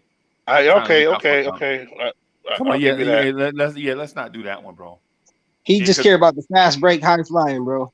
Yeah, and he ain't got no posters, and it's starting to annoy me. You got a 44-inch vertical, and you ain't dunking on nobody. Please. I mean, nobody wants to jump with him. Like people don't want to jump when he's about to get up in there. But the point is, Porzingis used to catch bodies, bro. Off putbacks, yeah. Like the shot go up, Porzingis would, and Porzingis weighs more than Obi, but it's straight, but he's taller. Out. Then he tears out ACL. Then he tears ACL off a body on Giannis. Yes, on Giannis. But Obi pointed the other way. Yo, I'm open. And then Obi, and I like Obi. Obi, one of my favorite players. And we like Obi, bro. But he'll get up there. When somebody challenges him, he'll get up and change the shot and lay it up instead of just going over the top of him. Instead of yamming, bro. Like just get a foul because that gives energy. That just gives energy. That thing is frustrating. It's so frustrating, man. When you like somebody and they just won't do what it is that you know that they can do. Right. I agree you know with what that. I mean, I saw him do it in college. I'm just saying. It's college. Yeah, man. Yeah, we need him to do that in Madison Square Garden. I understand, but he came in as a rookie, though. You know how many rookies were bullies in college and then were bullied the next year in the NBA? Man, but I'm saying, Porzingis not y'all many. remember? Porzingis yammed on LaMarcus Aldridge belly to belly and chest to chest. Mm-hmm. He's 7'3", of course. But he was also frail. But he was but he's long as hell. And Porzingis was playing with grown men already before he came to the league. But coach, when was he even overseas? He wasn't that dog though. He wasn't like Freezy saying like chest to chest, like he's more challenging your manhood, like you know what I'm saying. Like, and thing about Obi, he doesn't even do those like I'm gonna rip the rim type. Yeah, he just placed the. He tried to just toss it in real quick. Yeah, that's why his dunk contest was whack because he couldn't dunk it hard enough. His dunks was nice, but he ain't dunk it hard enough. Like why you gotta tell a dude? Why you gotta tell a dude with power in his title? The dude played power forward. You gotta tell him, yo, you gotta dunk harder than that. Yeah. And it's not just Obi because it's like with RJ. I'm gonna tell you I guys guess something I'm being about too dunking. hopeful, man. I don't It know. hurts. Go ahead, Jay. It thing with hurts your RJ, hands when you dunk hard. if It RJ hurts your had that hands when you dunk athleticism, hard. he would have used it if he had that type of athleticism. Oh yeah, but with RJ, it's not just Obi, because with RJ, it's like you want to tell him like, yo, go out there and get 40, bro. You could get it. Go ahead and get it. So it's not just Obi, it's RJ too. Like with certain, he could get 40, but he don't get it. You know what I mean? It's the same thing. Yeah, Let me, man. And yo, how then many people in this chat can dunk? Honestly, I can't. I'm only like, I used to I used to dunk, be able man. to when I was Yeah, I younger, don't but even- hey not Freeze, now. you probably my height then. When Yeah. you used to dunk and you try to dunk it really hard, didn't you used to fuck up your hands and your wrist will get numb? Yeah, well. Because I know it happened to me. Yeah, you got all the calluses on your hands. It tears up your hands and shit. So Yeah, I'm not gonna say him be like, oh, he gotta dunk harder. It's these guys don't dunk hard no more, man. It's just the way it is. yeah, but he might as well lay it up then, because he just put the ball in the rim. Like that's what he do. Yeah. He don't even touch the rim. That's what Well, everybody does now. If you think about it, Melo when you never jump really that dunked high, hard. because These guys just love to throw it in. That's all. it's old news to him. Yeah. Yeah, all I'm saying, bro, is if power is in your name, be powerful. I If would have power hoped is in all your job summer long. description, be powerful, bro. I hoped all summer long he worked on his base because he has no base. Yeah, because when he has posts up people, he's not even bowling. When he goes up in the air, Obi can jump, but when he gets up in the air, it's so easy to get him off his spot. But guys, that's not really an Obi. That's a sign of the times problem. I mean, how many real power forwards are there in the league right now? Think about it. Giannis. We got one. Yo, Giannis, yeah. Randall. I mean, we got one. I mean, there ain't that many. There ain't that many of the prototypicals anymore. You know When what I'm saying? Obi That's all I'm gets in saying. the post, he does one move and then just tries to out jump someone and draw up a hook. Like he never really bowls his defender over, especially if they're smaller than him. Yeah, and what's sad is because Obi's nice. Like Obi's nice. He He's kind of stiff athletically. Like he's just straight up and down. Like he's not. yo, somebody got something in the background, man. It was okay. Like Obi, I think he's just afraid, like he gonna get hurt or something. He just plays like he about to get hurt, like he's scared. That little stretch at the end King. of that stretch he had at the end of the year when he was scoring. What were his rebound totals in them games? Oh, I think he was rebounding. I think he was rebounding. He was getting around 10, maybe. Yeah, I think he was rebounding. He had 40 points, bro. They went off, even though you could say it's garbage time, whatever. But to me, that's what he was still playing against NBA players. But I understand, but when you guys don't understand when you're used to playing a certain amount of minutes in the flow, I understand your NBA. You got to show it when you get in there as much as you can and all that stuff. But he's still young. He's adjusting to the game. Like sometimes you got to get the minutes to show you can have that production. Oh yeah, we know that. But we know he could do it. That's the thing. We know he could do it.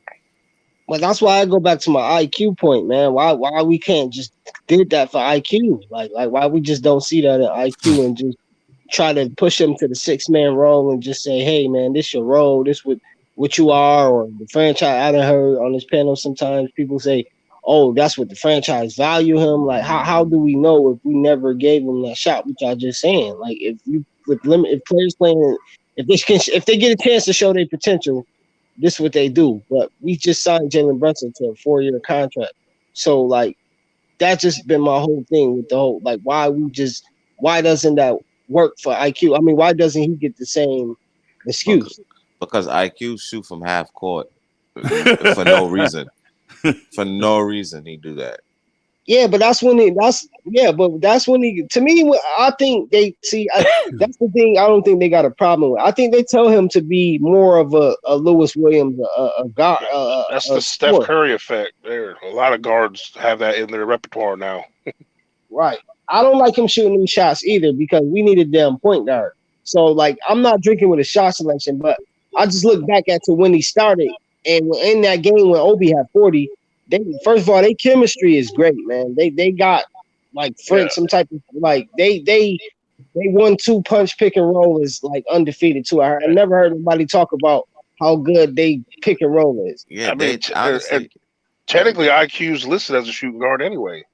Yeah, that's No, and they've been together well, all summer. All summer they've been together. I've seen them like in the summer right. league together. And they was just with Dennis Smith Jr. and them playing in the program over there. Yo, So, you saying Dennis Smith Jr. new shot? oh yeah, Hey, it's bad. it's Oh my horrible. God, bro. He ain't never coming back, bro. Well, that's a Breezy, shame, Breezy, man. what happened to him, Breezy? He's Keith putting Smart. the ball. Keith Smart He's happened putting the to him. ball. Yeah, basically. Keith Wait, say it Smart got again, Dre. yeah. Keith Keith Smart Smart. happened to him. Keith Smart got to Oh, him, Kevin Knox, and R.J. Barrett, I think Frank too. and Frank to yeah. Keith Smart ruined all those dudes' shot. Right. And even before that, he ruined Tyreek Evans. Yep. You remember Tyreek Evans? Oh my God, And bro. Tyreek They Evans took him was out his Yeah. best nice. position as being a point forward, a point guard, and moved him to small forward and just completely ruined his development. Yeah, Yep. he was They nice made him. too. They made him a he was 6'5" nice. small forward back when small forwards were big dudes. Like that was straight idiotic. He was like, you know who you remind me of? He was like a Spencer Dinwiddie.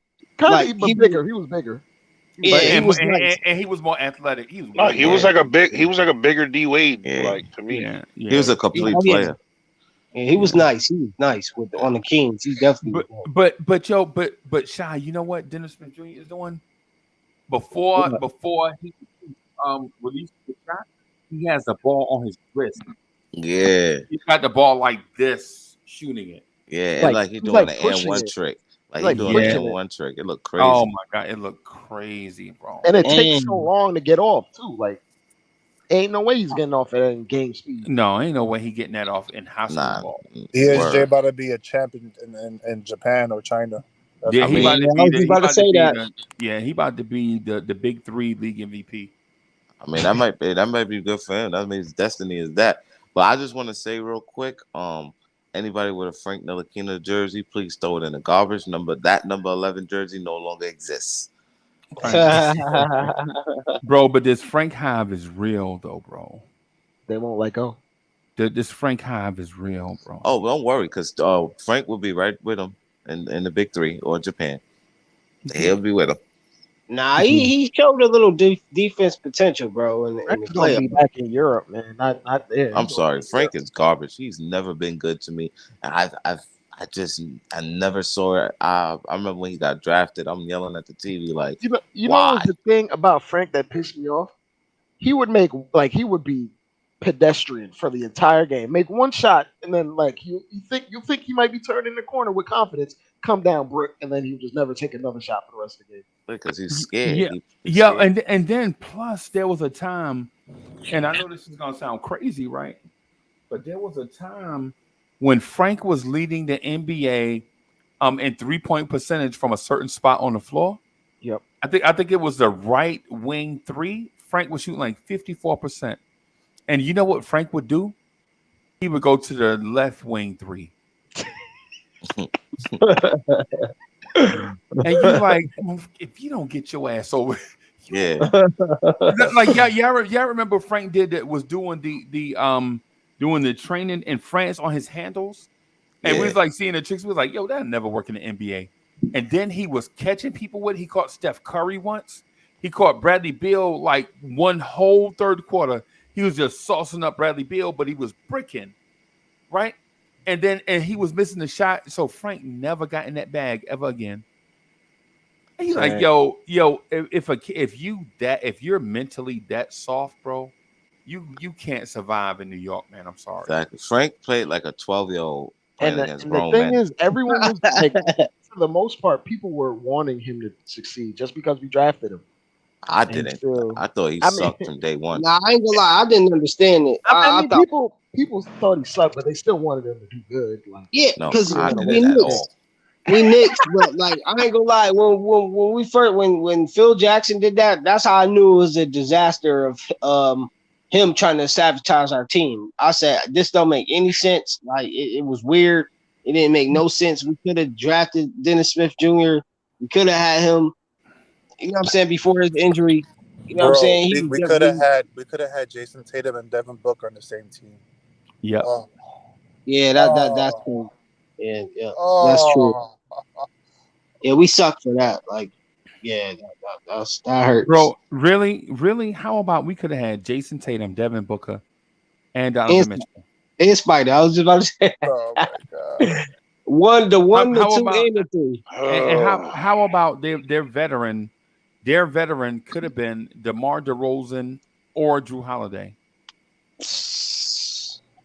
In the Steph Curry year. The Steph Curry year, we panicked so bad. I mean, Eric Gordon would have been a good pick too. That's because we only had Curry on the board, and we ain't scout nobody but Curry. Yep. And we picked Jordan Hill, and the pick right behind us was the Toronto Raptors, and they selected DeMar DeRozan. Yep. Oh God, Jordan. Even Milwaukee picked Brandon Jennings. I thought he was gonna be something after he dropped 50 on You wanted Curry. to go to the Knicks. Nah, he was. He And wanted you know who went? bad. Hey, Shy, you know who went in the 20s in that draft? Who? Drew Holiday, and Darren Collinson. Yeah. So not only did we swing him in, see, because when Steph Curry was off the board, we could have traded back and got 2 picks. Yeah, then Derek Collinson went to New Orleans, right? No, Indiana. Initially, was a Pacer. Yeah. Then the Clippers. Initially, yeah. No, I thought he was backing up Chris Paul. Remember? Nah, Derek Collins played for the Hornets, bro. Yeah, no. We're talking about initially. We're talking about from draft day. Draft day. Yeah. Oh, okay. Then after that, they went. Freeze. You know what's bothering me? Hey, let me hit this real quick. Yeah. Miguel P said, "Thank you for the generous contribution." Miguel P says, "No GMs were checking for Frank in the first round." Exactly, bro. Except us. And they were like, they did the rating. They were like, the Frank Ntilikina pick, his all-star potential is 0. Remember Frank did that? Right when they drafted Frank, they was like, all-star potential is 0. Miguel P. Obi went 9 and Halliburton went 12. Bim. Again, bro. But I don't think Obi is as bad. You remember? You guys remember the sentiment between Frank and Knox when we first got drafted? Oh, they could possibly keep growing. Then their real heights came out, and they were actually shorter than what they were listed. 2 inches shorter too. And like Knox 6'5". Let me get on Knox because Knox. We thought he was 6'9". That's another thing. They drafted Knox off of pre-draft workouts, cooking. Come on, bro. Like that. Like that doesn't make no sense because he was making every shot. So ain't nobody guarding him. Right. That's why I was mad at the Grimes pick, bro. And I like Grimes now because Grimes is showing something. But when they drafted Grimes, that's the reason why I was frustrated with Grimes because we had just went through the same situation with Kevin Knox. Like Kevin, you picking him just because he murdered somebody in front of your face? Oh, you talking about that pre-draft game when he was just putting up a bunch of threes, Grimes? Yeah, when he was heat checking and couldn't miss. Because he was like alluded to going in the second round before that game. And the Knicks saved them. They were like, "Yo, we'll never let you go. We'll never let you drop to the second round, bro."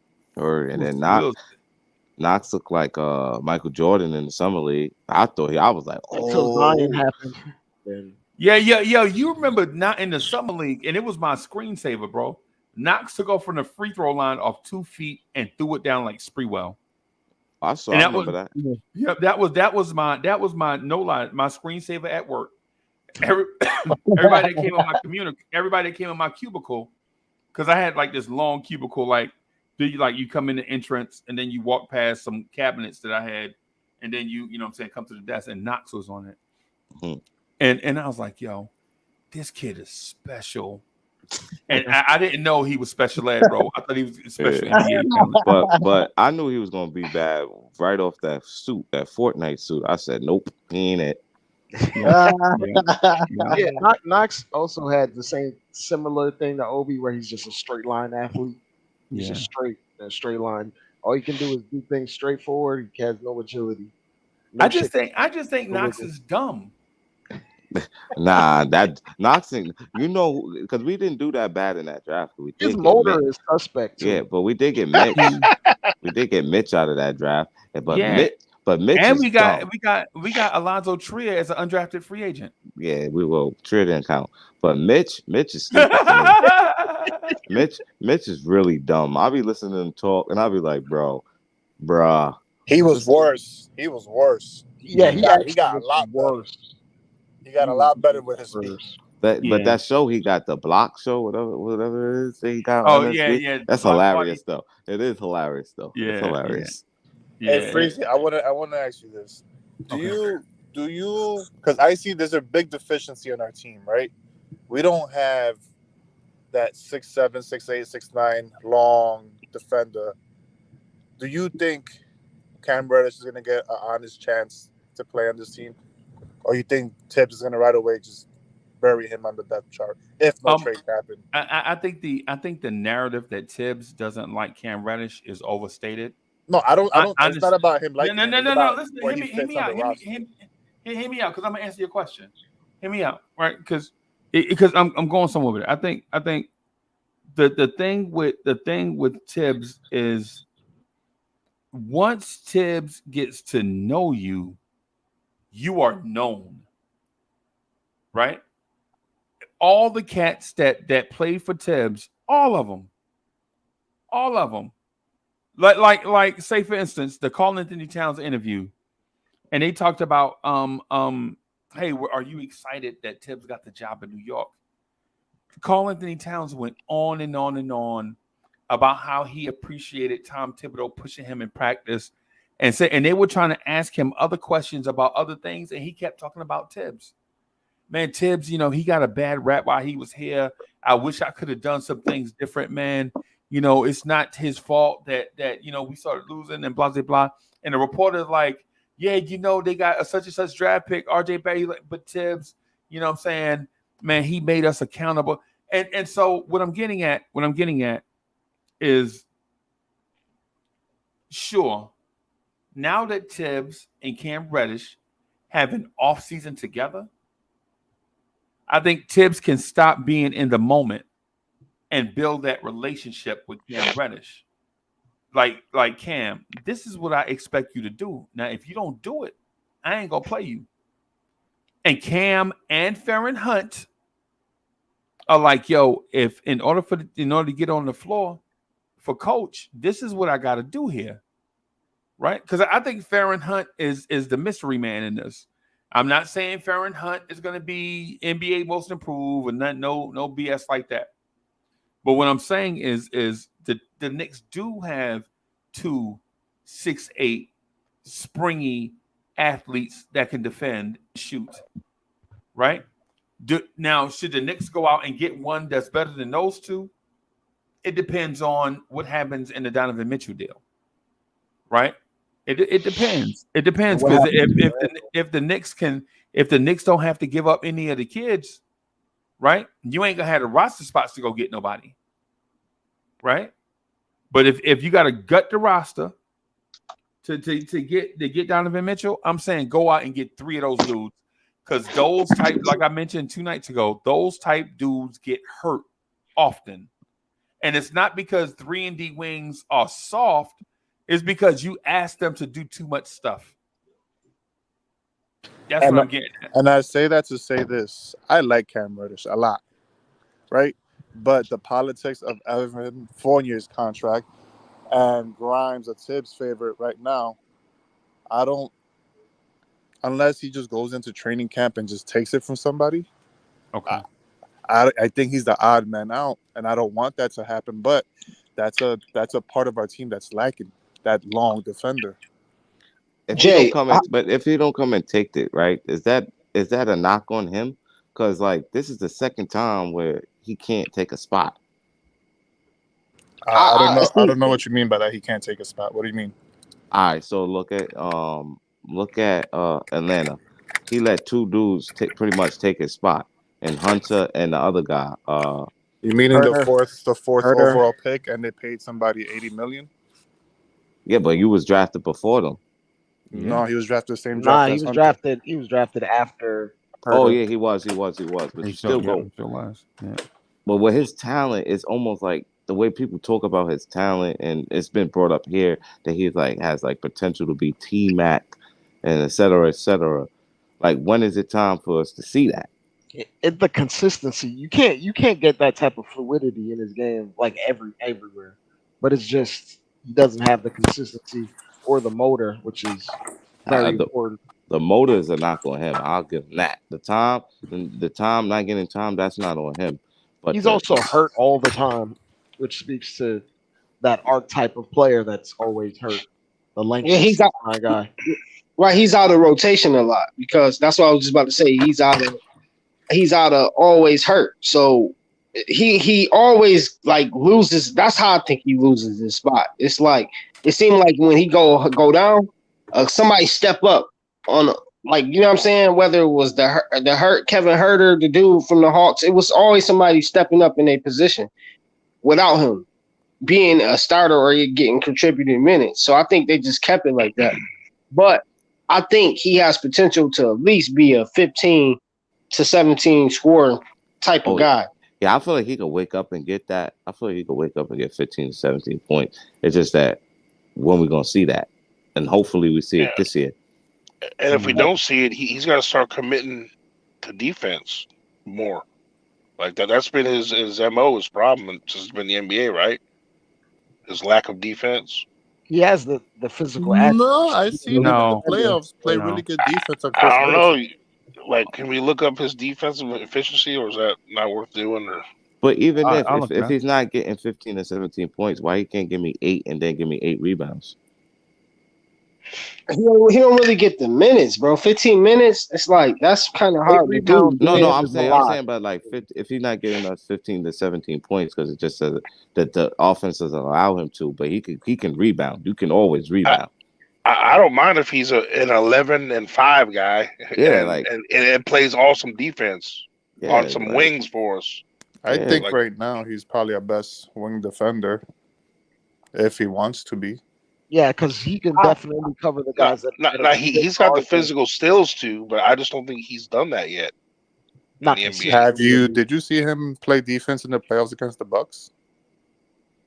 He was locked down.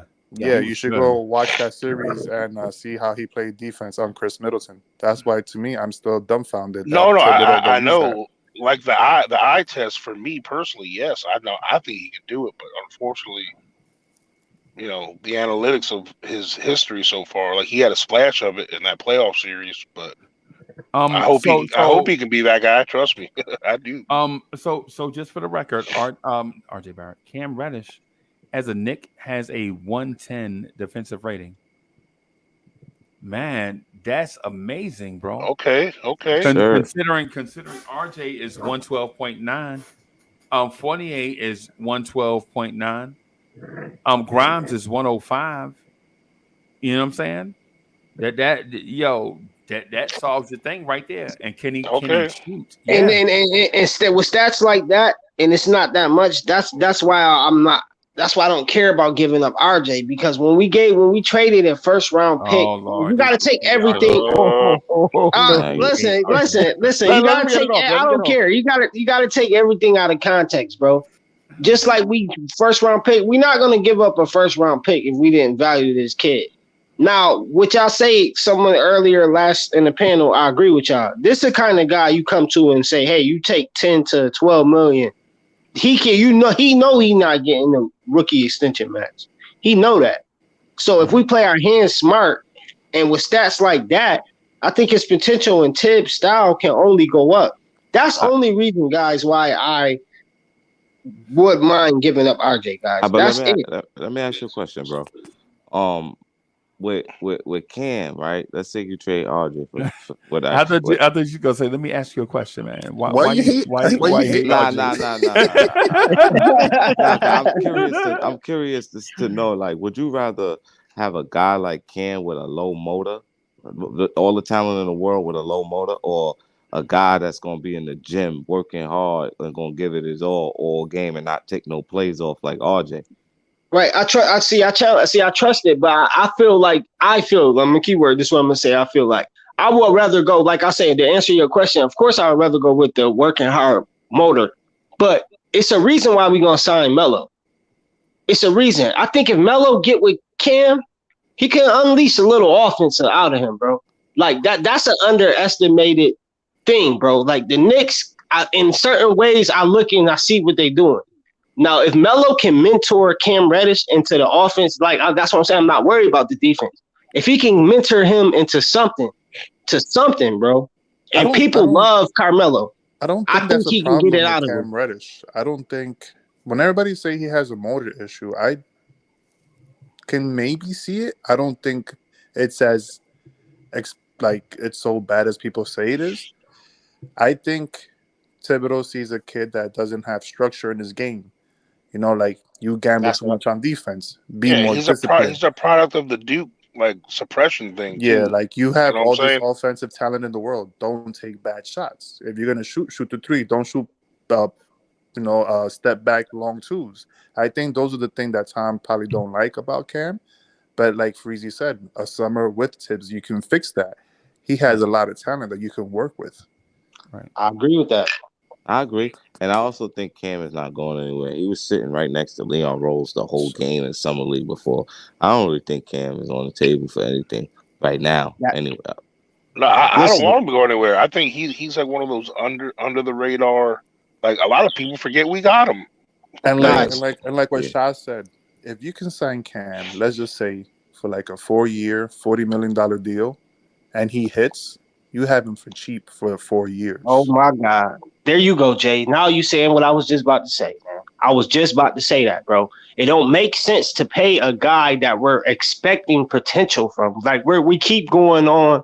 That's why when everybody say if, I say Janet Jackson. We can't say that if RJ hit. Oh, I'm expecting him to hit. Bro. He already hit. Okay, that's an opinion. If he already hit, he would have got a max contract by now.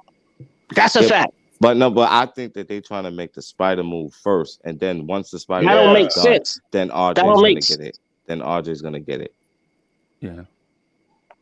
And then once the spider move hit, then you're Listen, I'm gonna say this about the spider deal. Melo's assigned. If they trade for Donovan Mitchell and they still don't extend RJ, miss me with everything that you guys are saying. Right. At that point, you extend RJ the moment Donovan Mitchell's in the door. Because there's no point in waiting. That's my argument. Y'all keep saying wait, and I think we're gonna wait. No, you don't have to wait for that. You don't have to trade for a player if you're gonna do that. If you already know your money's gonna be tied up, if you already know both of those players are gonna be on the floor or on your team, if you already know it's a certain type of money to go out, it's not necessarily have to go in that order. But we don't know if the money's going to be ascending or descending on that contract or how it's structured. Yeah, we don't know. They could be negotiating right now. Yeah, and the thing is we're not in the room with RJ in the front office. Like RJ might be so much the franchise guy, the team guy, that he's like, you know what? I know we got a couple other young dudes I love here too. I want you to be able to give them money too. Before you go all in and give me max, I might be willing to take maybe a little bit less so you can sign these other guys. I mean, you don't know that too.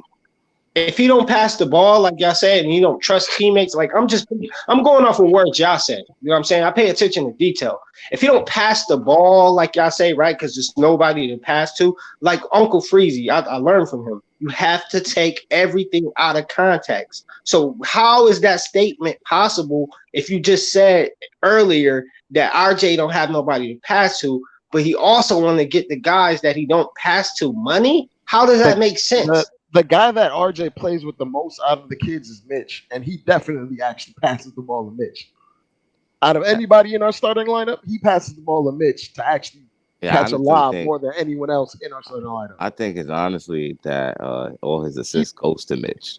Yeah, he literally he barely plays with IQ and Obi and all those other young dudes that come off the bench, barely, because of Tibbs' rotations. Yeah, that's what I'm saying. Like he might have that. All the guys that we have that relationship with them other guys that he don't play with much. In them starting lineup, they're just awkward and play for self. I'm just being honest. When Randall gets the ball, he runs 2-man game a ton with whatever shooting guards out there. What's his name? Fournier is just a catch and shoot guy. He just shoots. He doesn't really break down or pass the ball. We know what Burks is. So I mean, Burks is not a point guard. But my only Dre, it's not a problem with you. It's just my thing is like I feel like you to stretch your points to make RJ look good.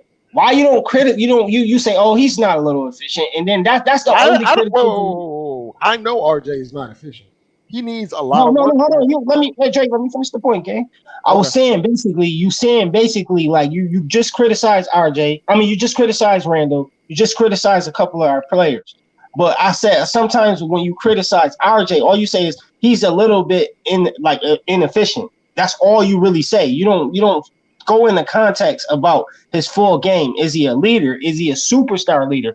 And then you follow that context with saying, well, if and I expect to no, criticize RJ. Like why you don't like is he he's shown characteristics of leadership on multiple occasions. But that's a fact. Yeah, it's not gonna be, and it's like ill-fitting parts of the starting lineup, and he's not gonna just yank the reins away from Randall, especially after he had that All-NBA season, especially with this coach Tibbs that has so much faith in the Julius-centric offense. Like it's not gonna happen overnight, man. Like if you're looking at the final percentage numbers at the end of the year, yeah, it didn't look as good as it should have. What if 5% of them shots go in? We ain't having this conversation. So sometimes it's a game of inches. Hey, Freezy, can you look up the second half numbers, complete second half numbers for RJ from when he started taking the reign? January 1st. The thing is, you got to tell me he's pulling the trigger. Hold on. Wait a minute. Hold on. Right. My bad. You know, hey, what number are you looking for specifically? Because I'm not just gonna browse. Tell me I'm looking for like his complete numbers, like field goal percentage, free throw percentage. You don't want to know that number. So what I'm asking you is what point you're trying to prove, so I can go straight to it. Oh, because I want to see like once he started taking the key, because we know he was inefficient for the whole year.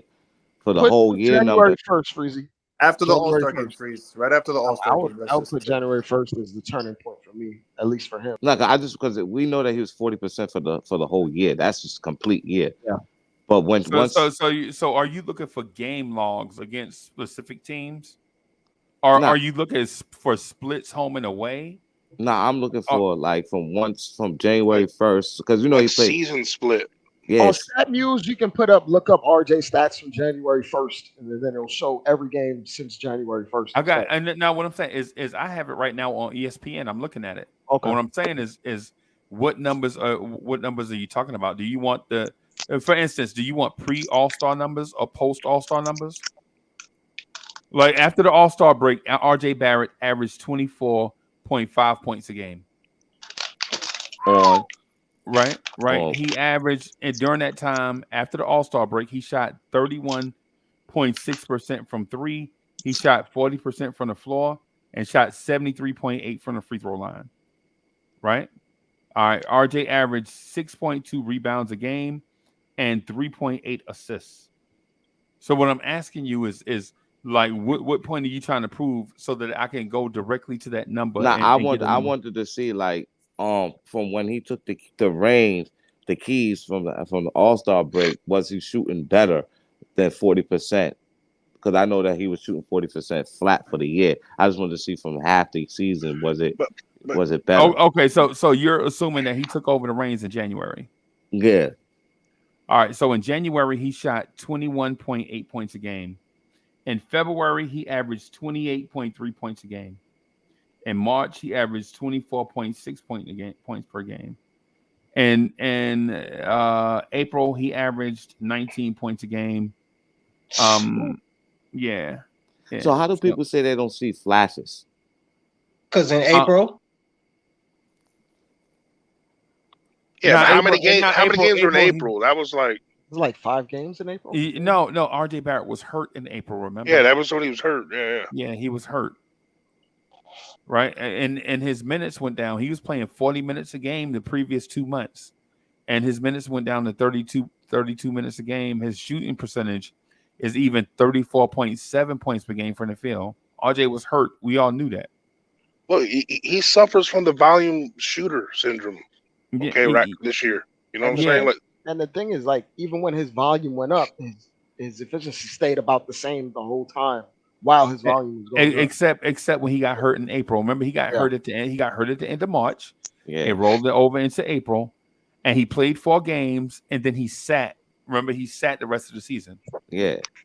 So what I'm getting at is, are you trying to prove a point that when RJ Barrett was healthy, when he took over the keys, was he a dominant player? Yes. Yeah. Yes. But if you add, points a game, boy. Yeah, but if you just say, what's his number from January through the end of the season, it's not really fair because you knew he was hurt. Man, this stupid commercial is playing in my ear. I hate that. Nah, you're right, Freezy. But I just want to see like why do people say they don't see flashes, but like that shows flashes of what he can be if given the keys. I mean, I'm not putting him in this. I don't want to sound blasphemous or anything, but look at Kobe Bryant's shooting percentage history. Oh, his first couple of years. No, I mean for his career, he was only 45% for his career. Oh, that's because he shot the ball 80 times. I mean, 45% for a high volume shooter. His shot selection was literally the hardest shot selection in the NBA, though. Like, that's what I'm saying. But I've seen RJ do that sometimes. Like he not. I'm not putting him in no Kobe conversation. Please don't get me. Guys, Freezy just told you he scored a bunch of these points, but his efficiency was bad. That's all the argument states, that his efficiency, even though he looked good, it was still bad. And all we're asking is to get better at his efficiency. That's all. Yeah, but the thing is, those injury games messed up his numbers. The end of March, and you could see him. I have him pulled up. Hey, I'm looking at the game log right here in front of me, and you could see it. Like at the end of March, everything just took a turn. Like he wasn't getting to the like in the month of February, he got to the free throw line 10 times a game. 10 times a game in the month of February, right? And then in the month of April, he was getting to the free throw line 7 times a game. The month of October, he was getting to the free throw line 3 times a game. November, 3 times a game. December, 4.9 times a game. Right? And in the month of March, he shot 78.9 from the free throw line. In April, he shot 64.3 from the free throw line. You could tell you can look at all those numbers across the board and see something happen to him. I'm gonna look at his game logs too. I'm gonna look at the game logs, right? I'm gonna pull up them April games, and I'm gonna be completely honest with you. Say the numbers for what they are, right? And Friday, April 8th, RJ Barrett played 15 minutes. He was 6 for 10 from the floor, 2 for 4 from the free throw line, had 3 rebounds, 2 assists. He left that game with 14 points. The Wednesday before that against Brooklyn, he played 45 minutes. He shot 7 for 27 from the floor. Jesus. Averaged 20 for a percentage of 25.9. He was 2 for 11 from 3. He was 7 for 12 from the free throw line. Had 7 rebounds, 7 assists, finished with 23 points. And the Sunday before that in Orlando, he was 9 for 20 from the floor, 3 for 9 from 3, had 5 rebounds, 6 assists. He finished that game with 27. And then the day before that, the game we lost to Cleveland, right? RJ Barrett finished with 12 points. He was 4 for 18 from the field, 1 for 3 from 3, 4 rebounds, 2 assists. He finished with 12 points. And how many times did he go to the line in those games, though? Because you don't get credit for a made basket when you're fouled. I mean, that's a missed shot when you get fouled. Everything Freezy said states one thing. You can't compare him to Paul George. You can't say he's 22 years old. You can't say nothing. That's RJ Barrett. All we're asking is for RJ Barrett to be better. You know why? Because those 10 trips to the line, and you're only making 6 or 7. That's a lot of empty points you're leaving. Nah, that's not what I'm saying. I'm saying no, but that's what I'm saying. That's what I'm saying. But he was saying in April he was hurt. What I'm saying is he got hurt in the Charlotte game, and y'all saw it. No, He but got hurt. even the numbers you pulled up for January. Hold on, wait. Let me finish, bro. I was just sitting here being quiet and say nothing. I was just sitting here quiet the whole time. I was just chilling, like just letting y'all cook. All I just wanted to do was just finish my point. What I'm saying is, in April, you know, RJ Barrett was hurt. He got hurt in the Charlotte game in the Garden. Y'all saw it. He was roasting the horn. I'm gonna pull up the numbers from that Charlotte game, right? If I can find it. Okay, I got it right here. The Knicks lost to Charlotte on March 30th. RJ Barrett was 9 for 17 from the field. He shot 52.9% from the floor. He was 6 for 8 from the free throw line. He had 4 rebounds, 3 assists. He finished with 25 points. The game before that, he scored 28 points. The game before that, he scored 21 points. The game before that, this Disney thing keep playing in my ear. Why is this? ESPN is ridiculous, bro.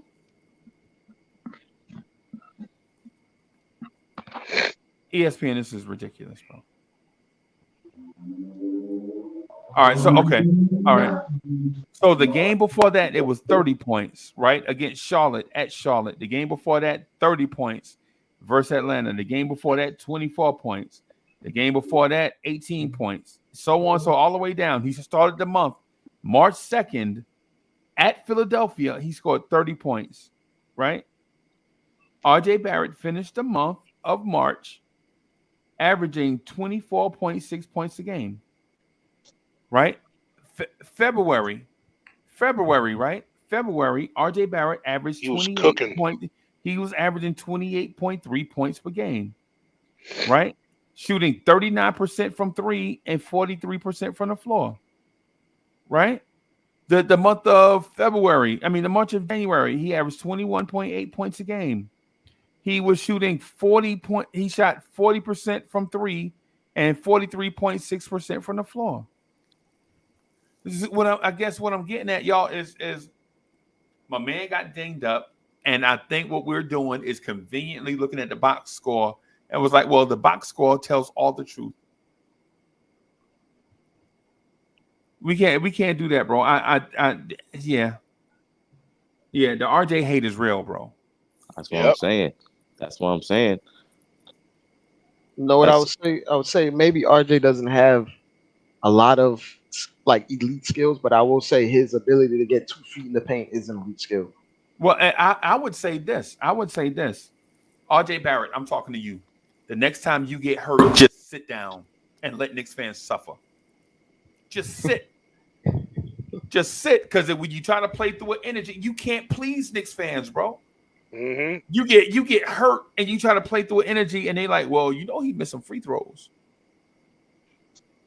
And so you're like, yo, come on, man. What kind of mess is that, bro? My man playing through an injury, and we nitpicking that.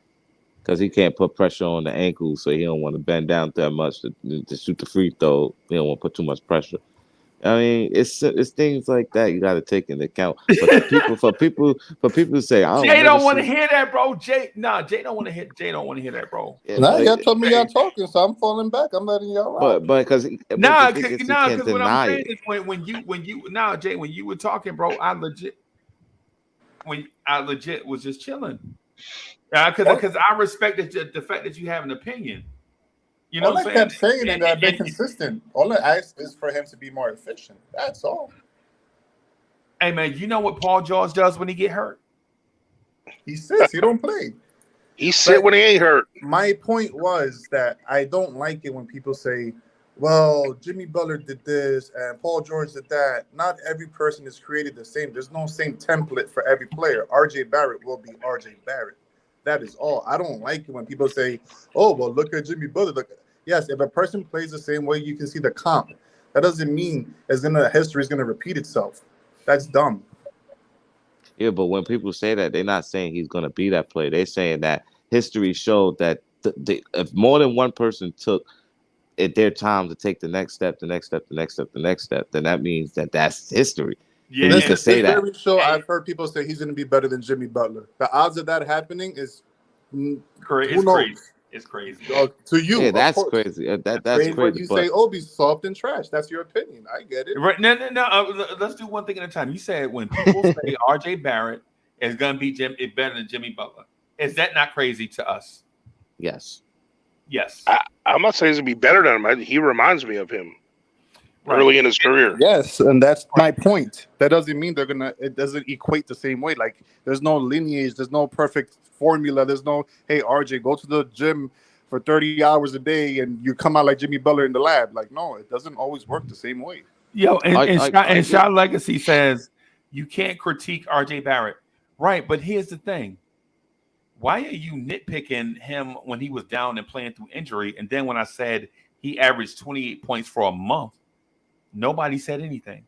You know what Jimmy Butler's field goal percentage was his third year? See what I mean? See what I mean? I just said R.J. Barrett averaged 28 points for a month. You know why? And nobody said anything. You know because why? you told me to sit on my hands. Nah, you know why? No, I didn't. No, I'm with you. I said, yo, when I jump in to say something, just let me finish my point. That's just I'm disrespect. sorry, man. Okay, You know why, Freeze, everything you showed me in those stats is RJ's shot in the low 40s, even though he's scoring a high volume of points. And all I keep asking Not is in the for month better of March. efficiency. That's He said- all. But he said in the month. And that's my point. And that's my point with Jay, because like I feel like y'all trying to I feel like the chat or it's leaning off to like it's RJ hate. Like I respect those numbers. He and Nick here on our team, but like, am I a hater if I say all them points or averaging 28 points still didn't even lead us to a playing team? No, that's Talking not my point. My point is about. this: you can't sit here and tell me RJ is great, but then say RJ's a black hole. He don't pass the ball.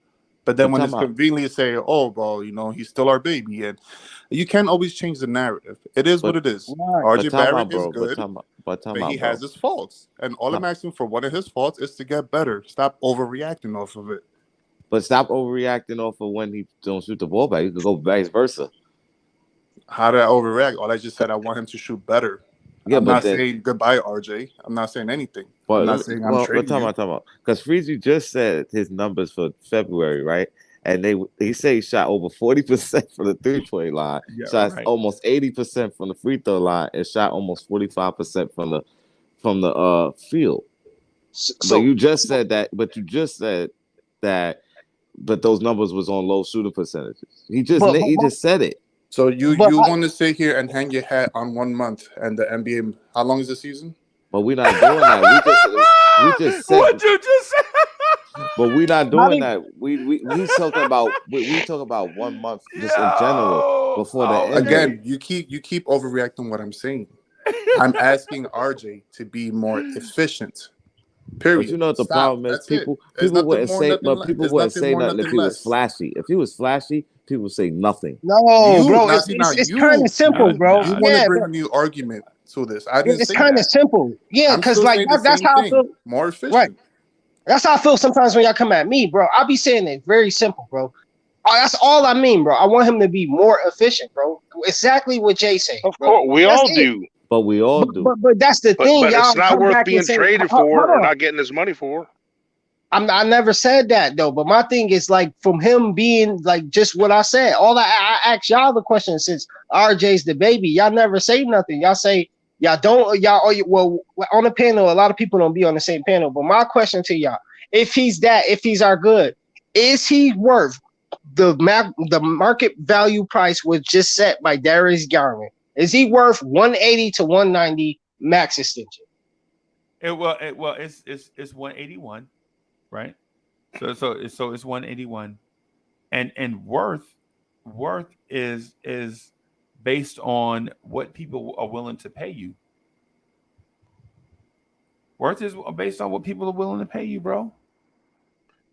If it doesn't impede the rest of our signings and development, then hell yeah, it's worth it. But you just said, I can't do that. But he's he's part of the future, and if that's an important piece of our future, to you, and everyone else gets paid to me, to everybody, to the team. But that's what I'm saying. I'm not rushing the organization to do the extension, but that's my thing, guys. I just feel like how y'all feel. If y'all feel so, but we can't wait too long either. let me finish the point. That's my point. That's what I'm getting to. If we feel so like I just wish I'm questioning, do the front office feel the way y'all feel? I don't think they feel the way y'all feel. And that's obvious. We can keep saying like reports and stuff. No, the obvious point is he would have been signed already, guys. That like, why is that so hard to understand? Why That's not because we're in the midst of bringing in 2 high money guys. We can't make that decision yet. Right. You know, go ahead.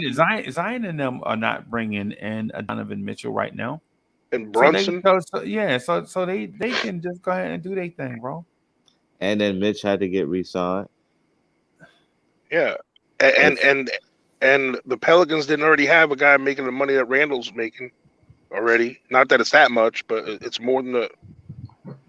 And how you know that RJ and them and Coach say like, take care of this first, and I got like RJ out his own mouth say, take care of this. My money coming. I know my money coming.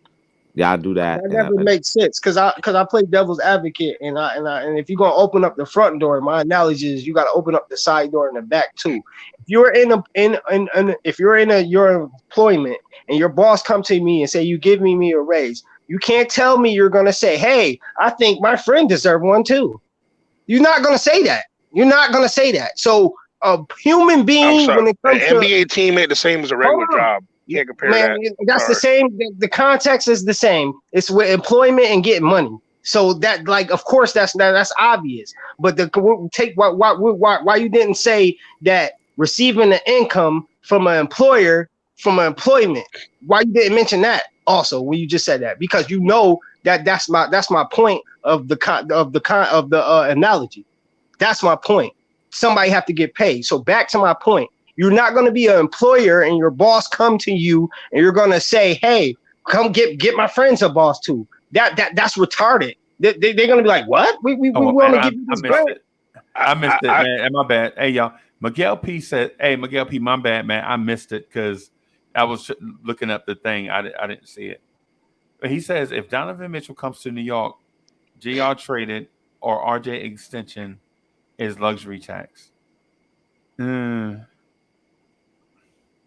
But you also don't negotiate. Like if somebody, because I work in management, so now I know that if I'm giving somebody a raise, it's just a base raise based on the market or whatever. Nobody's gonna. I'm not negotiating with the employee about their raise. If the thing says that we got to give them a quarter raise or whatever the dollar raise, then that's what it is. No one's gonna say, "Oh, we're gonna negotiate with a regular employee." That's not how it works. The regular employees don't negotiate their raise in half the time. That's not my point. My point is getting more, increasing your value, increasing your value status as an individual. Why would you include somebody else? That don't make no sense. Because he's afraid if he thinks he's going to be the face of the franchise or part of that discussion and a leader and a franchise guy, that's what those guys do. Look at the best. For RJ. You're speaking for RJ. No, you said he's go ahead. No, I'm saying but we don't know that though. We don't know. We're not in the back rooms with him. We don't know his relationships with the other players or with management. We only know what the media lets us know. Only reason I'm saying this is the whole thing. Only reason I'm disagreeing with your point about you saying you think that we don't, like you saying it's a hypothetical, I guess. But you're saying basically that he probably saying, hey, pay the guys first. You said we don't know. That was the key word.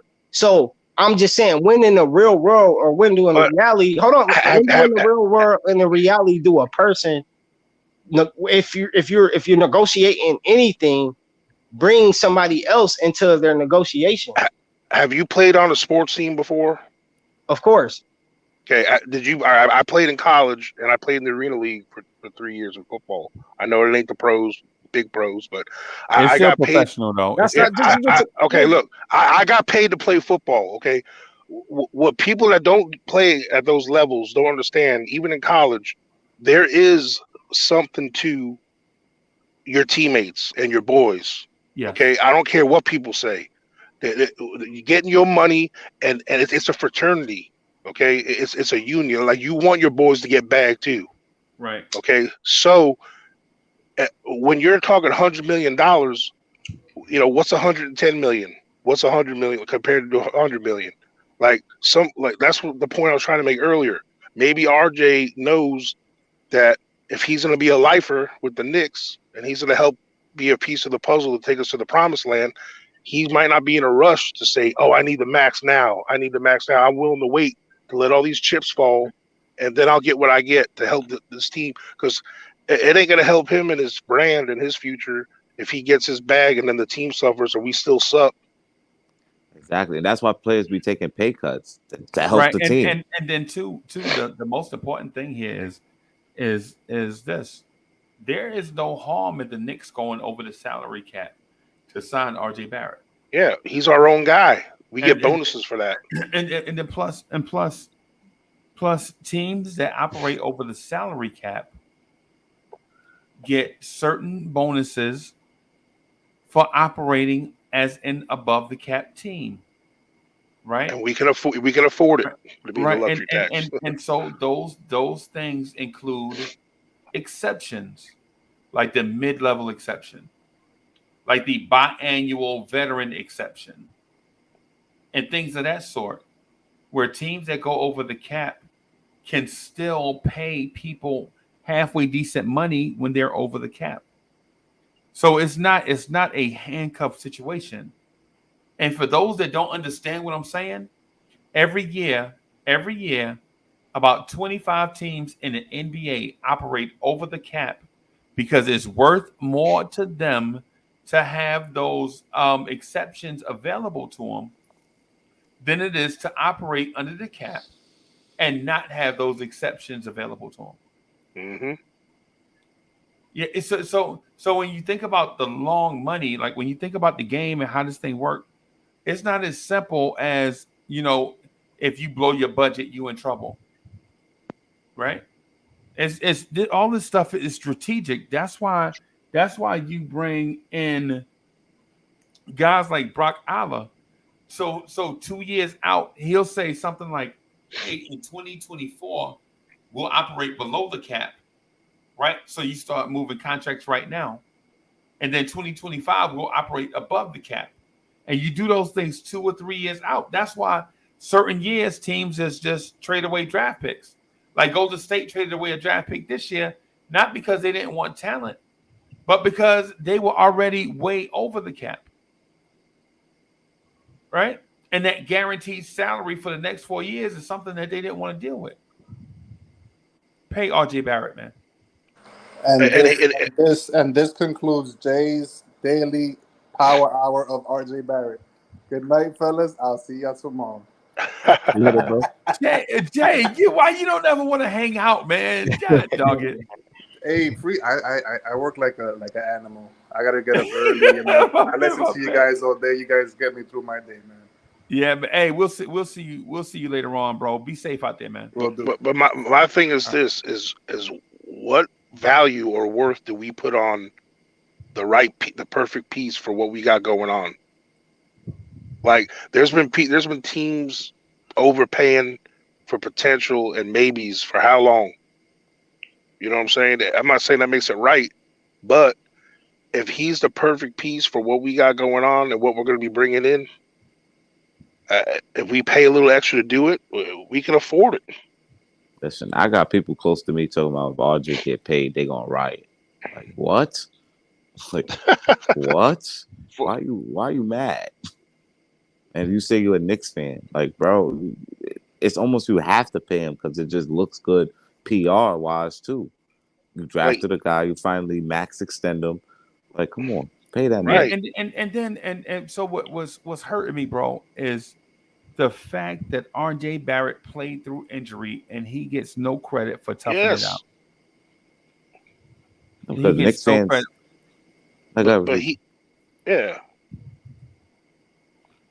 Go ahead, Freeze. My bad. Yeah, no, go ahead, bro. It just boggles my mind that we can point to, say, certain stats that are down in a box score 4 months after the fact and act like an injury never happened. Right. And we all saw it happen.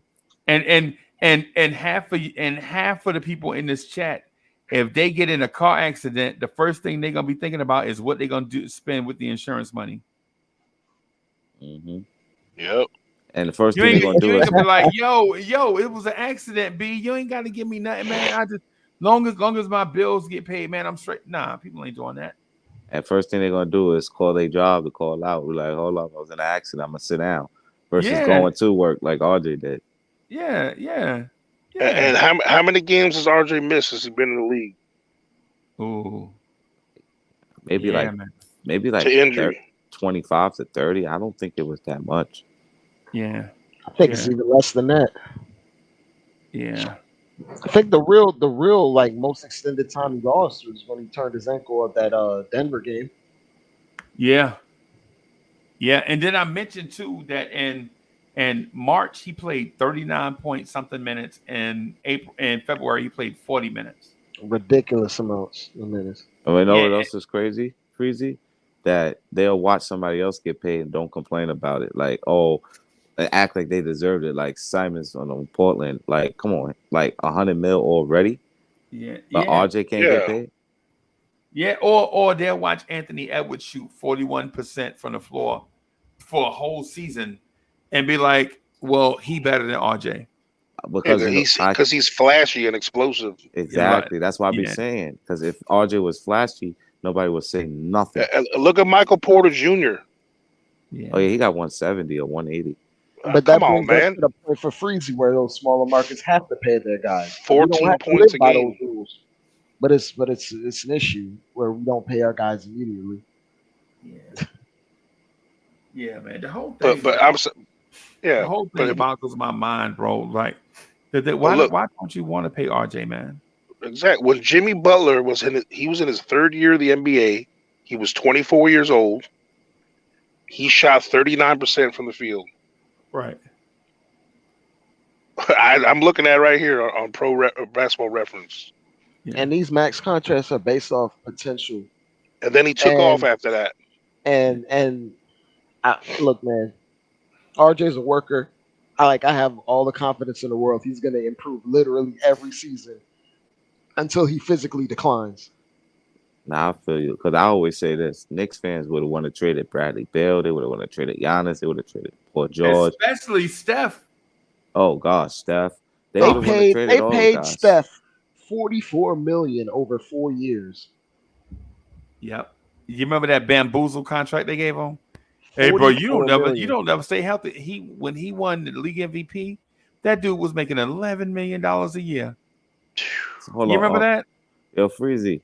Somebody in the chat said RJ isn't durable. He missed mad games through the injury every year. What? We want to be talking about a different RJ. Yeah. Okay. So. And he's a wing player. Look at the average time missed for most wing players, like Freezy always says. Yeah. So 2021-22, RJ Barrett missed 0 games. This season he missed 12 games. Right? Injury, because of injury, bro. And rookie season was cut short, right? Yeah. Yeah, talking about the 72 games. Yeah, that was the game. That was the year everybody played 72 games. No, I'm talking about before the 72, when the whole season got cut short. Yeah, 56 games. RJ Barrett started 55 of them. So I don't know what RJ he was watching. Yeah. Yeah. I don't know. Hey guys, I'm gonna end it. I'm gonna end this right here, man. I'm gonna go get some rest. Yeah, we went on for like 4 hours and some change defending RJ.